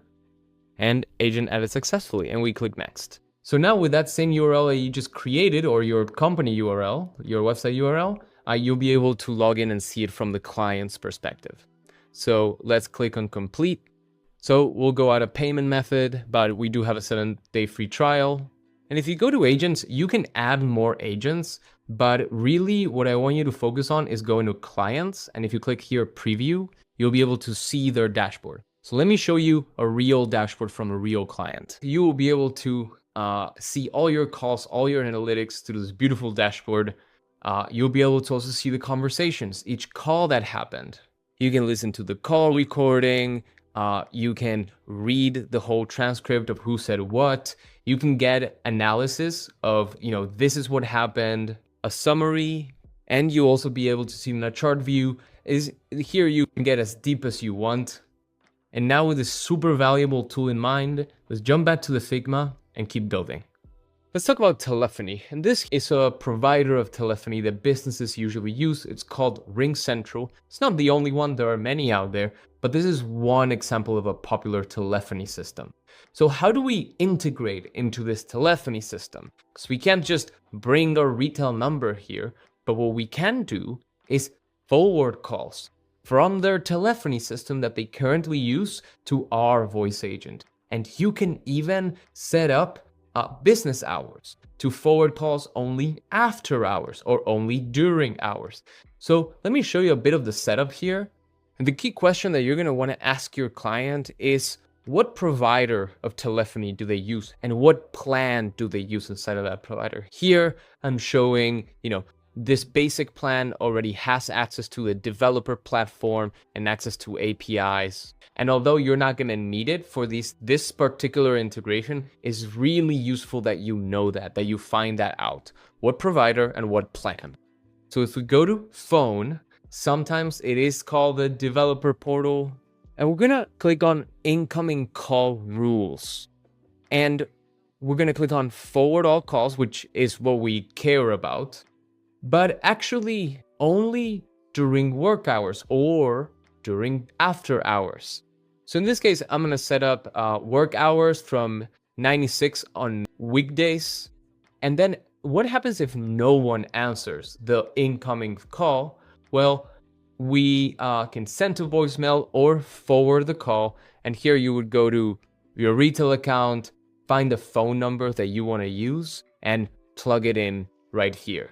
And that's the phone number that if no one answers the phone on their end, it'll get rerouted to the voice agent. There's no one way of doing this. You can get maximum flexibility, and RingCentral is one of the platforms that gives you that flexibility.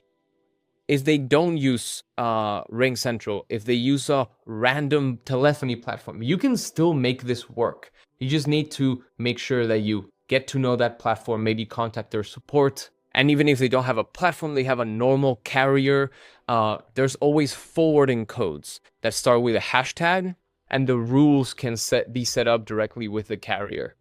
The lesson that you need to take is you need to ask questions, find out more information, but there's always a way to make it work. Let's check in on our progress. We're done with the, do we know this user? Yes. How can we help you transfer the call? If no, we set up an appointment, we set up that consultation, and we assign them the lawyer based on what it is they're calling about. And that second call, the known client, what if they do have an unpaid invoice? Well, no big deal. But what if it's 30 days unpaid invoice? And this actually something that's gonna trigger from GoHighLevel, and from GoHighLevel, we're going to check, once a day, who has unpaid invoices. If the person does, and it's more than 30 days, then that's going to trigger a call. And it's a different type of workflow in GoHighLevel. Why? Because it's going to have a different type of trigger. We're going to create a new workflow, start from scratch. So as we start every N8N workflow, it starts with a trigger. And the trigger that we're going to be using is called custom date reminder. Might not be the most intuitive name, but it actually makes a lot of sense. I'm going to check for this custom date field that we created, which is called invoice date. And we're going to check that this is 30 days in the future. So after 30 days from this date, and also matching on year as well, let's save that trigger. And what should happen after 30 days? Well, we're gonna wait until we're in compliant hours. We're doing an outbound call. We're going to talk about compliance. It's very, very important that you keep it in mind. And the type of time delay is actually not an amount of time, it's a window. So we're gonna call them Monday to Friday, starting from 9 a.m., ending at 5 p.m. From compliance reasons, you can only start as early as 8 a.m. And only end as late as 9 p.m. Within this window, you can call any person. And keep in mind that it is time zone specific. So be mindful of your own time zone. In this case, let's say we want to call them at 9 a.m. And sure, we'll put end at 9 p.m., but it's essentially always going to trigger at 9 a.m. Because we have that 30-day. So this wait node is going to wait until 9 a.m. and then it's going to give them a call. And that call is going to happen through an HTTP request, or what GoHighLevel calls them, they just call them webhooks. We get two options here, a custom webhook, which costs 1 cent per execution, and we can call through Retell directly. But what I want you to take from all this is repeatable components that you can plug and play with your systems or your customer systems. So we're going to do a webhook to communicate with N8N. So we're using GHL essentially as a timer, as just for the triggers. But the call itself is going to be triggered through N8N.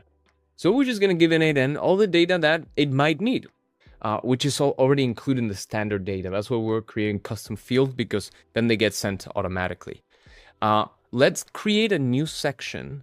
And this is obviously what we have so far for your reference. Okay. Let's create a new section, and this is going to be for making the outbound call. We're going to start with a webhook because that's how we communicate in the internet. We're going to do post request, of course, make outbound call, respond immediately. Okay, lovely. So we have our webhook. Let's go into it. Production URL, that's what we want. Let's go to our workflow, paste it in there. When we save this action, let's publish and save. And now when an invoice is 30 days overdue, we're going to wait till 9 a.m. and trigger this call. And how we're going to trigger the call is through N8N. We're going to use another HTTP node. And this is actually super fun because we get to jump back into the docs. We're going to look up docs, Retell AI, go to introduction. We're going to go straight into API reference.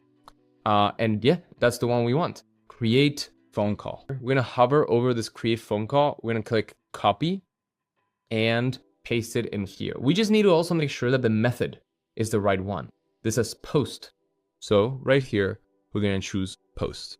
Then authentication. We're going to go to generic credential.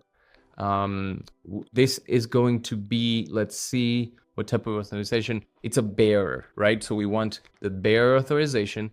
But since this is actually through a header, we're going to choose header instead. Most times, if you choose header and then just add your credential with a name and value that it asks, right? The name is going to be authorization. Authorization. And then it's telling you that it should be bearer space and then your API key. So we're going to get that API key from bearer. Let me show you what it looks like. Space. Let's get that API key from Retell. So I'm going to duplicate this back. And then if you go to settings, and I mentioned this at the beginning, API keys, we're going to add a key, API key. We're going to give it a name, N8N GHL Masterclass. Okay, we're going to copy that. And we're going to paste it in right there. Boom. Okay, so that's saved. We're going to rename it. Intel API key. Each time you add one different for a different client, different workspace, make sure that you rename it correctly so you don't forget which is which. Okay, what else do we need? What is the documentation telling us? We need a body. What is required? I'm going to Command F to see what is actually required. This is required from number to number. Override agent ID, something we're definitely going to use, and I don't think anything else is required. But we're going to use these three, right? Which are right there, which we can actually, yeah, we can probably just copy paste from number. So we are going to be sending a body, and that body is going to be JSON. Instead of using fields, because this only allows text, as I during this tutorial found out, we're going to be JSON. This is how I usually do it. I wanted to make it easier for you, but hey, you're going to have to get used to JSON, and I'd rather be the person to teach you because it can be hard when you're taught by a hardcore programmer. We're using expression because that is what allows us to drag and drop things in a way that it makes them dynamic variables, right? But we need a certain format for this JSON. We can't just like plug things in willy-nilly. And what we need is we go back to the documentation, and you know what we were looking at here? Okay, so what is required? From number to number, override agent ID. So from number, We're gonna copy that and we're gonna bring it over here. We need to do obviously double quotations as usual. And what is the number that we're calling from? The number that we're calling from, let's go to phone numbers. This is our own phone number because it's obviously outbound agent. Okay, so we call from our number to number, and this is the user's phone number. And we want to bring that in directly from, there we go, from GHL. So phone, don't forget the quotation marks. There we go.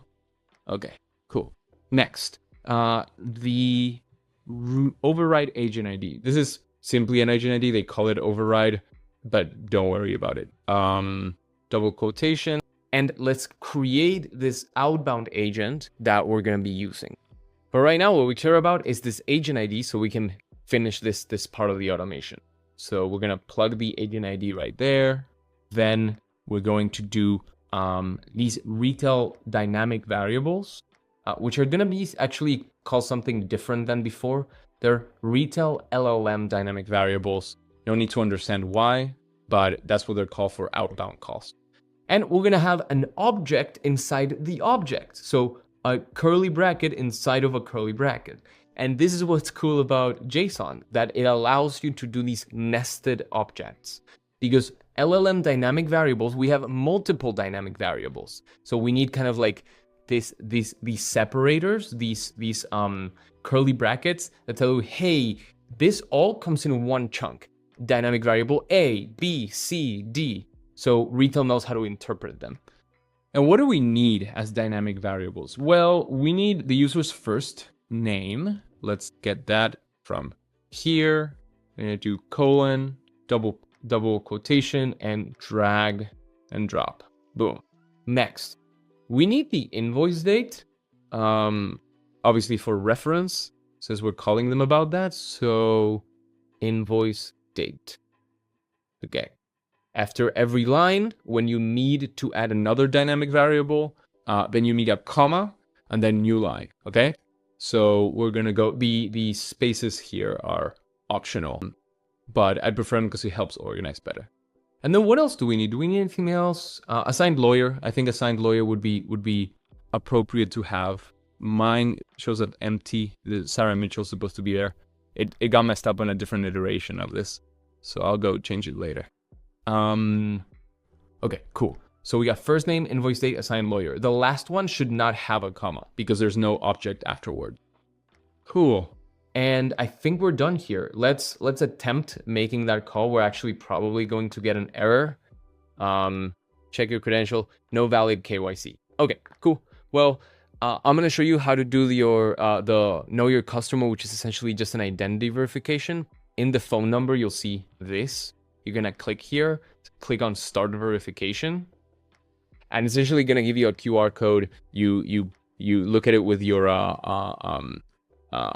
phone, and then you just give your passport or your ID if you're in the US. And I should have a reusable persona, but it essentially asks some relatively basic information.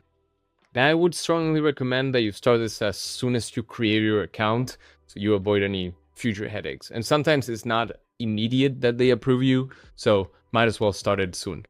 Same with setting up SMS, which we'll touch on in a sec for this use case. The sooner you start it, the sooner you get approved.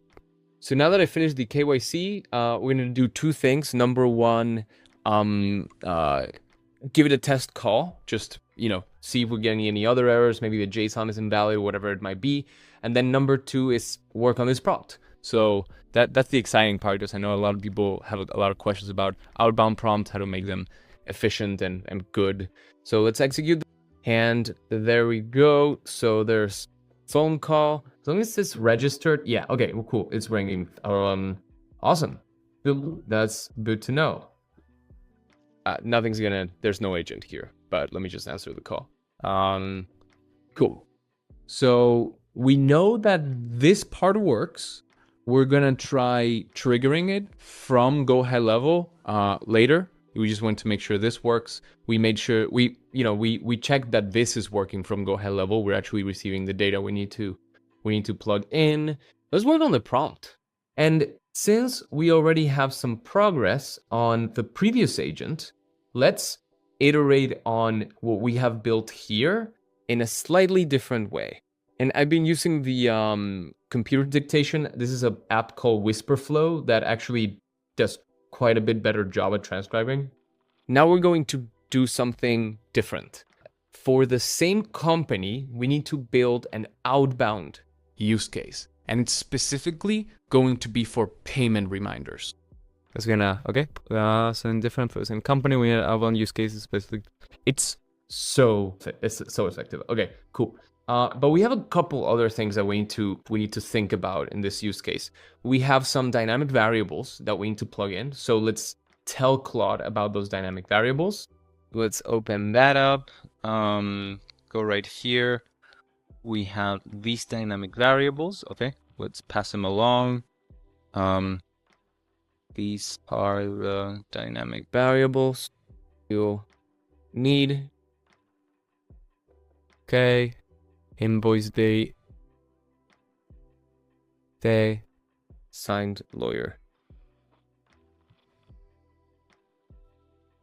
The first name should go in the greeting, but invoice date and assigned lawyer aren't actually necessary. Just have them in context, just in case the user asks or it becomes relevant in the conversation. Okay, and now finally, keep in mind that this is a very simple, straightforward conversation to get a straight answer on whether they can pay right now. And if so, we're going to send a link over to them and confirm that they received it. Okay. Make sure that this is saying what we mean and meaning what we say. And confirm that they received it. Awesome. Cool. So we're going to get some questions from Claude as usual. A couple important things to keep in mind here. There's always the question of, wait, should the function be triggered during the call? Is this something we can do after the call ends? Meaning in the end of call report. I strongly prefer doing these things in the end of call report for two main reasons. Number one, you're not adding more things for the agent to do. The more things you add it, the longer the token, the prompt becomes, and the more complex it becomes. So the more likely the agent is to fail. And we want to avoid as many failures as possible. And the second reason is because you're going to get more flexibility. After the call ends, you don't have latency concerns. And then one reason to do it during the call is you can confirm whether the user received that SMS. So they're more likely to complete the step that you're asking it to complete if they're still on the phone with you. If you're setting up a demo, doing it after the call is just fine. If what you're trying to do is maximize the likelihood of success for your use case, then during the call would be the way to do it. But you're going to need to iterate on it more. You need to make sure that function triggers every single time. And that's just more work, but it's good work. It's the type of work that makes your agent better. Okay, so let's go through the questions with Claude. Number one, payment amount. Is this dynamic variable amount due? This is actually a fantastic idea. Thank you, Claude.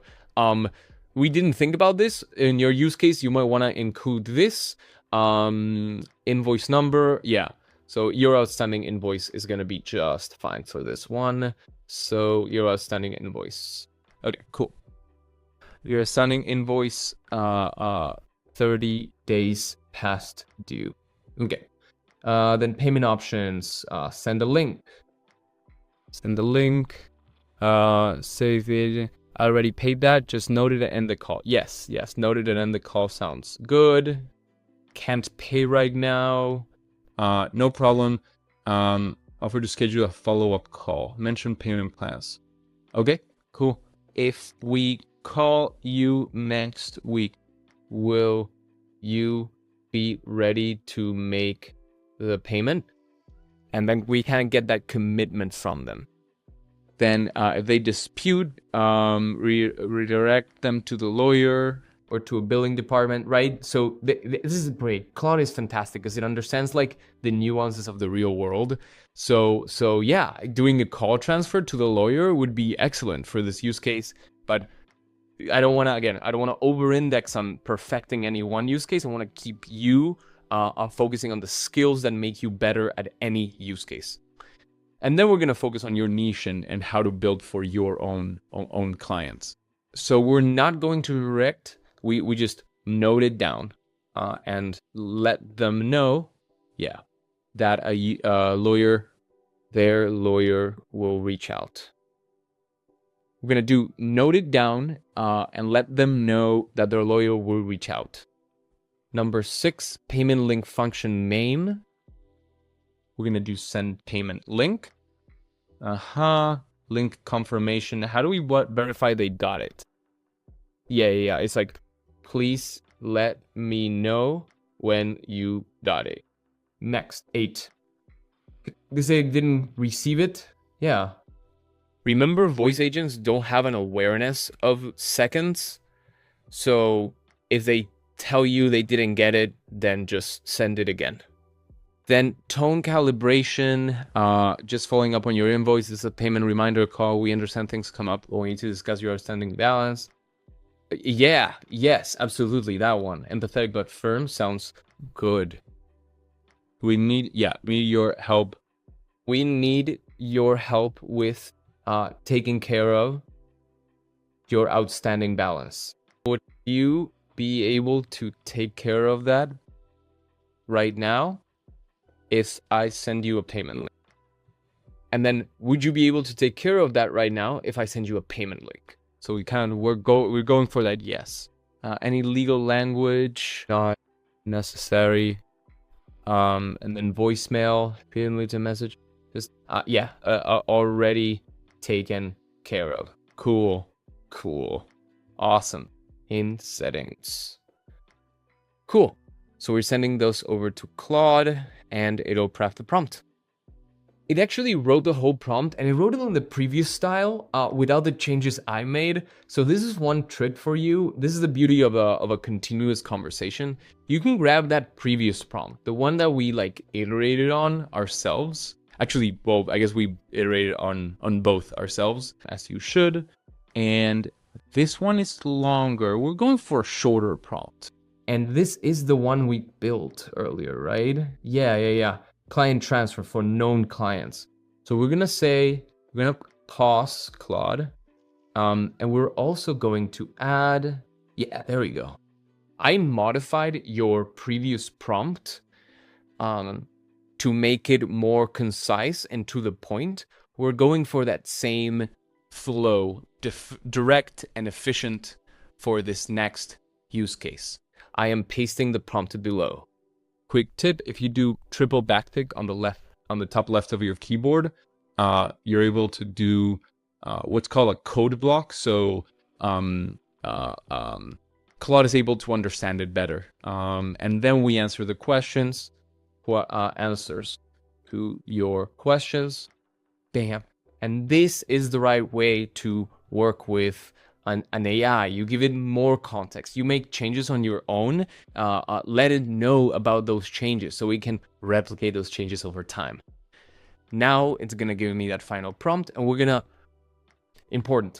copy paste it to Retell to then work on it manually here. Okay, awesome. It's done. Let's copy that over, and then we do this work. We raise the top, raise the bottom. Okay, and now we go through it. You're a payment reminder agent for Amplify Family Law. Sole objective is to efficiently collect payment on outstanding invoices. Confirming if the client can pay right now. Awesome. Copy that over, and bam. Okay, we remove the bottom. We remove the top. Okay, and we go through it. You're a payment reminder agent for Amplify Family Law. Your sole objective is to efficiently collect payment on outstanding invoices by confirming if the client can pay right now. If yes, send a payment link and verify receipt. You provide a respectful, direct experience focused on resolving the balance. Okay, beautiful. You're empathetic, but firm, professional, and efficient. Yeah, great. I don't like the professional part. You acknowledge that life happens while staying focused on getting the invoice paid. You keep interactions brief and solution-oriented. Beautiful. Calling client about an outstanding invoice that is 30 days past due. Information has already been retrieved from the CRM system. Current time, let's fix that. America, New York. User number, client's first name, invoice date, assigned to lawyer. Beautiful. I'm going to be using this for the greeting. Greeting. Hey, first name, this is Amplify Family Law, calling about your outstanding invoice. This is Grace from Amplify Family Law. Do you have a minute? And we're actually, again, not really going to have this in an opening protocol.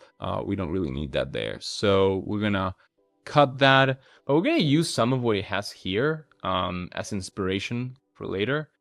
AI speaks first with a custom message, and that's going to be our custom message. Do you have a minute? Lovely. Cool. Awesome. So opening protocol, we understand things come up, but we need to take care of that. Beautiful. I'm going to cut that and put it below. So we make sure that we have it as inspiration over here. I'm going to paste that in uglily for now. Payment scenarios. Client can pay now. Great. I'll send that over link to you now.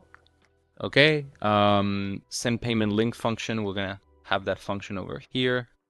Okay. Send payment link. Say, verify receipt. Please let me know when you got it. Beautiful. Once confirmed, thanks for taking care of this. Have a good day. Okay. If they don't receive it, execute send payment link again and re-verify. Great.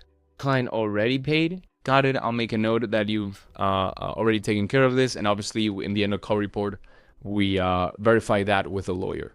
Client can't pay right now.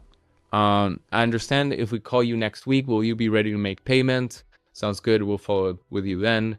Okay. This is fine here in instructions, different payment scenarios. It may or may not be necessary for you. You might want to have it in your example interactions or maybe in your stages. That's up to you, honestly. This does not make that much of a difference. And then questions about the bill.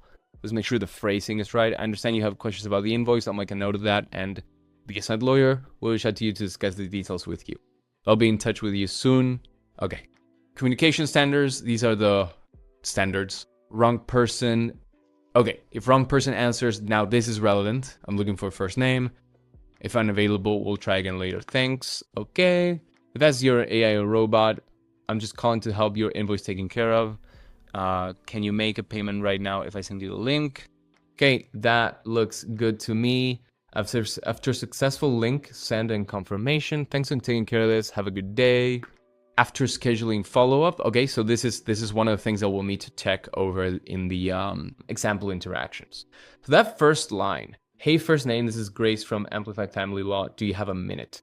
That's what we're gonna open up with.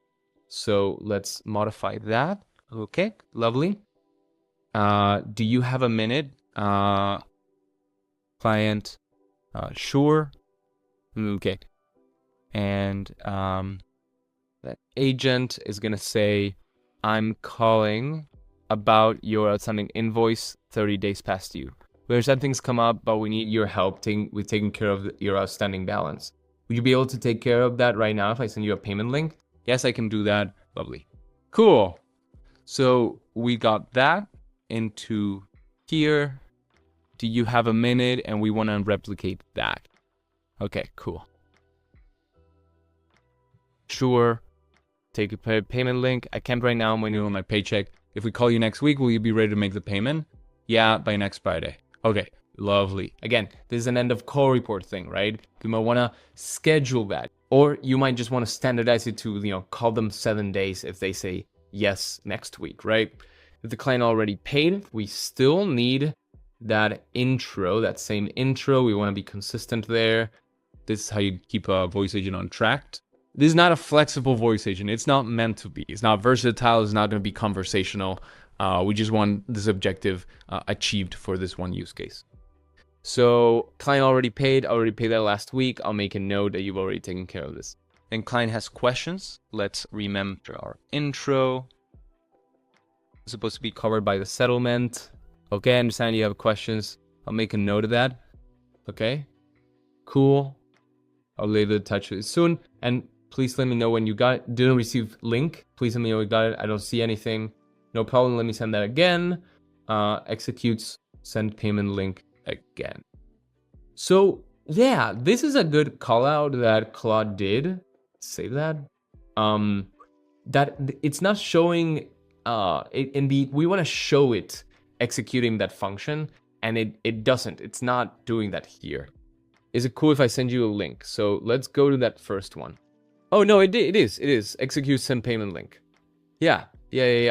Send that over to you right now. Send payment link. I can't right now, and then I already paid that. Okay, lovely.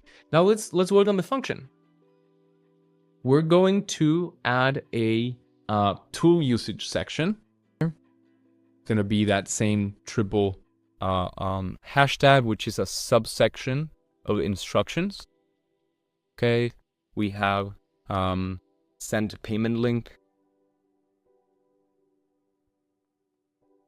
tool usage. Okay. When the user agrees to receive the payment link or take care of the payment, trigger this function to send them an SMS. Okay, lovely. By the way, the link to Whisperflow is below. When the user agrees to receive payment link or take care of payment, trigger this function to send them an SMS. Lovely. And now let's do the function. You have two options for SMS. You can either use the Retell native function. If you do decide to go this route of the native SMS function, there's two things to consider. Number one, you can't receive replies. For your use case, if that's necessary, you can't do that. And then consideration number two is you do need to have all of this set up at business profile. They're going to ask you a lot of questions. For SMS, for any service, even if you do this through Twilio directly, you're gonna need to do this. But it's not complicated. It's just a little time consuming. And if you have a client, you'll need to get all this information from them. This is another thing that if you foresee that you're gonna need, do it with time, because it takes about a week, sometimes less, sometimes more. And then the other way to do SMS is through our magical tool, N8N. And let me show you, because it's an opportunity for me to show you how to create a custom function. This is going to be send payment link. We're actually going to use the same description as here. Usually, yeah. When should this function trigger? So custom function, that's when send payment link. The more descriptive you can have the description, the more likely that the tool is going to trigger correctly the grand majority of the times. Sometimes there's unexpected things that happen during phone calls, but the better the description, the more explicit the description, the better. API endpoint. This is going to be our N8N, right? We have that make outbound call, and now we're going to create a new section for the function for sending the payment link. Okay, and this is only relevant if you're using Twilio for those SMSs. Okay, so how do we set this up? Every function starts with a webhook. So we start there. This is gonna be a post request. It's gonna be, we change the path, send payment link. We are going to do respond using respond to webhook now, because we wanna make sure that it goes all the way through to the end. And then we tell Retell, hey, the link got sent successfully, or there was an error, but we wouldn't find out about that error if we're not using the respond to webhook. So we're gonna add a Twilio node. And again, if you're going with Retell native numbers, just you can set it up here. The main difference is that it costs $20 a month and Twilio's doesn't. But Twilio is quite a bit of setup, and it's not the topic of today. I do have a video on how to set up Twilio, but this video is long enough. But the reason I want to show you using Twilio, even though you can set it up on your own time, that's not something we're doing today, is because you can plug this in, you can change this to any SMS service that you want, or any tool that you want. You can go do things in your CRM, send the message from the CRM. These custom functions allow you to do pretty much anything. In this case, we're just setting this up. So I'm gonna go create the credential in my Twilio account. So I'm gonna get the account SID first, which is, this is your dashboard. You're gonna scroll down and you're gonna see the right there. Bam, the auth token, don't show it. In this case, when I paste it in, it's gonna be hidden. And then Twilio account, beautiful. We're gonna hit save. Okay, and now we can use the numbers that are in the Twilio account. So, important. Should you use Twilio? Should you go sign up and do all the identity verification and SMS registration? Well, it's pretty much the same thing you had to do in retail, but it will cost you more headaches. You will have to learn it eventually, so it's really up to you. There's a lot of other things that you need to do. You need to learn how to build good voice agents, good prompts, setting up different kinds of functions, integrations. Adding another thing to the mix can be a lot. So if you're already using Twilio for another reason, go with Twilio, but it does add quite a bit of complexity to the mix, but also adds possibilities, like integration possibilities, telephony integrations. So if you're just starting out, stick with Retell. They abstract a lot of the complexity out for you already. So that's my 2 cents on that. From number, I grabbed my Twilio number. It's going to be that one. And then the to number we're going to get from Retell, right? This is a function that activates during the call. So we need that API. Go production URL. Paste it in there. What do we need to send over? Well, the phone number is going to be sent over automatically. And the payment link, we don't really need to send from here. So we should be done here. Let's save it. And to test this is going to be important. We're going to use test chat. The reason is because we can see functions triggering here. If you go over to fallback settings, in this case, we're just going to do here, first name. It's going to be Alejo. We're not going to fill these in. We just want to see this triggering the right way. Okay. Hey, Alejo, this is Grace. Do you have a minute? Yeah. Calling. Would you be able to? Sure. Okay. And now the function is going to give you an error. It's totally normal. Because it's not going to be working in Retell yet because we haven't put a number. But what we did, fortunately I saved it, yes I did save it, is we received that information into the webhook, and that's what we wanted. So let's look into here. Okay, yes, this was, if you have a node with an error, then everything else will kind of fail. So I'm gonna click on it and then hit the key D, and it's gonna deactivate it. So I'm gonna trigger that one more time. Fortunately, I can go pen and then yes, and then it's gonna continue the conversation from there, including triggering functions. So let's see here. We're gonna go to executions. We have that. It says it succeeded, that's fine. But nothing happened. So we're gonna reactivate this by clicking D again. We have the pin data. And what we're looking for is a couple of things. Number one, the number of the user, because this is an outbound call. We're looking for the to number. Oh, this is also a web call, so there is no to number.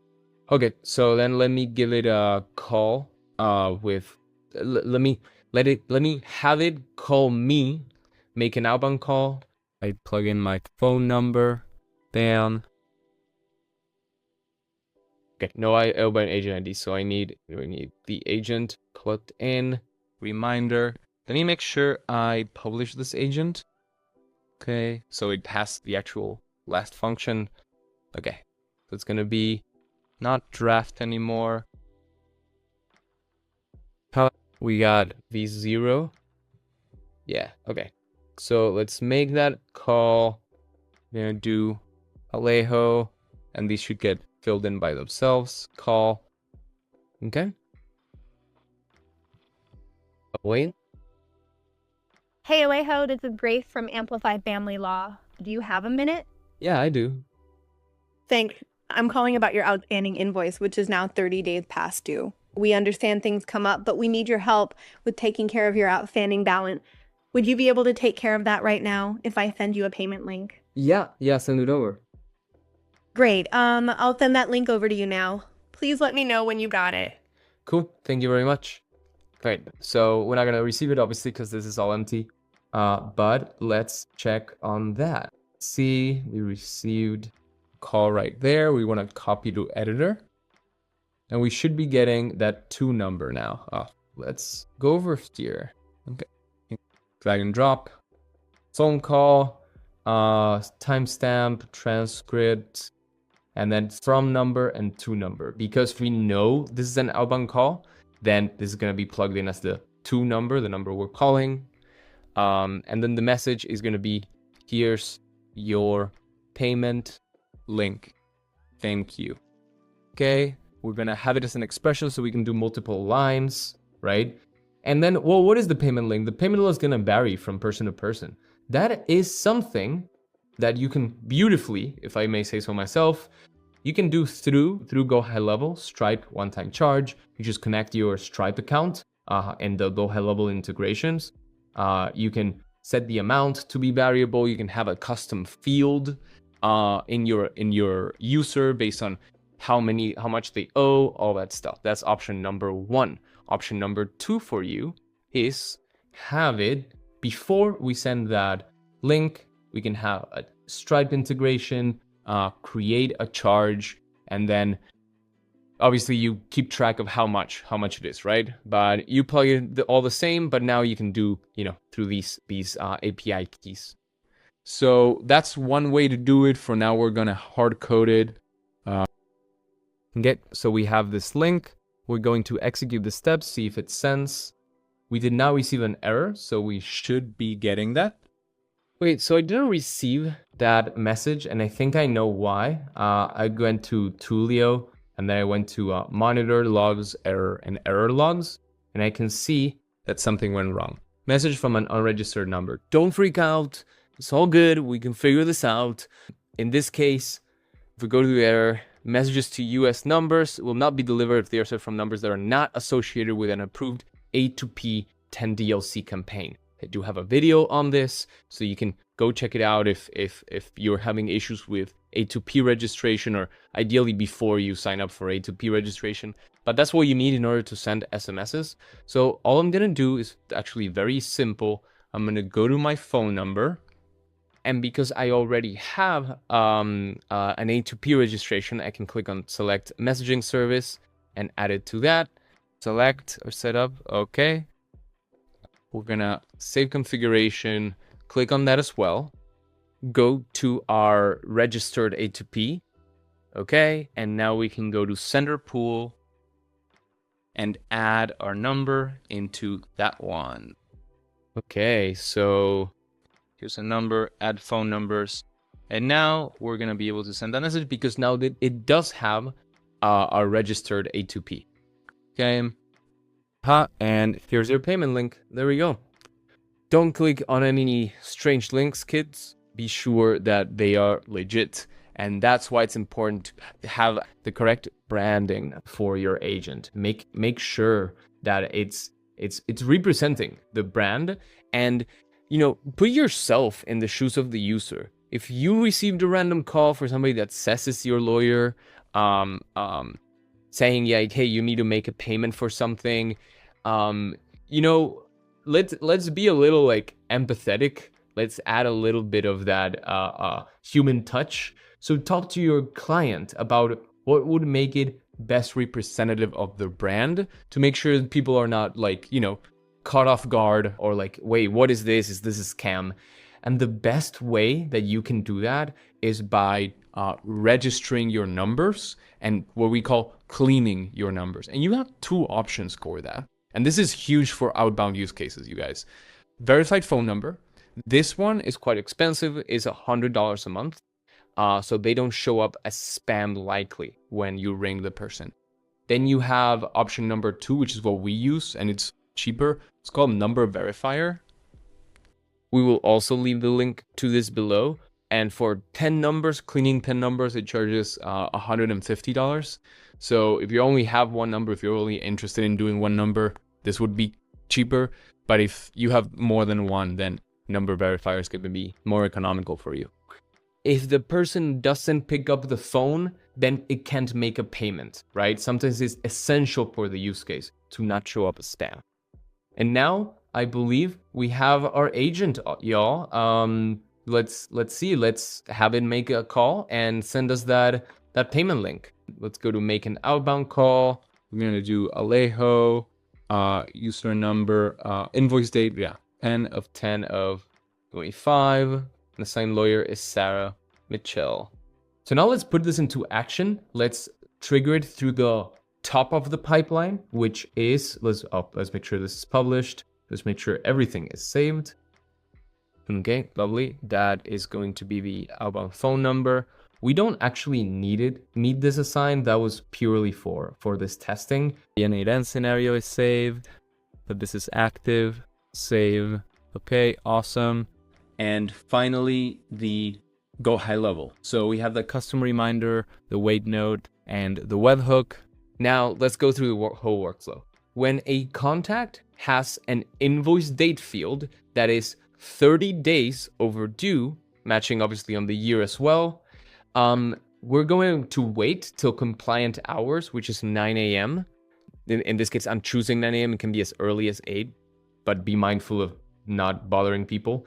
And then there's going to trigger a webhook to N8N. N8N is going to receive that and make a call to Retell. Okay, and we have the phone number and the 2-number override agent ID and dynamic variables. We make that call, and then in the call, we're going to send this payment link. So let's see all that in action. We're going to click on test workflow. Look up the contact, run test. This is going to get stuck in the wait node because it's going to wait till 9 a.m. And okay, it's going to show up there. We're going to click on it and send to the next step. And now, any second, a call should be coming in. Okay, loading. Alejo. Hey Alejo, this is Grace from Amplify Family Law. Do you have a minute? Yes. Thanks. I'm calling about your outstanding invoice, which is now 30 days past due. We understand things come up, but we need your help with taking care of your outstanding balance. Would you be able to take care of that right now if I send you a payment link? Right now, I guess so. Yeah, sure. Great. I'll send that link over to you now. Please let me know when you got it. Please let me know when you got it. Okay, lovely. Yeah, I got it. Thank you so much. Perfect. Thanks for taking care of this. Have a good day. Lovely. Cool. Efficient, to the point. They're not wasting my time. In fact, they're doing me a favor. I'm not in debt. So that got sent successfully. I received it, and now we have a, I believe, finished outbound agent as well as the inbound agent. The only thing that is outstanding now is this like end of call report for this outbound agent. And how do we schedule another callback? Well, the way that we could do it is we have this agent with a post-call analysis of did user agree to pay now? So we can leverage that dynamic variable, and we're gonna just need to create another end of call report for the outbound agent. Again, it all starts with a webhook. Bam. It's a post request for the end of call report. The path is EOCR outbound.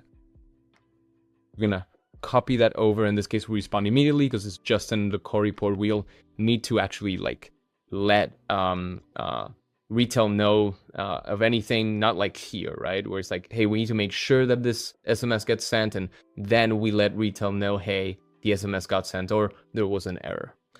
Okay, so end of call report. Let's plug this in our agent. Bam, EOCR outbound. So we have that plugged in. And now if we just start a test call, let's make sure we publish. And if we start a test call, and Grace from Amplify Family Law. we should be receiving that end of call report, call started, call ended, and then end of call report. Copy that to editor so we can leverage this. And what specifically do we want to leverage? We want to leverage the custom analysis data, which is that the user agreed to pay in full. So that's gonna be what we use. We're gonna do switch node for the call analyzed. I'm just gonna grab it from here, right? We had that. Okay. Post call down. Switch node, which includes verifying that this is a call analyzed, and then an if node where we're gonna change this. Custom analysis data all the same, but different, because we need the webhook. We look up custom analysis data, but it's directly from the webhook. The reason we're not pulling it from the switch node is because if this changes, then this is gonna get messed up. We know for a fact that this webhook is gonna stay here, so we're pulling from what is permanent, not from what might change. Did the user agree to pay in full? If this is true, then we go to the true branch, agree to pay in full. And in this case, we're done there. We might want to verify payment, whatever. And then if it's false, we might want to call them back a week from now. We might want to set up an extra GoHighLevel workflow where the trigger is, an inbound webhook, right? Inbound webhook, if false, and then wait 7 days and then call them again, something along those lines. And that's where having guidance from your client is so important. But if you don't have a client, don't try to over-engineer every single detail of this. Have something that works, have something that moves forward. Have a system that does something before the call starts, during the call, and after the call. And that is more than good enough for a demo. But I'm not here to show you how to create a demo. I'm here to show you how to create a full voice AI system that you can package and that you can sell. So let's say if the user does decide to pay, we're gonna send an email. Let's say it's Gmail, just like we had before. Send a message, you plug in the credentials, lovely. And then if they say, hey, I can't pay, it might be another email, letting the lawyers know that that's the case. But you can also do something like a wait note. And you can say, we're gonna wait for 7 days, and then we're gonna call them again. So you can have another retail node. We can plug that in from here, and then after 7 days, we're gonna call them up again. Just be mindful, just be careful with automating calls, especially repeated calls. You don't want to annoy users. So you might want to check, like, in the client CRM or in your CRM, have they made a payment after these 7 days? Have they made a payment? And if not, then you make the call. So be very mindful about those decisions, which at the end of the day are design decisions, right? Pay now, we're all good. Schedule callback if not. These are design decisions, so be mindful. I strongly prefer having something visual that we can iterate on, especially with a client. Hey, actually, let's not do the schedule callback. Let's do it this way. Let's do it this other way. So you get flexibility, but more importantly, you get assurance. You get assurance that, yes, what I am building is what we agreed on with the client. Or if you don't have a client yet, yes, what I am building is what I decided to build. So when I talk about what I'm building, I'm also showing that thing through a demo, through calling it myself in front of the prospect, and then I can also show it visually. This is what you're about to experience, Mr. Client. A call is gonna come in. We're gonna handle it. You don't necessarily need to show the services. You can show like the what happens, not necessarily what's the service in the back end. Call comes in, asks, do we know the user in your CRM? If yes, if no, and then you iterate from there. I'm getting ahead of myself because that's all sales stuff, and we're gonna get to the sales stuff. So a couple other things before we finish the building stage. So compliance. Compliance is key. And what does compliance look like? You need the user to get consent from the user. And this is simply a checkbox on a website, on a form. Maybe when you get your client to put a checkbox on some sort of contract, intake form, whatever it might be. If you don't have consent, it is illegal for you to call them, at least in the US and Europe. Then time windows. You can't call before 8 a.m. and you can't call after 9 p.m. Keep in mind, this is time zone specific. So if you're covering multiple time zones with your client or with your use case, play it on the safe side, right? If you're doing East Coast, then you would start at 11 a.m., which is 8 a.m. Los Angeles. And then if you're in the West Coast, you would finish calling at 6 p.m., which is 9 p.m. Eastern. So keep time zones into account when you're calling. And then finally, for spam, not showing up as spam, you can use a service like Number Verifier to clean your numbers. And we do have a workshop in the community where we went deep into outbound use cases like cold calling, speed to lead, of course, limits on per number, how many calls to do per number. The short answer is 80. Don't do more than 80 phone calls per number per day. But these are the main things that you need to take care of and into consideration for outbound use cases for you to be successful. And finally, for every single one of your agents, you're going to need proper testing. And with proper testing in different use cases can look different, but I'm going to give you a very good framework that you can use. Number one, if you're already talking with Claude, talk about tests that you want to set up. Something like, I want to set up testing for this agent. So can you create some scripts for each of the happy paths and unhappy paths that I can emulate to be the user talking to the voice agent? And then I'm going to run those tests by calling the agent myself. So we're not actually going to be calling the agent because we tested the voice. We tested the pacing. It all sounded good. There was a couple issues, to be fair. Like when it activated the function, it said the same thing twice. Those are things that we can iterate on over time for sure. But now we have these scenarios. For test one, compare right now.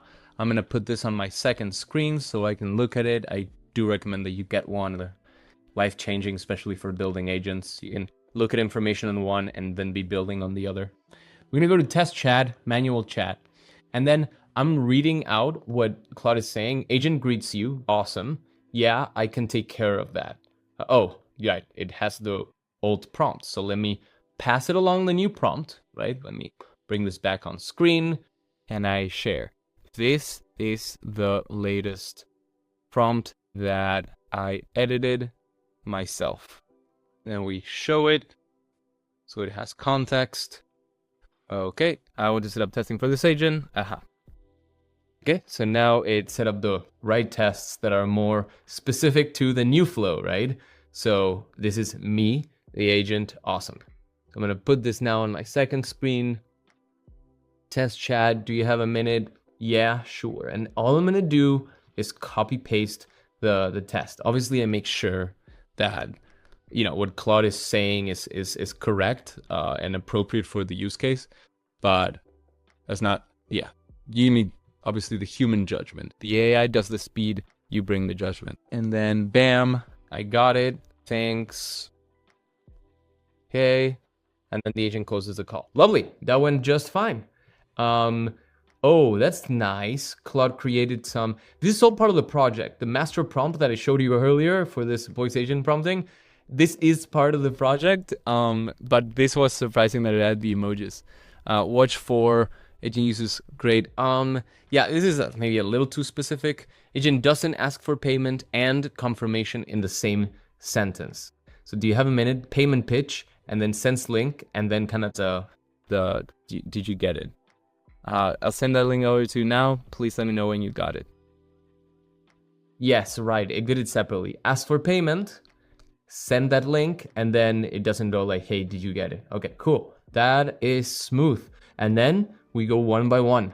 This is the most tedious, the most time-consuming part, the most annoying part. Trust me. but also trust me that this is what makes your agent much, much better. Not all of these are going to work. And then the one that doesn't, you know exactly what to iterate on. Another thing to keep in mind is when you do have live calls, somebody calls in, or even if you do a web call, we're going to take one step back and go to the home. And then we're going to go to call history. And right here, you'll be able to see different calls actually happening. So let's grab this one. I think this is the one. Yeah. And you're able to see the functions triggering. If something goes wrong, you're able to iterate on it, right? We had an error, this one. Okay, so this one went correctly. You can listen to the call. Hey Alejo, this is Grace from You can see all the functions activating, and when it's an error, you'll see the error. A lot of times the error won't make sense. So again, don't panic, take a deep breath and try to read it word by word. Ignore the codes, but read everything else. And your life will be a lot easier if you just don't panic when you see a bunch of unintelligible text. You can also click on View in Playground, and it will pull up your agent with the prompt, and on the right side, it will populate that manual chat, just like that. So you're able to see each thing as it's happening.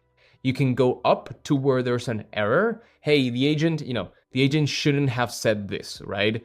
And then you can click on the debug 10 answers, and it'll repeat the what would it reply 10 different times. Okay, so 7 out of 10 it replies this, 3 out of 10 it replies this, which is semantically the same thing, so we're good to go. If there's something you don't like, then you go to the example interaction where it says that thing or where it alludes to that thing, and you modify it. But you're not done. You need to go to the instructions, the stages, make sure everything else is coherent. That is one of the reasons why you can't have a super long prompt, because when you're iterating, you need to reread the prompt. Even if it's specific sections, you still need coherence. So you do need to make sure that across the prompt, that one sentence or that one thing that the agent is doing, one behavior, is not, unintentionally somewhere. So you need to, I have some interactions here, so I'll need to go in there as well and edit something out, modify it. When you work with AIs, if you're not using my master prompt, keep in mind, the AI will try to add new things. If you're trying to troubleshoot, hey, I had this call, you might be tempted to kind of like copy this whole thing, which is not a bad idea. You can copy this whole thing, give it to clients, and give it the prompt. What is wrong with my prompt? And it'll tell you. And then if you tell it, fix it, it will try to add new things, add a new section, add a new example interaction, and that will start bloating your prompt. New example interactions are fine, as long as they're needed. If the issue is not being able to keep track of information that was already shared, just modify one of these examples to show it the user giving information proactively, and then the agent remembering or confirming that information as opposed to asking the same question again. So if you can modify what is already there, that will make your life easier than having the AI add a new section for instructions. That it usually doesn't lead to a good place because it creates incoherences across your prompt. And then one last thing, which is really cool, functions you can't really run 10 times. It doesn't quite work that way. But what you can do is go to your message that triggers that function. So the message right before the user said this, it's in gray. Then go to edit, then go to confirm. And then the whole conversation will run again.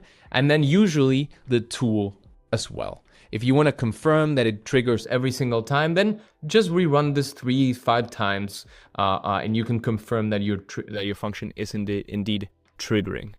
And please trust me, this is very time consuming, but it's worth it. It will build what you need, which are skills. You can get all these templates on school, you can get the master prompts on school, but your skills is what I'm interested in. Now that we've built both inbound and outbound agents, we set up the agents on phone numbers, we set up all the end of call reports. So our build is done. Now let's talk about the fun part, which is selling these voice AI systems.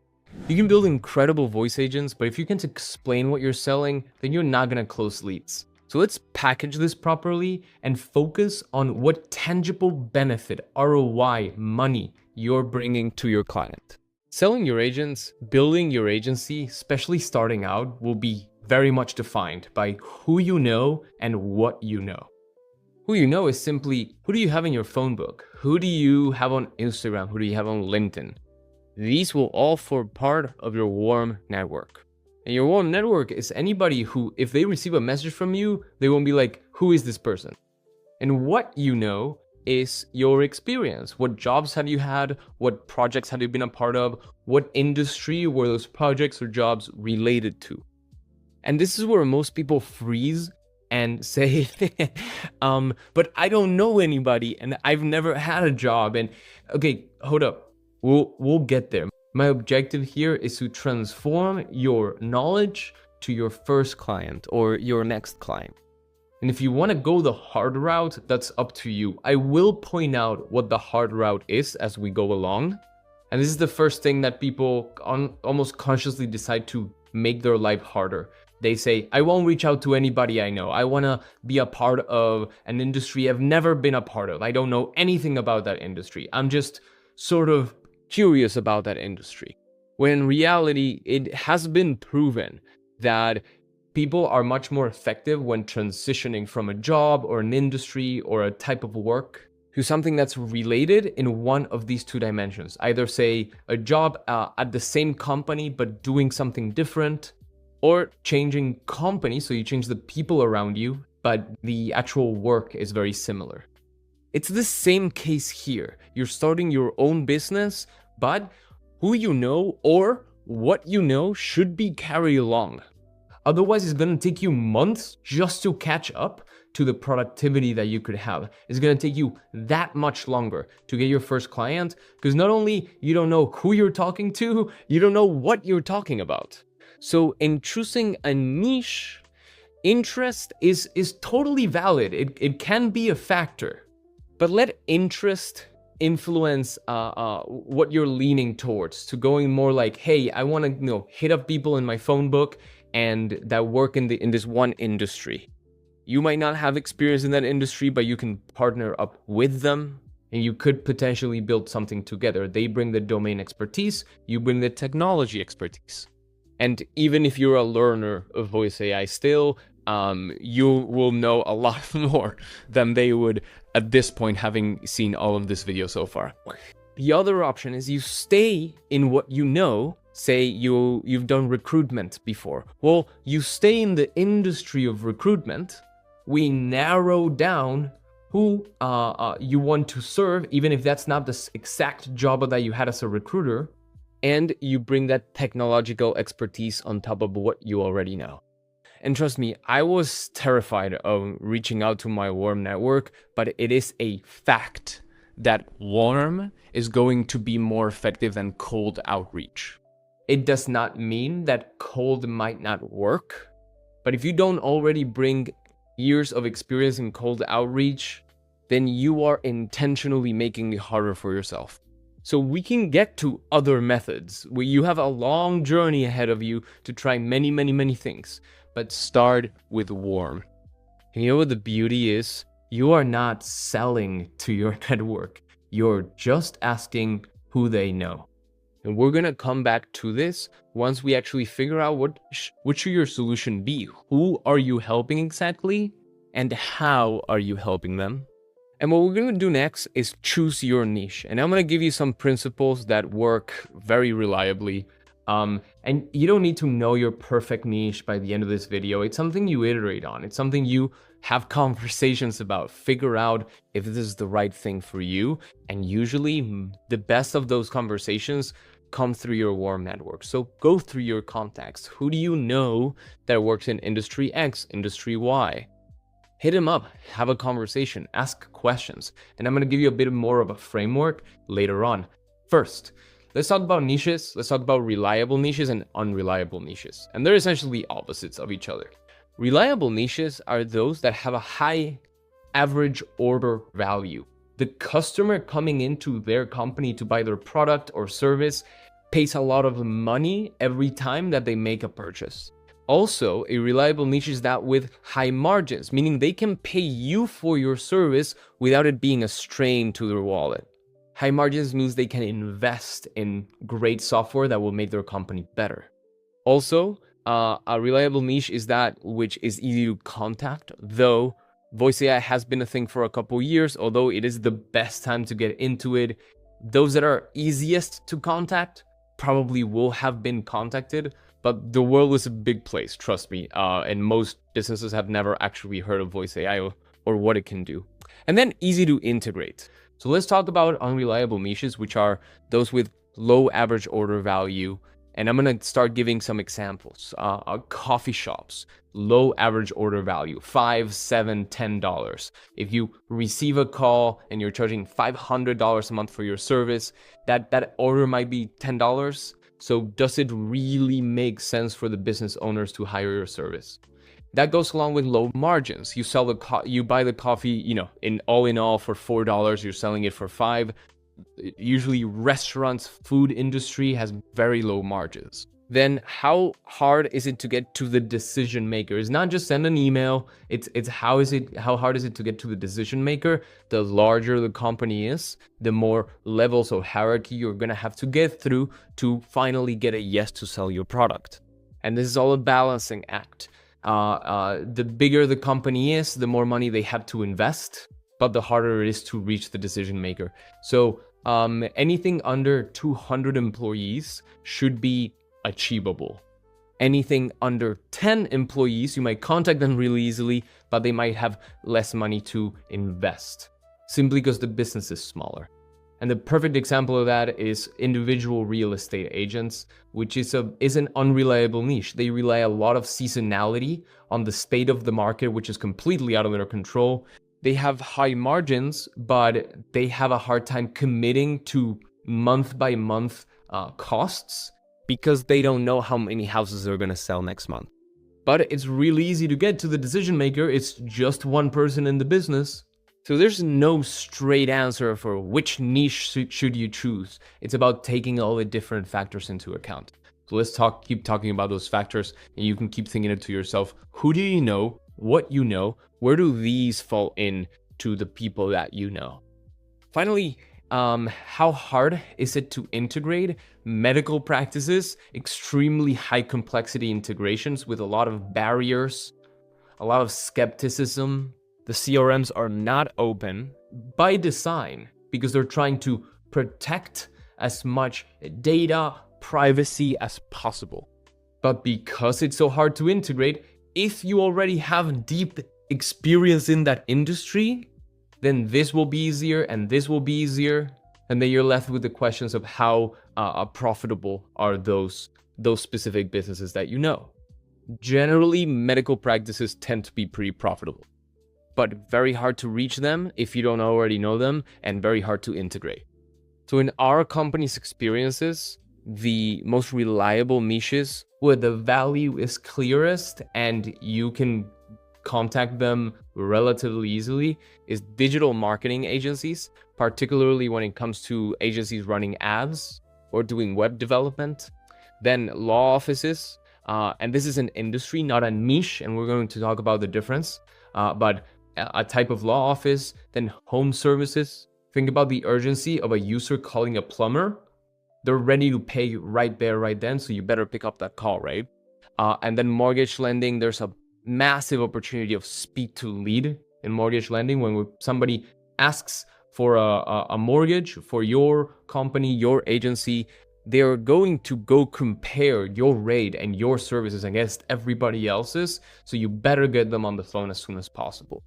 Then some unreliable niches in our experience are food-related businesses, then real estate, especially because of the seasonality, and then medical practices because of the complexity that it takes to integrate and the skepticism. So the only nuance is that if you already have a lot of experience in this industry, or you know a lot of people that do, or know a lot of people that know a lot of people that haven't experience or businesses in this industry, then if that's not the case, I would stay away, at least to start. because you're going to be dealing with things that aren't related to building and aren't related to selling. And right now, your objective, my objective, is to get you that first sale, that next sale as fast as possible. Because this game is not only about building and selling, it's also about delivering. And we're going to talk about good, solid delivery of a product, but it's very hands-on type of thing where you gain the experience by doing it, not by reading it or watching a tutorial. But I'm going to give you all the guidance you need, so don't worry.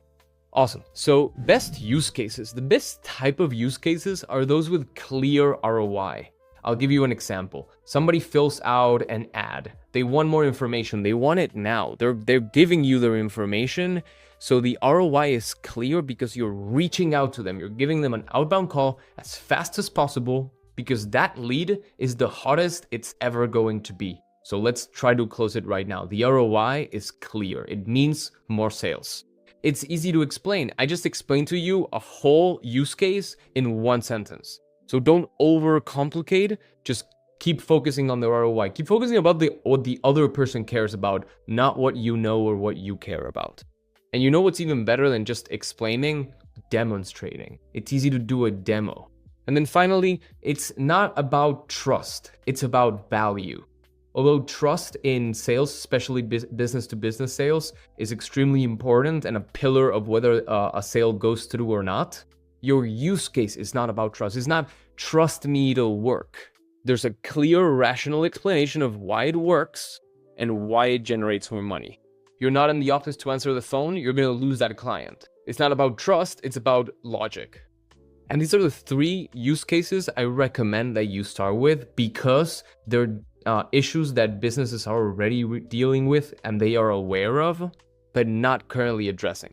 And their lead list reactivation, if they run ads, if they have a website with a form, then they probably have leads that are old that did not buy, but that they're not actively nurturing. They're not actively contacting them or thinking that there's a money to be made in that old list of leads.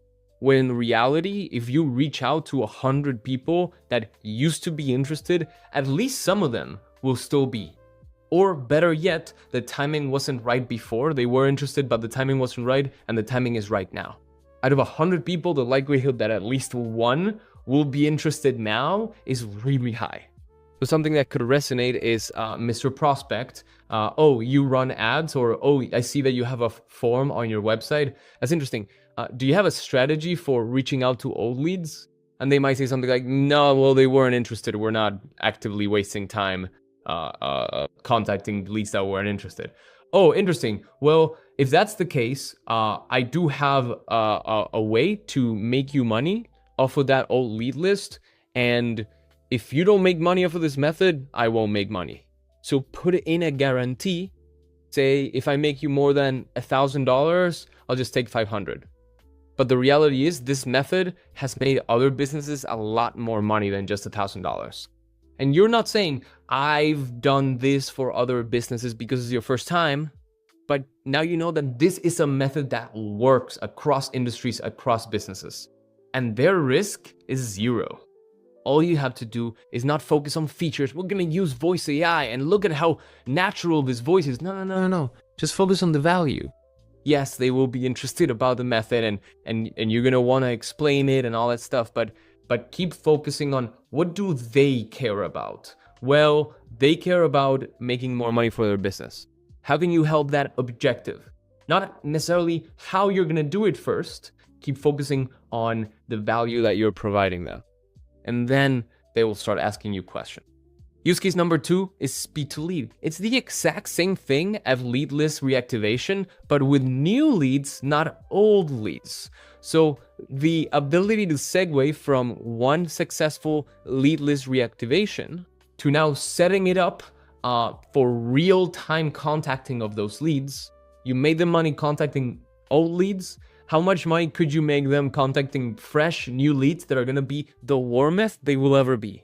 And even if you're not starting with lead list reactivation, this makes logical sense. Somebody's asking you for information. No, we're not going to wait 24 hours to contact them. So a very good question to ask prospects during a conversation is, how long does it take from when somebody fills out the form to when you contact them? on average. And they might say one of 4 things. It's pretty quick, only a few hours, more than a day, or I don't know.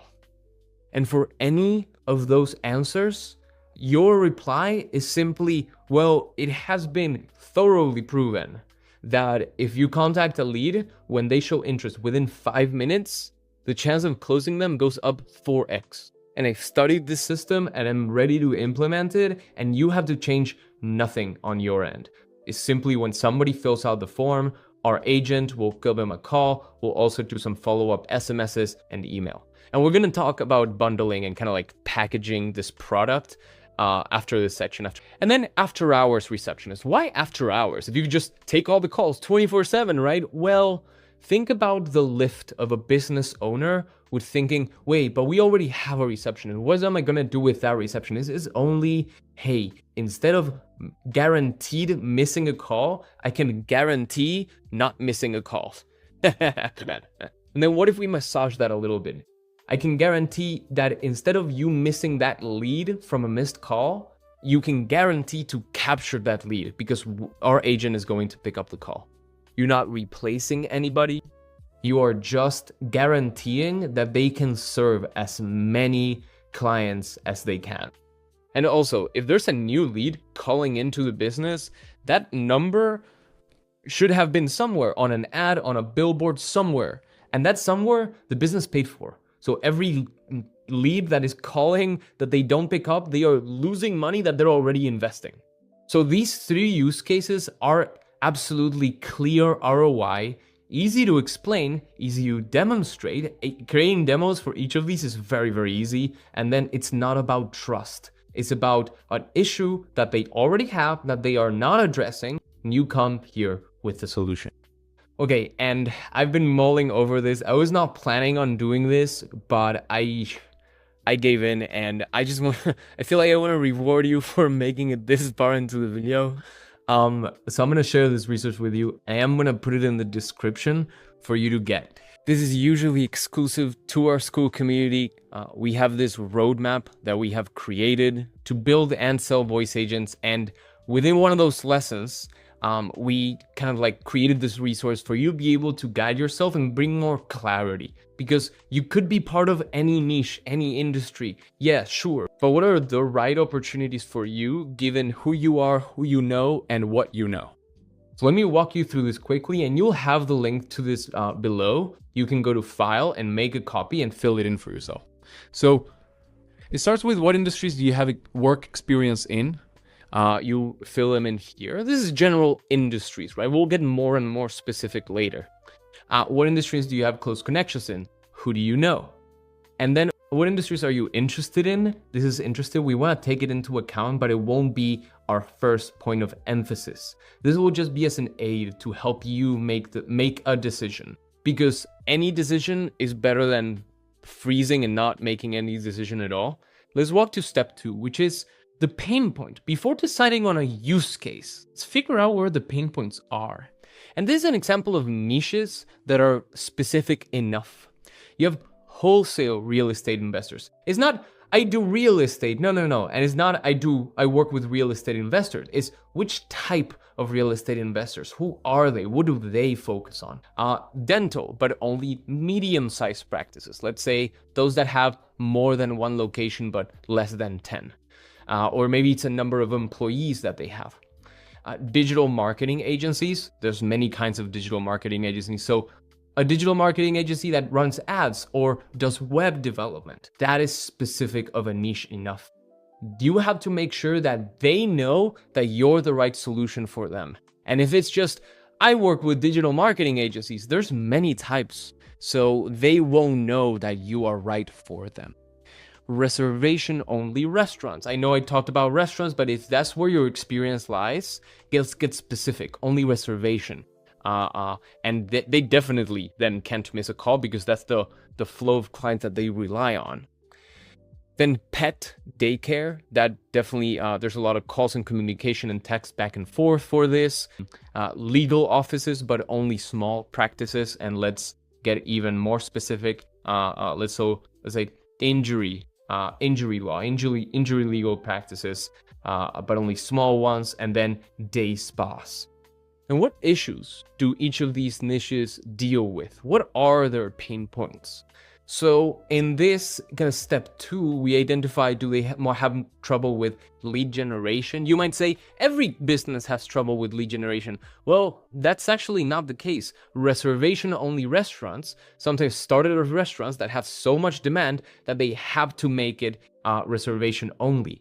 But it's the lead qualification that they might have trouble with. They receive a lot of calls, and let's say those calls do get answered.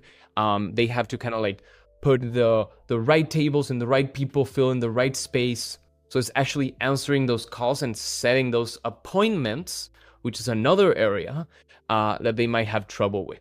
So appointment setting, employee training or onboarding. This is a huge one for very complex type of industries with a lot of onboarding documents. Guiding a person through it step by step is extremely time consuming for the existing employees, but having a person do it by themselves is usually not effective.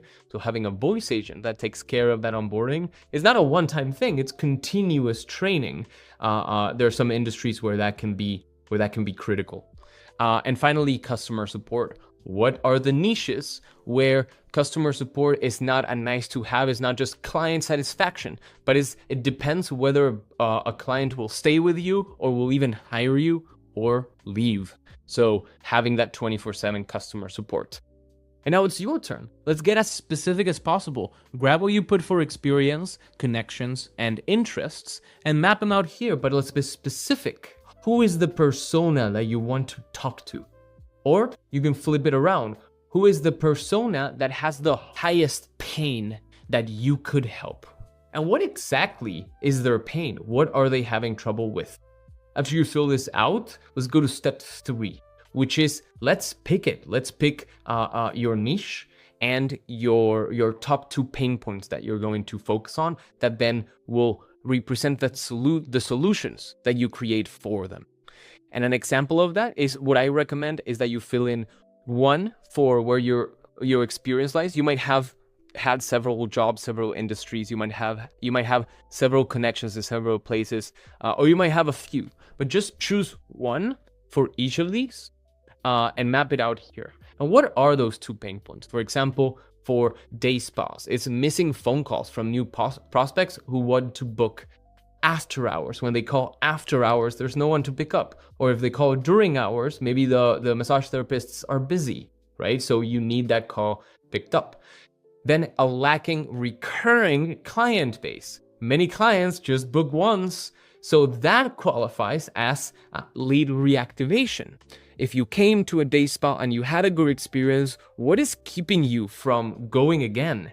And usually what's keeping you is not remembering, it's not top of mind. If it was, if you received that text, if you received that phone call with a 10-20% discount to bring you back, then you might actually be happy that they reached out to you, that the business reached out to you.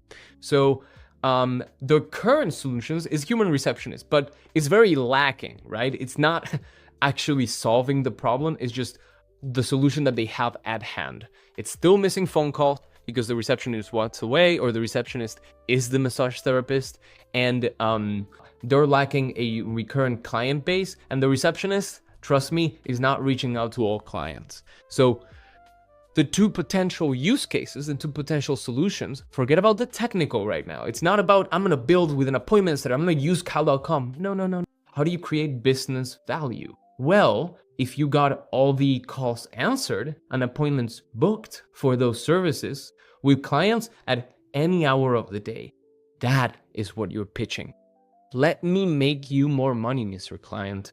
And then number 2 is a voice agent that calls clients after their service to collect feedback and book a follow-up session, because right after the service, right after the sale is the time that a person will be the warmest, along with when they initially inquired about your service. So reach out to them, offer them to book a follow-up session with a discount if they collect feedback. You send them an SMS and it's like, hey, here's your coupon. After you fill out the feedback, you will unlock the 20% off. This feels like something that they could do by themselves, but they don't.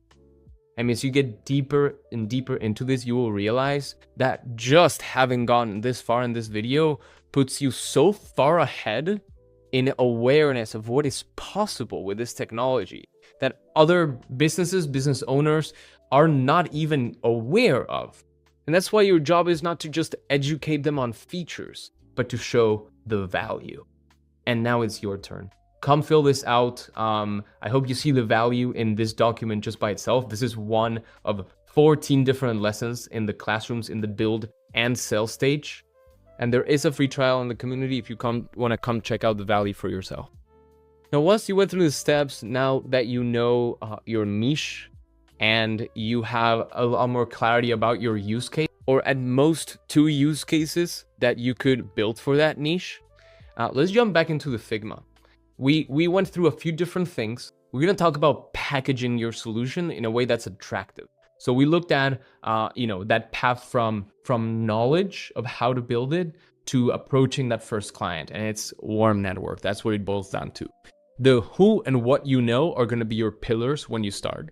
We talked about choosing your niche, taking interest into account, but not letting that be the driver of the decision of the niche, and choosing your use case. I hope that I gave you enough clarity and enough guidance. These are not the only ones, but it's just my personal experience, the personal experience of the 8 people that work at Amplify Voice. But this is more about you than us. You have to figure out the what you know, the who you know. But don't worry, because I'm here to help you out with everything else. Now let's talk about packaging your solution. And this is where the mindset shift happens. Us builders are interested in building. I build voice agents. That's not actually what we do. We help businesses, right? And one excellent, simple, and very straightforward way of explaining what you do is not this. This doesn't communicate anything to anybody other than us, right? The ones that we already build voice agents. We understand this. But your prospects understand this. Who do you help? What specific persona? What do you help them achieve? What is that tangible benefit, ROI? How do you do that? And what is it that you're avoiding, right? Without something they already go through. So you're handling the objection before it happens. Let me give you an example of this. I've been iterating on this a while. I help single office family law practices make more money by converting leads after hours that would otherwise go to your competitor without the hassle of hiring more staff or dealing with overseas outsourcing. This is huge because this is the main 2 issues, the main 2 objections that come up is that they might be already hiring more staff to deal with this issue when that's not really the optimal way to do it. If they do bring this up, ask them how much fun they're having trying to find the right people. Hiring is very hard nowadays, and this is a massive opportunity. Or ask them if they say, no, we already solved it. We have somebody in the Philippines. We have a call center in the Philippines. Oh yeah? Have you listened to those recordings? You have, and you feel like the guy from the Philippines represents you correctly. Represents your brand, represents why you built this business in the first place. They do that well. And sorry for the snazzy tone, but truly, it is a categorically different solution that actually solves their pain point, brings them all the benefits, but doesn't have to deal with all the cons of the current solutions, which is hiring more people or outsourcing it overseas. So focus on the benefits. Answer the phone 24/7 is a lovely feature that might have been like, oh yeah, that makes so much sense. But what they care about is getting more clients at any time of day or night. The feature of appointment reminders suddenly becomes make the most out of your current clients by reducing no-shows by 80%. It's the result, not the how you do it, that the clients care about. And you can get more variety. There's no one perfect way of saying it, right? Get more clients at any time of day or night, or you capture leads even when your office is closed. The technology is the same, only the framing changes. And framing is everything in sales. So pick an industry, learn their pain points and adapt your language. The more specific, the more it will resonate with the right people. Your objective is not for it to resonate with everybody. It's just so when the right people see you, they're like, that person, that company, that service, that's who I am, that's what I need. Because right now, in the stage that you're in, you don't need 100 sales. You need 1 sale from the right person. And that's why I put so much emphasis on your warm network. Because it's so much easier to find that first right person through the people that already know you. And I'll give you an example of what that might look like. It's a simple message. It's a simple text message to somebody you already know, something along the lines of, hey, John, I'm helping family law offices make more money by answering their phone calls after hours. Do you know any business owners in that niche? You're not pitching your friend, okay? Just get that out of your head. Is who do you know that could benefit from this? You can also reframe this into something slightly different, which is you're doing research. I'm learning about niche and some opportunities to integrate AI. You can take the AI angle, you can also not. It does polarize people more, so just try different things. Do you know any business owners in that space? I kind of like rephrase this a little bit. So play around with it. Whatever makes you feel more natural, reaching out to the people you know, that is the right type of messaging. This is not meant to be a pitch. This is just a simple intro about something you're trying that is new, and you're trying to figure out who you can help the most with this. And if this thought makes you uncomfortable, good, it's normal. Me too. But your life is going to be easier, and I just hope that I made that point very clear. What are you asking them to do really? Well, you're asking for an intro, a 3-way text or email that simply says something like, my friend Alejo is working on something related to your industry niche. He has questions about what you do. Could you share some time with him? That's it. Honestly, that is more than enough. And I mean, who wouldn't be down to help a friend and send this message? Again, no pitch, no nothing. You're just trying to gather information. And we're going to talk about the discovery call, but I strongly suggest you to do it over Zoom or ideally in person. The more of an eye-to-eye and human touch that you can bring to this, the more you will learn, because the more willing they will be to share. So again, you're just a friend of a friend, introduce yourself, get that time slotted in, and experience the magic of 3-way trust. And one more note is, if you truly think that you don't know anybody or you don't have any experience, this is another way to create a warm network, which is through conferences and business groups. Particularly think BNI, Chamber of Commerce, or conferences related to your niche, specifically about your niche. Not AI conferences, that's not where you get clients, is where they already are, where your clients already go. These require a heavy investment of money and time, so it is not my initial recommendation for you to start with, but if you truly think you're hopeless, then you can start there. I'm not saying this is bad, it's actually excellent, and we've gotten clients through these methods, and we've kind of created a network through these methods. We know other people in our school community that have as well. This is excellent medium term. Think after your first few months of building your agency, actually tapping into your warm network, setting up those calls with these people, right? Then you can start tapping into conferences, business groups, investing money and time into these groups. And regardless of how you got that person to sit down with you on Zoom or in person, then this is going to be what the process that you're going to follow for that discovery call or that discovery meeting. Your goal is to understand their situation, qualify them, and get them excited. This does not mean promise them the world. It's just educate and show them that there's now there can be another side to their pain points. And leave it open-ended. I don't know if I will be able to help you, but I think there might be something here. Let me not get ahead of myself though. These are the questions that you're aiming to ask. You're focusing them on them. You're not focusing on you. And if they start asking questions about what you do, what you know, keep bringing it back to them, who they are, what they do, because you are curious, because you're aching to learn and possibly, maybe, help them out. So some of these questions are, how are you currently handling incoming calls? How many calls do you think you miss in a typical week? How many calls happen on a typical week? What happens when someone calls after hours? Tell me about your intake process. What information do you ask of the users calling you? And have you tried any automations before? You can extend this into kind of like their marketing process. What do the sales process looks like? Think about what they already do, how clients already come in, how those clients even find out that that company exists and that those are the services that they offer.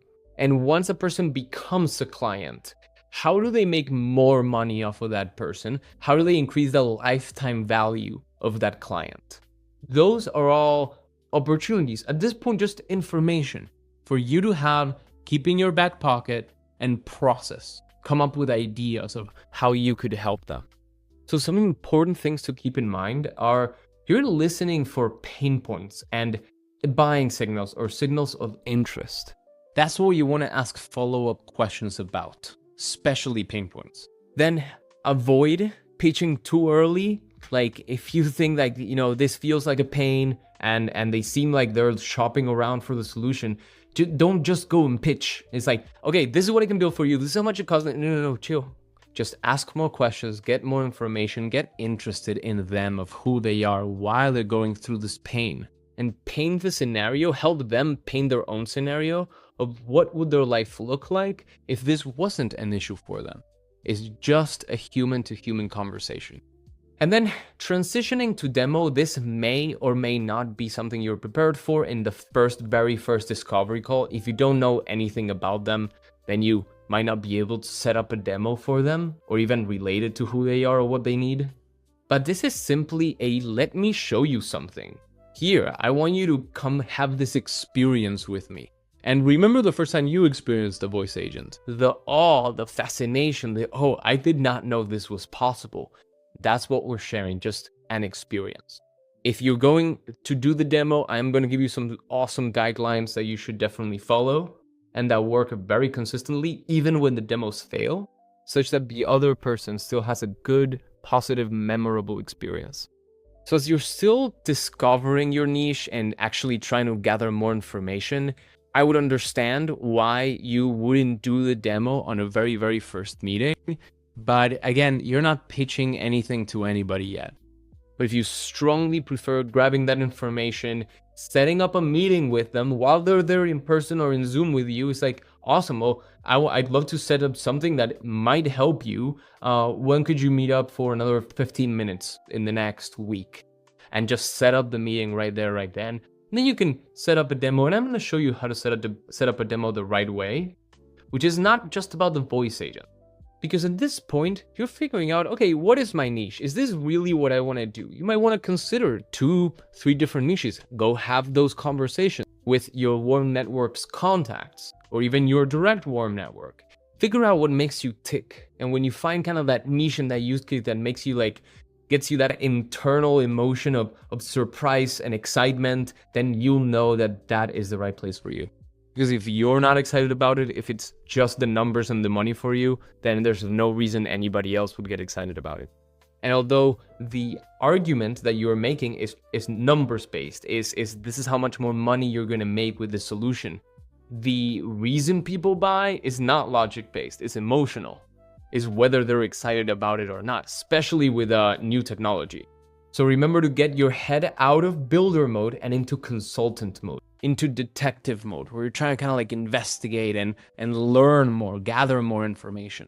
So not to mix things up too much, but this feels like it's still trying to help you understand your niche and figure out that niche, that use case that you want to do. So I'm going to put it down here, which is kind of like that information gathering to help you define your niche. even once you've done the Excel, that worksheet, even now that you have some candidates of what you want to do, if you're still not absolutely sure, go through this process with your warm network or with your warm network's contacts. Okay, so let's talk about pricing. This is one of the most common questions. There's 4 types of pricing. One-time setup fee.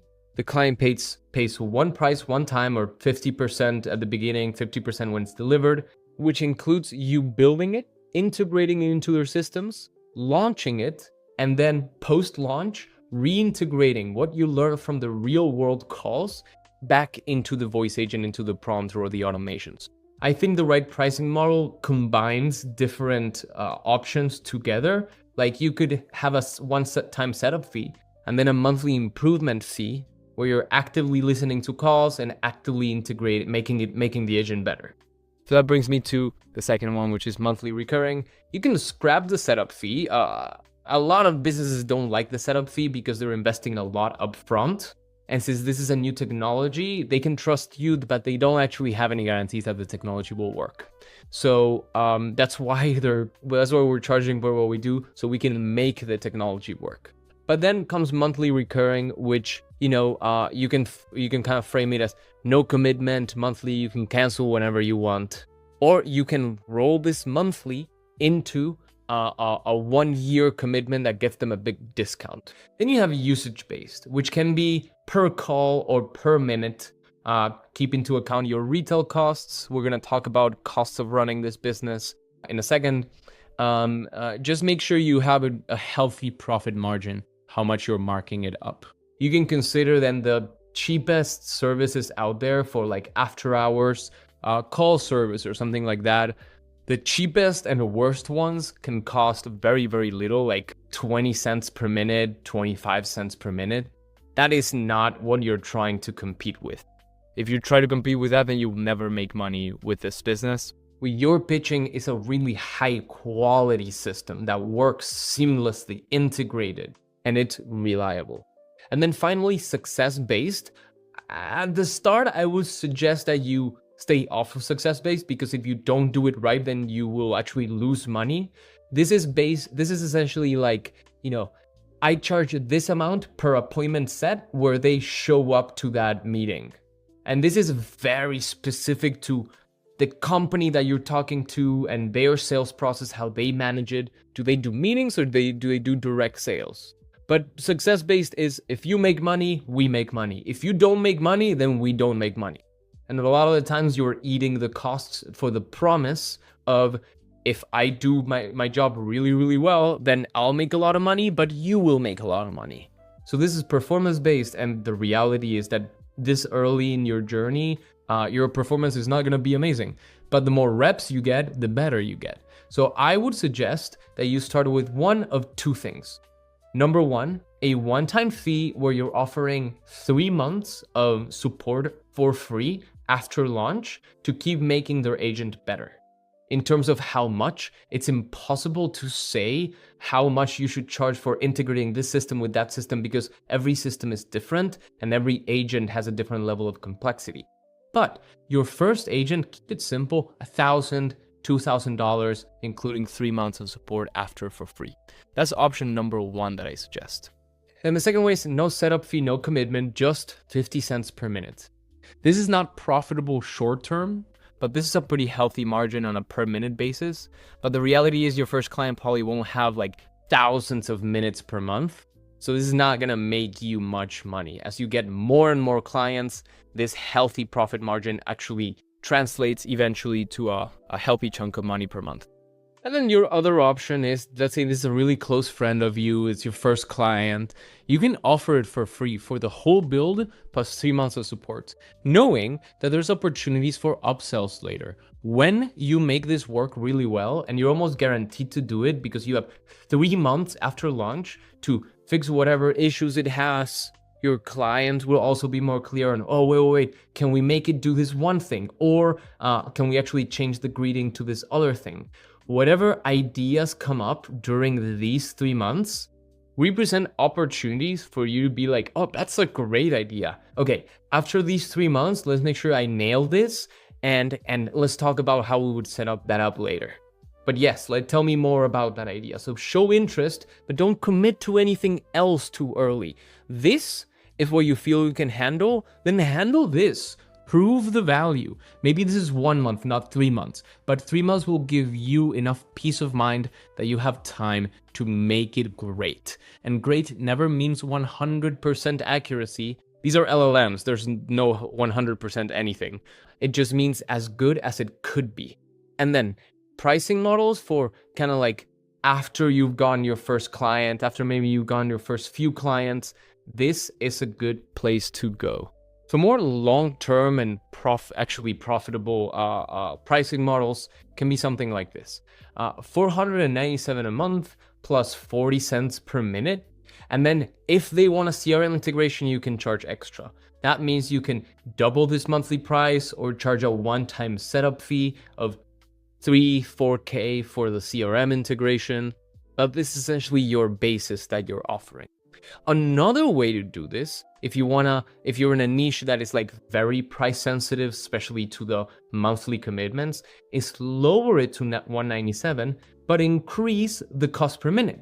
This does require for your niche to be very high average order value, right? Like each of those calls is so valuable that your client will like scoff at 75 cents per minute because they make so much more money off of every minute of somebody calling. And then another way to also frame this, if you add this up over 12 months, it's about $6,000. So what if you offer, hey, actually, I can give you 33% off if we just pay this up front, and then I'll just leave you the same cost per minute. You can play with these. These are called, some of like our pricing models, Alex Hormozy calls them money models, and they're a game. They're a game about aligning incentives. If you can get this to be attractive to the other person and also profitable for you, that's the name of the game. So be flexible. You can frame this and turning it into a setup fee as a 1-year commitment. This instead of setup is yearly. And suddenly you can present this as, I can save you $2,000 a year. Would that be of interest to you? It just requires you paying upfront. And now we're talking. Now we're making this work. So although you should have kind of like, this is the core offer, this is the core pricing, show flexibility. Don't put 10 pricing models on your website. Just choose one. But when you're in that conversation, in that discovery call, figure out what they actually need. Ask questions. Because there is a world in which what they want and what you want, there's an overlap, and that pricing model can align. And then finally, it is success-based, which is $10 per appointment that showed up. But if you don't have a full verticalized solution all the way through and fully integrated, then how do you track this? Like what your client tells you, yeah, this person showed up, this person didn't show up. That's not very scalable. And so this is, I believe, the most long-term of the pricings. Not necessarily the best, but it does depend on you having a tight-knit system that tracks absolutely everything and that you can actually prove your success. So you don't end up losing money on these opportunities. Oh, and keep in mind, cold calling with AI, so there are a couple stories of people that have made them work and for this client or the other, but generally, on average, they don't work. There are some use cases like free samples, and that's what you're doing the voice AI call for. You're offering them something for free and not asking anything in return, other than like, where do I send this physical product that I want to gift to you? And then, what is the sales process of your client? And if that fits, great. But cold calling business to business, hey, do you need this for that? No, honestly, stay away from it. You're going to cause yourself a lot of pain and probably lose money in the way. And you'll notice that the most stable models are not complicated, but they're also hybrid. They're a monthly plus extra per minute. It allows you to make more money off of the same product long term. And generally, your client will find it more fair because if you're answering more calls, then they're also making more money. Now let's talk about how much it costs for you to run your own business. So how do you choose your pricing? What's right for you? You can kind of eyeball it, but how do you know it's going to work? How do you know it's going to resonate? How do you know that it's profitable? We're going to look at costs, but we're also going to look at industry benchmarks. And this is an awesome opportunity for you to leverage Claude. And all we're going to do is some research. What are they currently paying for how they currently solve their pain point? And we can ask something along these lines. Please do some research on what law firms pay for call intake services, like answering services or call centers. Also, please research what they pay for payment reminder services. My objective is to understand how to position and how much to charge for my voice AI solution that takes care of these pain points for them. And this is the right way to use it. It's the collaboration. I'm having these thoughts. I want to research this thing. It can do the deep research. It can do the speed of research, but we bring our own judgment. And that's why human to human is still so valuable, because I can understand a nuance in your situation that the AI either can't or is just so hard to explain because some things are just intuitive. So that's actually why we set up the school community, because just human and AI doesn't solve everything, especially not for building a business in a new industry, in a new technology. So let me walk you through Claude's research. First, for the call intake services, it figured out that there was kind of this budget tier, mid-tier, and premium tier. Is certainly this premium tier that we are going for. One of the big things to consider about the market in 2026 for voice AI is that the race to the bottom already began last year. If you're trying to be the cheapest service, but you're just starting out, you're never going to make it, because big players that have been able to productize and re-engineer all their systems to be as cheap as possible are already way ahead. We are going for this premium tier and sometimes mid-tier, yes, for a medium to small size company, ideally more than just one employee, but up to 200 employees. So if you look at what they get for what they pay, that $200 to $600 a month service includes intake qualification, appointment scheduling, call routing. That's literally what we just built. And then from the premium tier, what is it that they're getting for $1,000 to $2,000 per month? Dedicated team. So a team that understands how they work, that can implement their custom protocols or custom way of working. That might not only be family law, but also maybe injury law. These are all things we are very much set up for success to doing based on everything we have built so far. And usually, consider that some of these monthly services sometimes had like hidden fees, sometimes per minute fees, whatever it might be, number of calls, etc. Let's jump into the usage-based pricing of the incumbent, of the human answering services, which is the per minute. This type of pricing we're interested in because it's a good kind of point of comparison that we can make when we are informing the prospect of our costs, because the comparison is very clear. Like for a basic service, you're paying, let's say $1.30 per minute on average. I can already slash that cost by half. And that's for a basic service. That is like the bad type of service where they don't really take good notes and they're not really that helpful in closing a lead at all.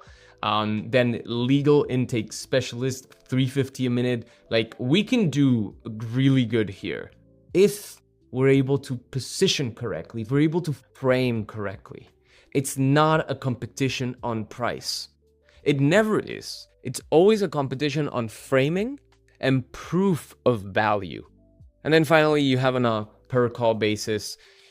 Depending on what your prospect already does, what kind of service they already have, if they have one, my suggestion is adapt to what they are already comfortable. If they already have a service that kind of solves their problem, but not really, then and they do like per call pricing instead of per minute pricing, but you decided that for your agency you want to do per minute pricing, I encourage you to have a little bit of flexibility, not too much flexibility, not like, well, let's figure out what the pricing might be. No. come with an offer, but the whole concept of money models is and good negotiation around pricing is adapting to align incentives. And if suddenly per minute is not something that resonates with your prospect, but per call pricing does, because that's what they already do, then that is your opportunity to identify, oh, well, that's not that different from what I already do. And if this helps me close the deal, you can take that one step, which is negotiating with the purpose of aligning incentives. Okay, moving on. The research obviously gonna focus on features. We wanna focus on benefits.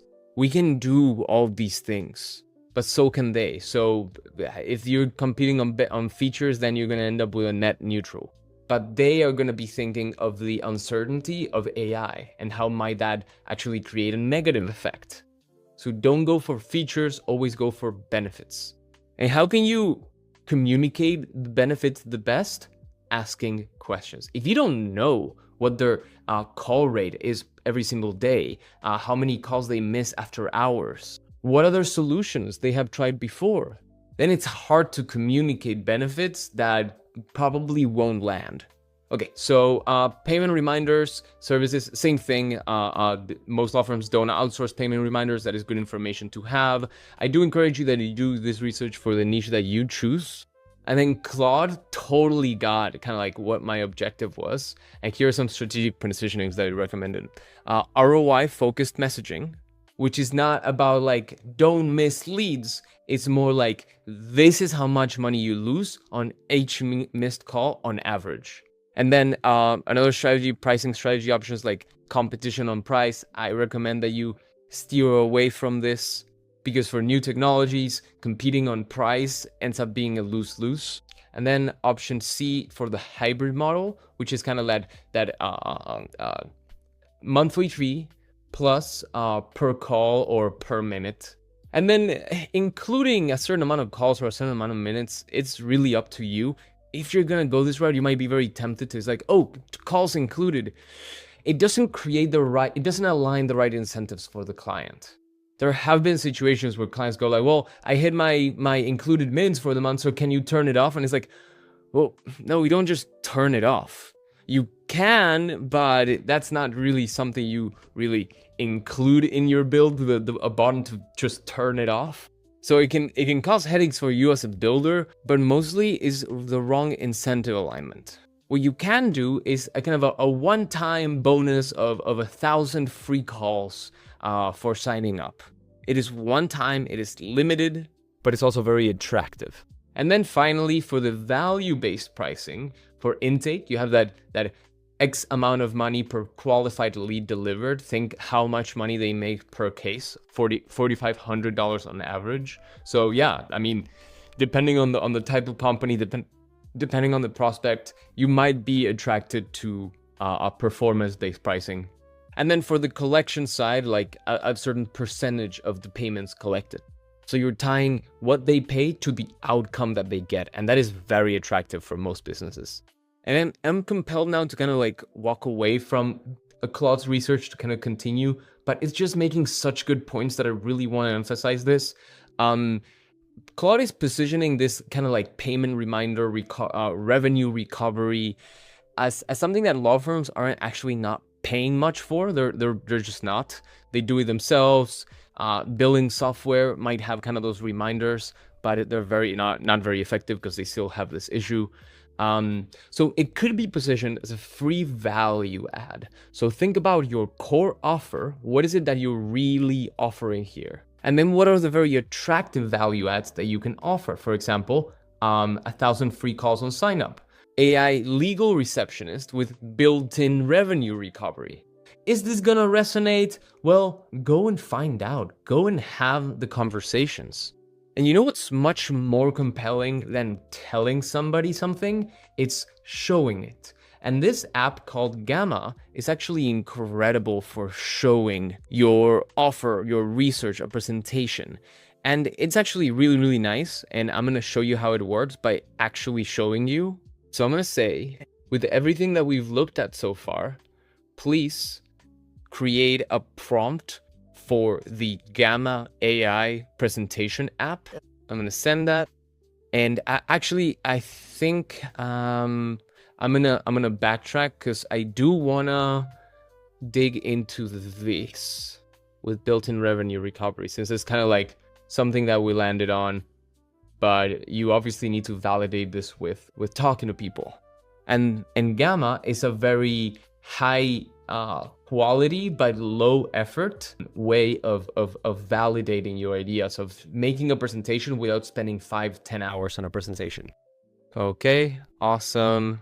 We're gonna let it rip. And remember that the AI brings the speed, we bring the judgment. So I encourage you to, you can copy paste this into Gamma, but then go and edit the presentation manually, right? What are your pricing gonna be? Or you can tell Claude and you can iterate on it. Iterating on it is the important part. Everybody can do speed nowadays, but very few people have the discerning eye and the willingness to put in the time to create quality. And that is what can set you apart. So let's go to Gamma. We're gonna start for free. There's not much of an onboarding for this, so you can just log in with your Google account. So I'm gonna tab paste in text. Okay, so I can create essentially a presentation web page document. Let's go with web page because I want to show you something and compare it to our current website that we built on Lovable. So we have the prompt right there. We're gonna remove this part. Okay, lovely. Generate from notes or an outline. Yeah, awesome. Continue. Yeah, let's go. I generally like presentations that are minimal text, and we definitely want to condense this amount of text. We're gonna choose our theme. Let's go with something I like. Bright, it tends to be more memorable. We're gonna do AI images. We're gonna auto select. They know what they're doing. And illustrations, photorealistic. Yep. And actually, we're going to choose freeform, and we're gonna go generate. Okay, so I generally prefer doing this as a presentation instead of a website. I really wanted to show you a website so I can do a side-by-side comparison with our website and kind of like different vibes that you might go for. But this is actually really cool and really on point. Now, if we do the same thing as a presentation, you'll see that it gives off a different kind of energy. And I don't like doing 10 slides. I just wanted to kind of see what it did. I'd like keeping it very, very simple. 6 slides max. We are going to choose freeform. And same exact settings as the previous one, and we're gonna go generate. Awesome. Okay, so you'll see that it's generally the same, but the energy that presentation gives off versus a website is just different. It's more kind of like well paced, and it even has the animations. That's awesome. So you can go in here, you can go edit whatever you need to edit. Gonna exit. And then go here. It's like, hey, I actually, don't like this and that. And we can just remove this, bam, and it'll essentially rearrange. So this is quick, it's easy, it's high quality. You can try the different themes. I really like the dark themes. Something like this is actually really, really nice. You can change the font. You can work this a lot to make it the vibe that you're going for. And you can pull this up at an initial discovery call as you're gathering information about the industry, the niche, and kind of validate the things. Hey, this 1.5 million, who might this be? Is this every law firm? Is this actually the average law firm? And somebody in the space, a friend of a friend might tell you, hey, actually this is kind of an inflated number. It's not really realistic, and a lawyer might just completely invalidate your use case and just stop listening to you simply because you're showing such a large number. When their law firm might have 2 lawyers, so there's no way that that this is real for them. And that's where the use case validation is so important. And that's also why the what you know and who you know is so important, because if you know the right people or if you have industry experience, then you can get guided or guide yourself as to what is real. And then we frame that message in a way that resonates. And this is what we have done. I don't recommend that you take this approach to start with. We focus on a use case instead of an industry, and this AI sales intake agent is actually speak to lead use case, where we're calling leads as soon as they come in. This implies that a business already has leads coming in and a way to kind of fill out a form, and our AI calls them. The reason I don't recommend, we have a ROI calculator. We've actually iterated on this quite a bit.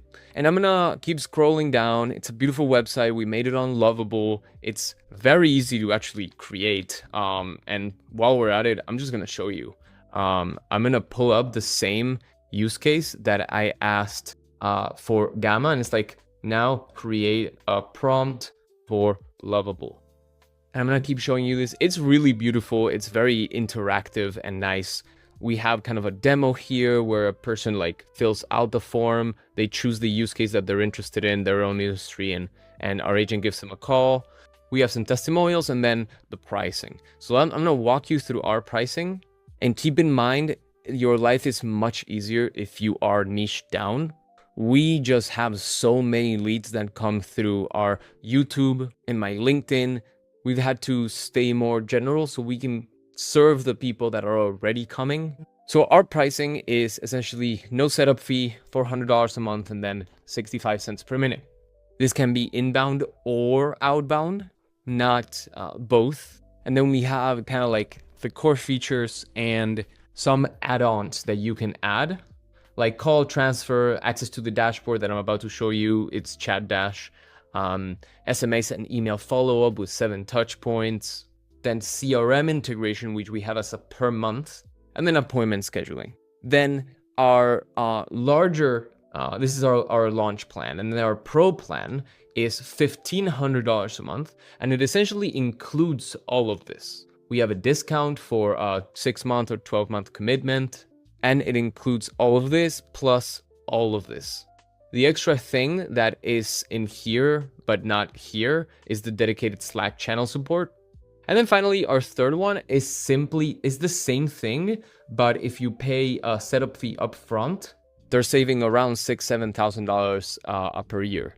That is a well-implemented money model where we are getting something that we are incentivized, which is money today, and they're getting something in return, which is their incentive, which is paying less overall. And money models can look one of 100,000 ways. The important part is that you know the principles. And you know, it's hilarious. Paige just posted yesterday our new pricing model sheet. That is the same that's in the website, but I think it'll resonate a little bit more with you because it has this list of what's included in each one, just listed out. And it certainly resonates a lot more with me. The different commitments, 6-month commitment, 12-month commitment, etc. But I really want you to kind of like see this. This is our kind of hormosified money model pricing sheet. If you can create something like this, like come take it, replicate it for yourself, your use case. That's one resource that I want to share with you. And if you give it to Claude, it can create another one for you. You can even create an artifact. If you just ask it to create an artifact, it'll essentially create a link that you can share with a prospect. You can transform into a lovable website or a Gamma presentation. That's very exciting. Thank you, Paige. And then the other resource I want to share with you, which you will get access to what I'm about to share. This is part of what we call the sales stage in the community. And this art of the discovery call session is key. We went so deep into like handling the demo, the preparation, the post call, the post meeting questions. And what I'm gonna give you access to, and you'll have it in the link below directly. I don't want to kind of gatekeep this information, these resources. I want you to join the community if you want to. But this GPT, you'll have this linked below, and this can help you prep everything that we've talked about so far around pricing, around what are the right questions to ask. Share it with this GPT. We can't read the conversations you have with this GPT. It's just a resource I want to share with you. And I'll even leave the prompt linked below that I used to create that GPT. So if you want to use it in Claude, you can too. And you'll see it's a very, very thorough prompt. So we worked on this really, really hard, and this is an invaluable tool that we use to prepare for every discovery call. And as we've done research on each industry that we're interested in, that we might niche into, this has been invaluable to figure out like, what even are the questions that we need to ask? What do we not know that we don't know? So I'm super pumped for you to take advantage of this because it'll help you be prepared and under the right opportunities. That is one definition of getting lucky. Preparation meets opportunity. So get prepared, and this GPT will help you out. Now let's keep going. And this is why this is so valuable, because it'll help you define some questions to ask. For example, how much is a new client worth? And how many calls do you miss currently? And what's the conversion rate from an initial intake call to closed client? And now in the background, what you're doing is some math. Maybe you can write this down during your discovery call. If we help you capture X extra clients per month, which is directly related to the number of calls they miss times their conversion rate, we had talked about a $45,000 or $5,000 average case value. That's Y dollars in revenue. And suddenly paying $2,000 a month is a no-brainer. You might not tell the client is a no-brainer. Does that make sense for you? Paying $2,000 a month, does that make sense for you if we're making you $15K, $20K, $10K? At the stage that you're at, this might not be the most intuitive thing for you to come up with by yourself. So I guess, yeah, that's what I'm here for, and that's why I want to give you as many tools as you can use. And something else that you should definitely keep into account is costs. How much does it actually cost to run a voice AI agency? We've talked about several services, so let's figure this out. Retail usually costs anywhere from 10 cents to 15 cents a minute. That will usually be 12 cents per minute. When testing an agent for a client, we usually average 200 minutes of call time before launch. So that's about $20, $25, and then an average of 500 to 1,000 minutes per client. We're at anywhere from $60 to $100 per month for retail costs. Obviously, we're getting something in return, but we're just looking at the costs for now. And it then costs $25 per month for the cloud version. In GHL, you can have the $97 a month plan, which works with everything I showed you for all the automations and all that stuff. The $297 a month allows you for API access. I haven't found anything that you can't do through the method I showed you with inbound webhooks into the automations, but you are limited to only 3 sub-accounts. So your test sub-account and then 2 clients. So just starting out, 97 is fine, but as you scale, you're gonna need the 297. Cal.com is free, can be free, unless you really want to implement multi-calendar. That's honestly a story for another day, but we still use it free for clients. And then there's ChatDash, which is the platform that we recommend, the dashboard that we recommend. This is $120 a month. Okay. Then we have Claude, that's $20 a month.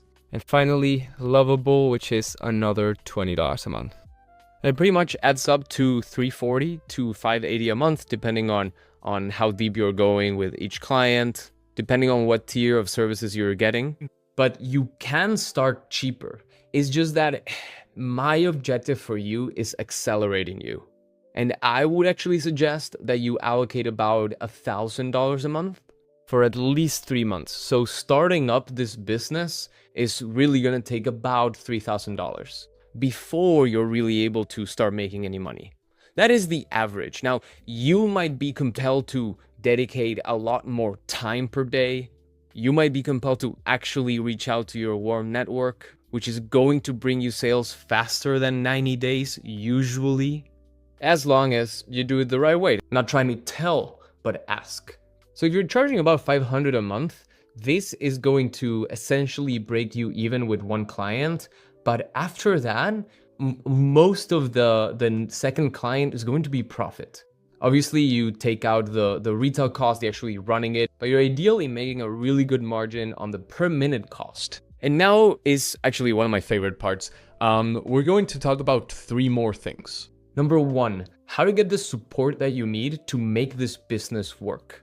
Number 2, your next sales call. So maybe you've met up with a person, talked about them, gathered some information, and you set up a next call or a next meeting where you can actually show them a demo. So setting up that demo and what that meeting should look like. But it's not only about the demo. How do you present pricing? How do you handle objections? And how do you close the deal? And then number 3, when you close a client, how do you actually deliver? What is that checklist that people keep asking about? And although it can vary from client to client somewhat, it's a generally standard checklist that I'm going to share with you. And because implementations can change from client to client, this checklist is going to help you find out what is relevant, what you should definitely ask, and what might not be relevant for this client for this use case. So I'm going to walk you through this too. Now, how do you get the support that you need in order to make this business work? One opportunity that you have is in reaching out to your warm network. You might find somebody that has deep domain expertise that you can partner up with. You bring the technology, they bring the industry expertise, and hopefully contacts. The best way to do this is with people you already know or with your friends of friends. But it still leaves the gap of how do you become an expert at this technology?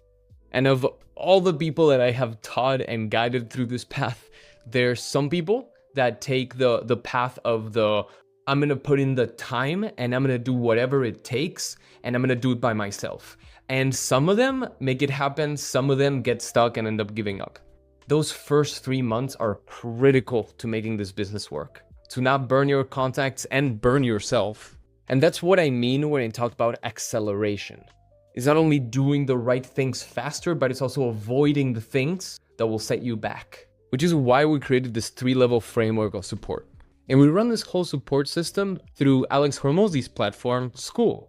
And if you first want to focus purely on building and not selling, then what we set up is access to all of our YouTube videos resources, the templates, the automations, and the build stage. By the end of the build stage, you're going to be able to do a live demo, but also be able to present it. This is a lot more digestible than this whole video, but props to you for getting this far. But the main model of support that matters to me that you have access to is our build hours, which we have twice a week on Mondays and Thursdays. So you come, you get about 10 minutes, we get one-on-one time, but with a group, so everybody can learn. But me and the other coaches, Kevin, Zach, Christian, will be helping you hands-on on your build, because making your product as good as it can be is essential for your success. So if you're focused on building and that's where you're gonna go first, you don't wanna get into selling, although I do recommend kind of getting on both at the same time. That's what we kind of call the first level of support, the standard support. We made it very accessible, $37 a month, and you get access to me and the other coaches. And of course, it wouldn't be a community if people couldn't interact with each other. So we also obviously get you access to comment on other people's posts, make posts for yourself, asking questions, and getting the support that you need to build better. And we want to be very, very intentional about not gatekeeping, but rewarding. And one of the things that you will be able to do is by posting, by adding value to others, by commenting or asking questions yourself, you'll be able to level up. The more comments and likes you get, the higher your level is. And you'll be able to unlock some of the elements of the classroom, like build hours recordings or the sell stage, directly from the standard tier. Our objective is to build a community, not isolated people building their own thing. So the more you interact, the more you unlock. So what you'll get in premium is more on the side of if you want to sell, if you're ready to build a business out of this. And you'll get access to all the current calendar events, which includes sales hours on Tuesday. And we've touched on many, many different topics to get you selling better. The sales stage itself, let me show you that.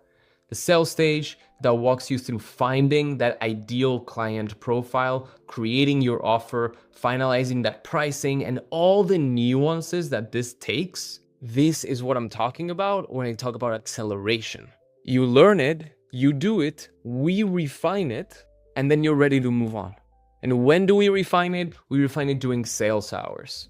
So that will be exclusive for premium and VIP, and then the technical workshop Wednesdays is where I and other experts bring things that we are building for current clients, and we teach every week the new breakthroughs that we found. And then since this assumes that you're ready to start selling, you also get access to the case studies that of our current clients or past clients that you can leverage for yourself and for selling and showing clients.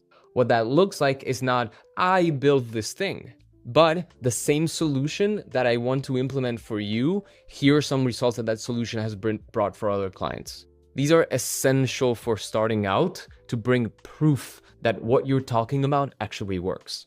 And finally, you will also get access to all the recordings of sales hours, all the workshops, all the build hours. And because we want to make this as smooth as possible for you, we're working on an agent that you can ask questions to. Hey, I'm stuck here, I need help with this. And it will guide you to the exact workshop, exact build hours where we've tackled that and solved it for other people. That's the beauty of community. One person solves it, everybody learns it. But then what else could we give? Isn't this everything? Well, there is one thing that I am extremely protective about, and that is my time. I currently charge $400 for each hour of consultation of my time, and that is what you're gonna get in the VIP tier. But you will also get a 30-minute coaching call with Paige, Kevin, for the other co-founders of Amplify Voice, and you'll also have access to the other coaches. And these are sales or development coaching calls that you can book. This is access you get every single month. But you will also get access to all the classroom modules, the recordings, the sales stage, deliver stage, everything in premium, access to all the current and also future calendar events. And something we're finally doing for the first time, which is an exclusive mastermind group with a private group chat. Your coaches will be there, your other fellow VIP members will be there. And finally, you will also get free access to our IRL events. We've done one in New York, we're planning one in Portugal, and there's hopefully many more coming in 2026. So come join us in the school. I am super excited to get to meet you and help you build a successful business. The link for the school community is below. And finally, obviously for any of these tiers, any discounts that we're able to get for different services, we'll make sure that all of you get access to that. Now let's talk about what gets me most excited in the sales process and the building process, which is actually demoing the agent. And how do you, in that sales meeting, in that closing meeting, how do you actually get the sale? A lot of people might feel awkward talking about pricing, and that's totally normal. So let me make it very, very simple for you. And these are my 3 keys to close, which is give them an experience. That's number 1. People are tired of being told and being pitched. Give them something they can experience. That's where the live demo will come in. Make it visual. We absorb so much more by looking at it ourselves. And number 3, ask. Well, ask what exactly? We're gonna get there. The first tool that you're going to prepare before the meeting are these slides or website that are tailored to your prospect. So maybe you had an initial discovery call, maybe you've been messaging back and forth, but this does imply that you know who their company is and what issue they're facing. And remember that conversation that I had with Claude? We want to make sure that we include this in that product offering page or the gamma slides, right? So you can grab this, bring it over to Claude, and after doing the research, where are my competitors? What do they usually pay for this? We can add with these slides. Bam. And this is solid. You're tackling the pain point first.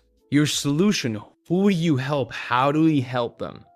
A simplified version of how it works. They might have more questions and you can get more in depth, but keep it very simple in terms that they can understand because they don't know voice AI, you do. Results they can expect. Maybe this is where you can put a case study. And very intentional, these are not results I've delivered. You probably haven't delivered anything yet. But this is what results the solution usually brings. And you can leverage our case studies for that. And then pricing and what's included. This is where you can put the free minutes, the one-time 1,000 call bonus, and next steps. What is that next step? Okay, so let's get into your live demo. And because it's probably the first time experiencing a voice AI agent, and even if it's not, especially if it's not, we want to prep them for the experience that they're about to have. So we start with the I help statement. I help specific client type achieve specific outcome in time frame without their biggest pain point. Mine was, I help single office family law practices make more money by converting leads after hours that would otherwise go to your competitor, without the hassle of hiring more staff or dealing with overseas outsourcing. You are not a marketing message. If you need to tweak this while you're in person, make it sound less awkward, make it more natural, all the power to you. The whole point is that you're comfortable voicing this. And then you're also going to say, this will take about 5 minutes and I'll call the agent live to show you exactly how the agent achieves specific outcome, to show you exactly how the agent converts lead after hours that would otherwise go to your competitor. Feel free to ask questions at the end. And a couple tips, use a realistic scenario your prospect would recognize. This is the importance of the research, that this is actually relevant to them. Focus on 2 or 3 key features maximum during the call. Don't try to show everything, every function, appointment booking and cancellation and rescheduling. That's too much. Focusing on the direct value where they will make the most of their money with your solution. And then show the agent handling both easy and challenging responses. If it's their first time experiencing this, or experience specifically your agent, they won't really know what's right, what's wrong, where it failed, where it lagged for a second before the response. So stay calm, take a deep breath, call your agent, have a conversation. And demos fail, live demos fail all the time. So if it does fail, if something goes wrong, educate your client. See, this is why the delivery time for your agent is 3 weeks, 4 weeks, 5 weeks. Because in that time, I'm working on all these kinks. Telephony is complicated. LLMs don't work all the time. My job is making sure your agent works consistently and reliably. So you can always turn around. It's all about framing. So show the agent handling both easy and challenging responses. If it's all easy and smooth, they can go get the $49 a month solution. They don't actually need you. So be daring to throw a challenging response, a challenging question in there. Maybe it's not a question, maybe it's an edge case. Maybe it's somebody who's out of the jurisdiction. Maybe you show the agent handling an interruption smoothly.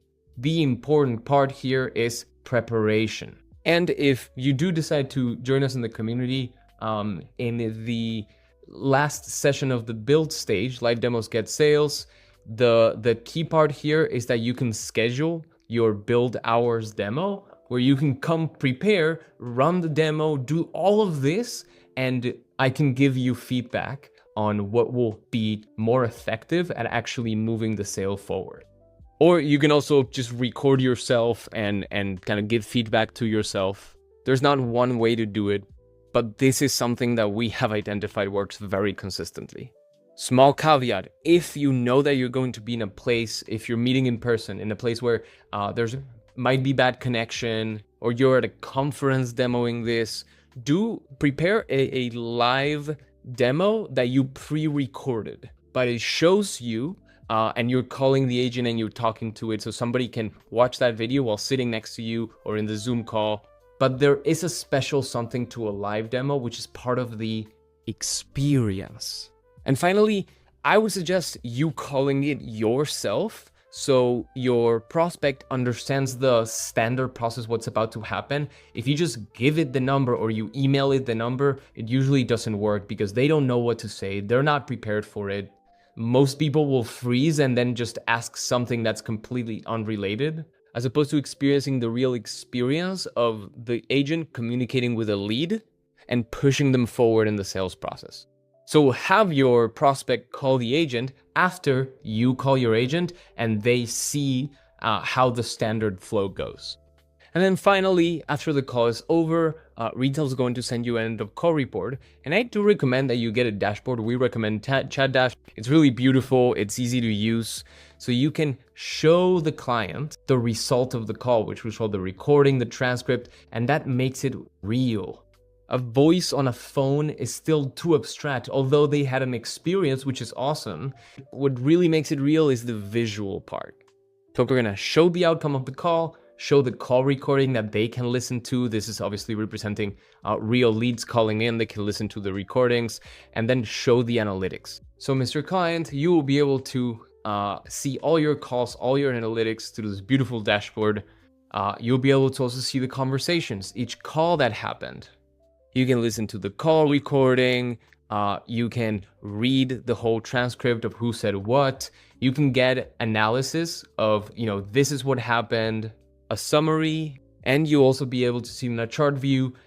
Here you can get as deep as you want. And this is here for you to have full transparency on what's going on with your leads. And man, this is where that wow moment happens, where it suddenly becomes real for them. So, what are the next 2 steps? You might say something like, next, I'd like to chat about how this would work for your business based on what you need. What questions can I answer about what you just experienced? This keeps the conversation focused on the experience. And they might throw you a couple curveballs. Like, I don't know that my leads want to talk to an AI. And it's all about framing. Think of the benefits. Well, if somebody's calling your office, it's because they need help right now, right? This is your opportunity to give them help with a consistent brand voice that is reliable.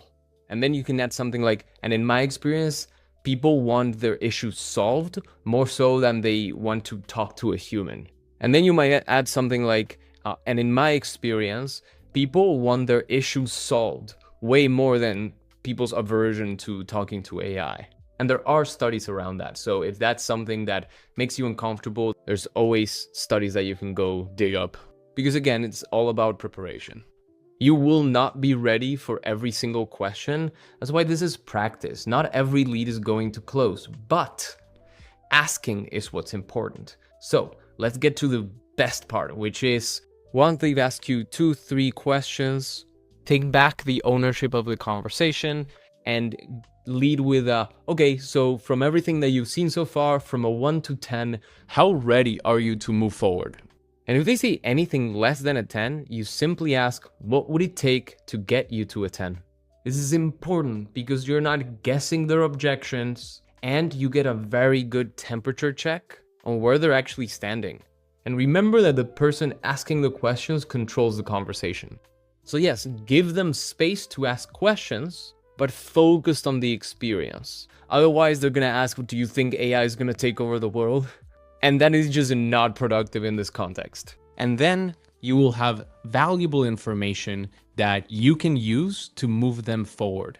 Uncovering a hidden objection is hard. If they say anything like a 5 or a 6, then they might have more than just one objection. So keep asking. And what else? Oh yeah, okay, cool. And what else? I don't think this is gonna work for my business. Oh yeah? Why is that? And then you bring it back to what's tangible. You bring it back to benefits. If they say something like, well, I need to go talk to my partner, great, that's a wonderful idea. Let's get them on board. In fact, I can send you a video of a demo of the same demo that we just did so you can show them. Because as you experienced, it's much clearer when you see it than when you just talk about it. How does that sound? You are both in the same team. Negotiation is just aligning incentives. And objections are simply something solvable that is preventing them from moving forward just yet. And that is your closing call. It's not complicated, it's a process, it's a repeatable process. And the more you do it, the better you get at it. And although sometimes they will be ready to close right there, right then, sometimes they won't. And what I recommend for any case, whether they're ready or not, is bam fam. Book a meeting from a meeting. While you're in the meeting, you take out your schedule, you ask about timeline, when do you think you'll be ready to move forward? They'll probably say something like, I don't know, I have to talk to this person, maybe in 2 weeks. Okay, great. And take out your schedule, take out your calendar. Let's get that scheduled. I'm more available on Tuesdays or Thursdays, which works best?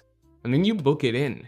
In that meeting, what happens? Well, you're trying to push forward, right? So if they had some objections about the voice of the agent, you bring them some other options. They don't think their clients are gonna wanna talk to AI, you bring a case study. But if they don't close in this meeting, that's totally normal. Our clients usually take 3 or 4 meetings to close, but the more niche down you are, the less meetings it usually takes. So we asked about timeline and we get them booked in. So congratulations, you just closed your first client. Let's talk about contract essentials. First, you're going to want to do a scope of work, which is not the same as a contract that you sign. This is more the alignment of, okay, we are building this, but what does it include? What does it not include? And it is something else that this handy dandy GPT can do, along with helping you prepare for discovery call, prepare the right questions. It can help you create scope of works and contracts. So scope of work has, the pricing, what's included, what is not, and the contract has also the pricing, the payment terms. How are you handling support and maintenance, termination clause? Use a simple agreement, please, not 20-page contract. Absolutely not necessary. And then how are you going to collect payment? Is it like a Stripe payment link? Is it direct deposit, bank transfer? So those are all the types of things that this GPT can help with. Remember, the link is below. So once you agreed on what is included, what is not, all the good stuff, you sign the contract, and then comes to delivering. So you start building right away, and if you start building right away, you're gonna face an issue. You're gonna end up building the thing that you thought that they wanted, and even if it's in the scope of work, even if you agreed, there needs to be a kickoff call. So you close them, you sign the contract, and you schedule a kickoff call. This is the first part of delivering properly. And during that kickoff call, you're gonna touch on these aspects. You're gonna be asking them about their workflows. Ideally, ask them to show you their workflows. A receptionist picks up the call and then fills out this thing in our CRM that is a new lead. And they fill out these fields. And the more explicit, the clearer that you can get your client to walk you through all these processes that you are going to now be involved in, the easier your life will be. Gathering necessary access, to the calendars, the CRM, API keys, everything. Please do it during the call. If they're like, I'll send you an email with all that information, it usually does not work. They'll forget about it, they won't prioritize it, because they won't understand how important it is for you to have access to even start working. Setting expectations for the timeline. There might be a couple things that come up here. It's like, oh wait, your CRM doesn't have open API access? We need to send an approval request and then wait for at least a week? Okay, well, this is how the timeline is going to be affected because of that. We're gonna keep working on these other things. So let's check back in a week, which is when we expect that the CRM approval will come. Stay flexible, but stay transparent. If there's an issue, communicate it as early as possible. Then define success metrics. How do you know that you finished? Well, you built the thing, you tested it, you launched it, you're finished, right? Well, how does your client know that you're finished? If you don't define very clear numerical success metrics, then you will never be done, because something could always be better. Something could always be changed. Halfway through the project, some clients will ask you, hey, can we actually change the flow to do this and that and that and that? And it's like, that is a great question for phase 2. This is what we agreed on deploying. After we deploy it and get real world data from users, we can execute on phase 2. And depending on what it is exactly that you want, it may or may not have another cost attached to it. But thank you for the idea, and please keep the ideas coming. So why are we communicating this to the client? Because expectation management can make or break a project. So educate your client on why testing is so important and why that adds 2-3 weeks to the timeline. And then finally, get clarity on if any training is going to be required for their team. They won't be able to answer this for you. You're going to have to put your detective hat on and realize, oh wait, the receptionist is a core part of the current process. So although the receptionist is not going to take care of this one part anymore, they're still very much involved. So we are going to need to train the receptionist to know that when this one phone number comes through the line is because this is a call transfer from the voice agent. The lawyers, we were working on the transfer call, right? It's very easy for people nowadays to get annoyed by an AI that is working, but surprises them.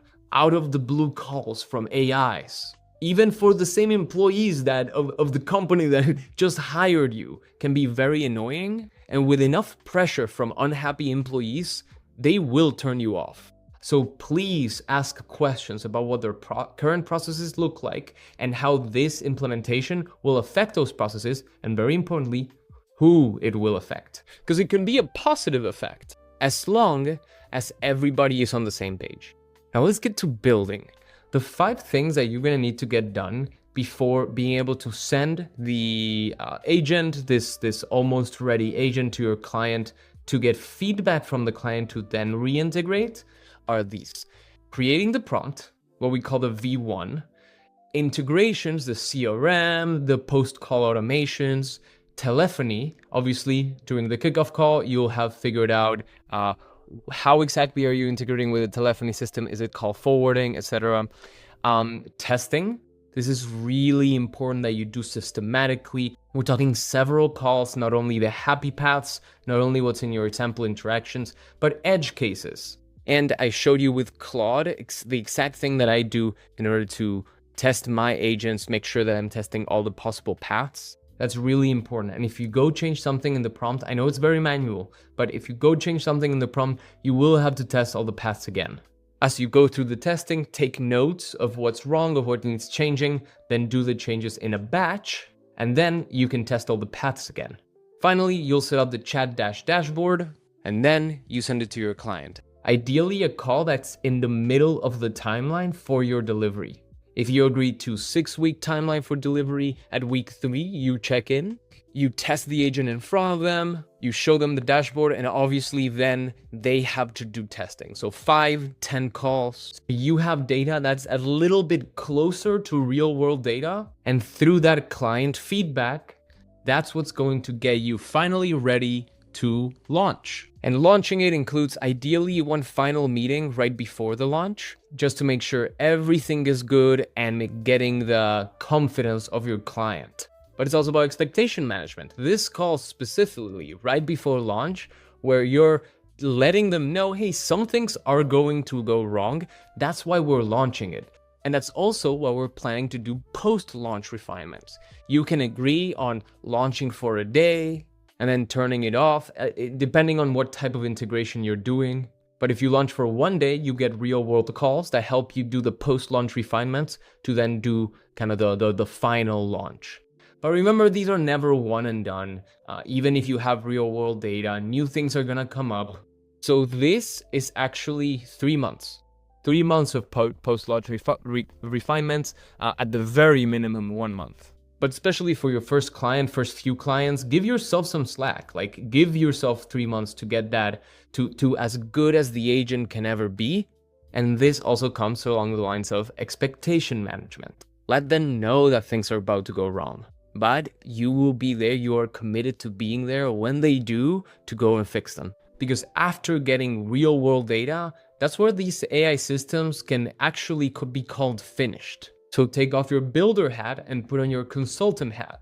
You're gonna have to do that practice of builder into consultant and vice versa many times. It's a muscle, it's a practice, but remember that your objective is to keep your client happy. And I've gotten feedback from the community that this can feel a little bit abstract. There is a process. I'm trying to make it as clear as possible, but sometimes actually having a checklist can help. And that is what I built for you.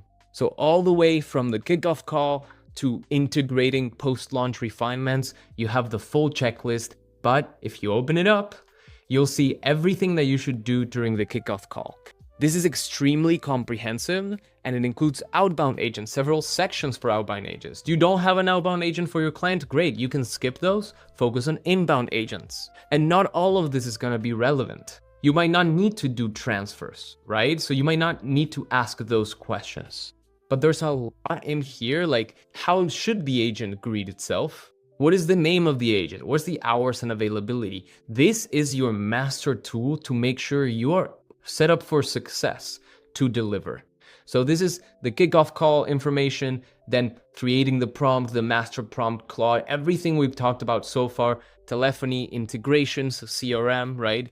Testing, setting up the ChatDash dashboard, then getting the client feedback, launching, and then doing the post-launch refinements. So we've made this as easy for you to follow as possible. And this is the exact type of resource that would be exclusive to our school community, but I am big on, and you've heard this before, I'm big on rewarding you for putting in the work, getting this far into this course. And I hope you see how much I truly care about your success, because this is not an easy path. We had to learn everything from scratch, and this is everything that I wish I had when I started my agency. So let me show you the 2 ways that you can get all of these resources, all of these agents, and all of the automations. First, I'm going to export these agents from my retail account and show you how you can plug it into your retail account. So a download is going to happen. Okay, there we go. This is the agent. And the way you import it is by clicking on the top right, import, and then you can choose the file from your downloads. Bam. And it should import, no problem. If it has any import issues, just put it in the community and I can get it and can help you fix that. In this case, I have the same exact agent, so it's not letting me re-import. And you can get each of the resources to import, including the N8N scenario, which I'm going to show you how to do now, and the GoHighLevel automations and the pipeline. I'm going to show you how to set that up too. In the link below for school, you're going to land here. You can sign up for the free trial and that will give you access to the community and everything else. In one of the posts, actually, if you go click the link below again after you sign up, it'll send you directly here. This will be for the video that you are watching. That's how you know you're in the right resource. And right here, you're going to see some files. You're going to see some links. They're going to be tagged with N8N, Retell, which type of agent it is. And then you'll also see the GoHighLevel link. I'm going to go to account snapshots and you're going to get this automatically by clicking on the link that I'm about to share with you and teach you a couple of extra things about GoHighLevel while we're at it. GoHighLevel works with sub-accounts. If I share this snapshot, you can create another sub-account, say for a client, that already has all the automations inside of it. And all you're going to do is copy that link that you're going to see in your post and go to that link. And what's going to do is you're going to be able to sign up, get actually a 14-day free trial instead of 7. And then it's going to ask you, do you want to import this snapshot to this account? You click yes, import now. And it's going to ask you, okay, what do you want to import about it? And then we're going to go to the right of that snapshot that we just imported, create a new sub account, and it's going to have all the same automations already plugged in. So like in sub account, you're going to put your address in here, the business address, etc. Go through the same sign up process as before. And I'm going to show you what to change. And once you have the snapshot plugged in, just create a new sub account with it. And I'm going to show you exactly what you're going to change. This is important. We're going to go to the automations, and each automation that, like the post-call analysis, the pre-call, they use webhooks. This webhook is going to be different for you. So it's really important that you go to your webhook and you plug it in the other system. For example, N8N. And same thing. I'm going to download this workflow. Bam. And as you're creating your account, and they also have a referral link below for N8N, I'm going to click on create workflow and then simply import. Import from file. Bam. And there we go. Once it's imported, it's really important that you change the webhook. Check contact and GoHighLevel. This is going to be different for you. So we go here. If this is the post call analysis, just make sure you're on the right one. Post call analysis. Bam, bam. And that's where you paste it.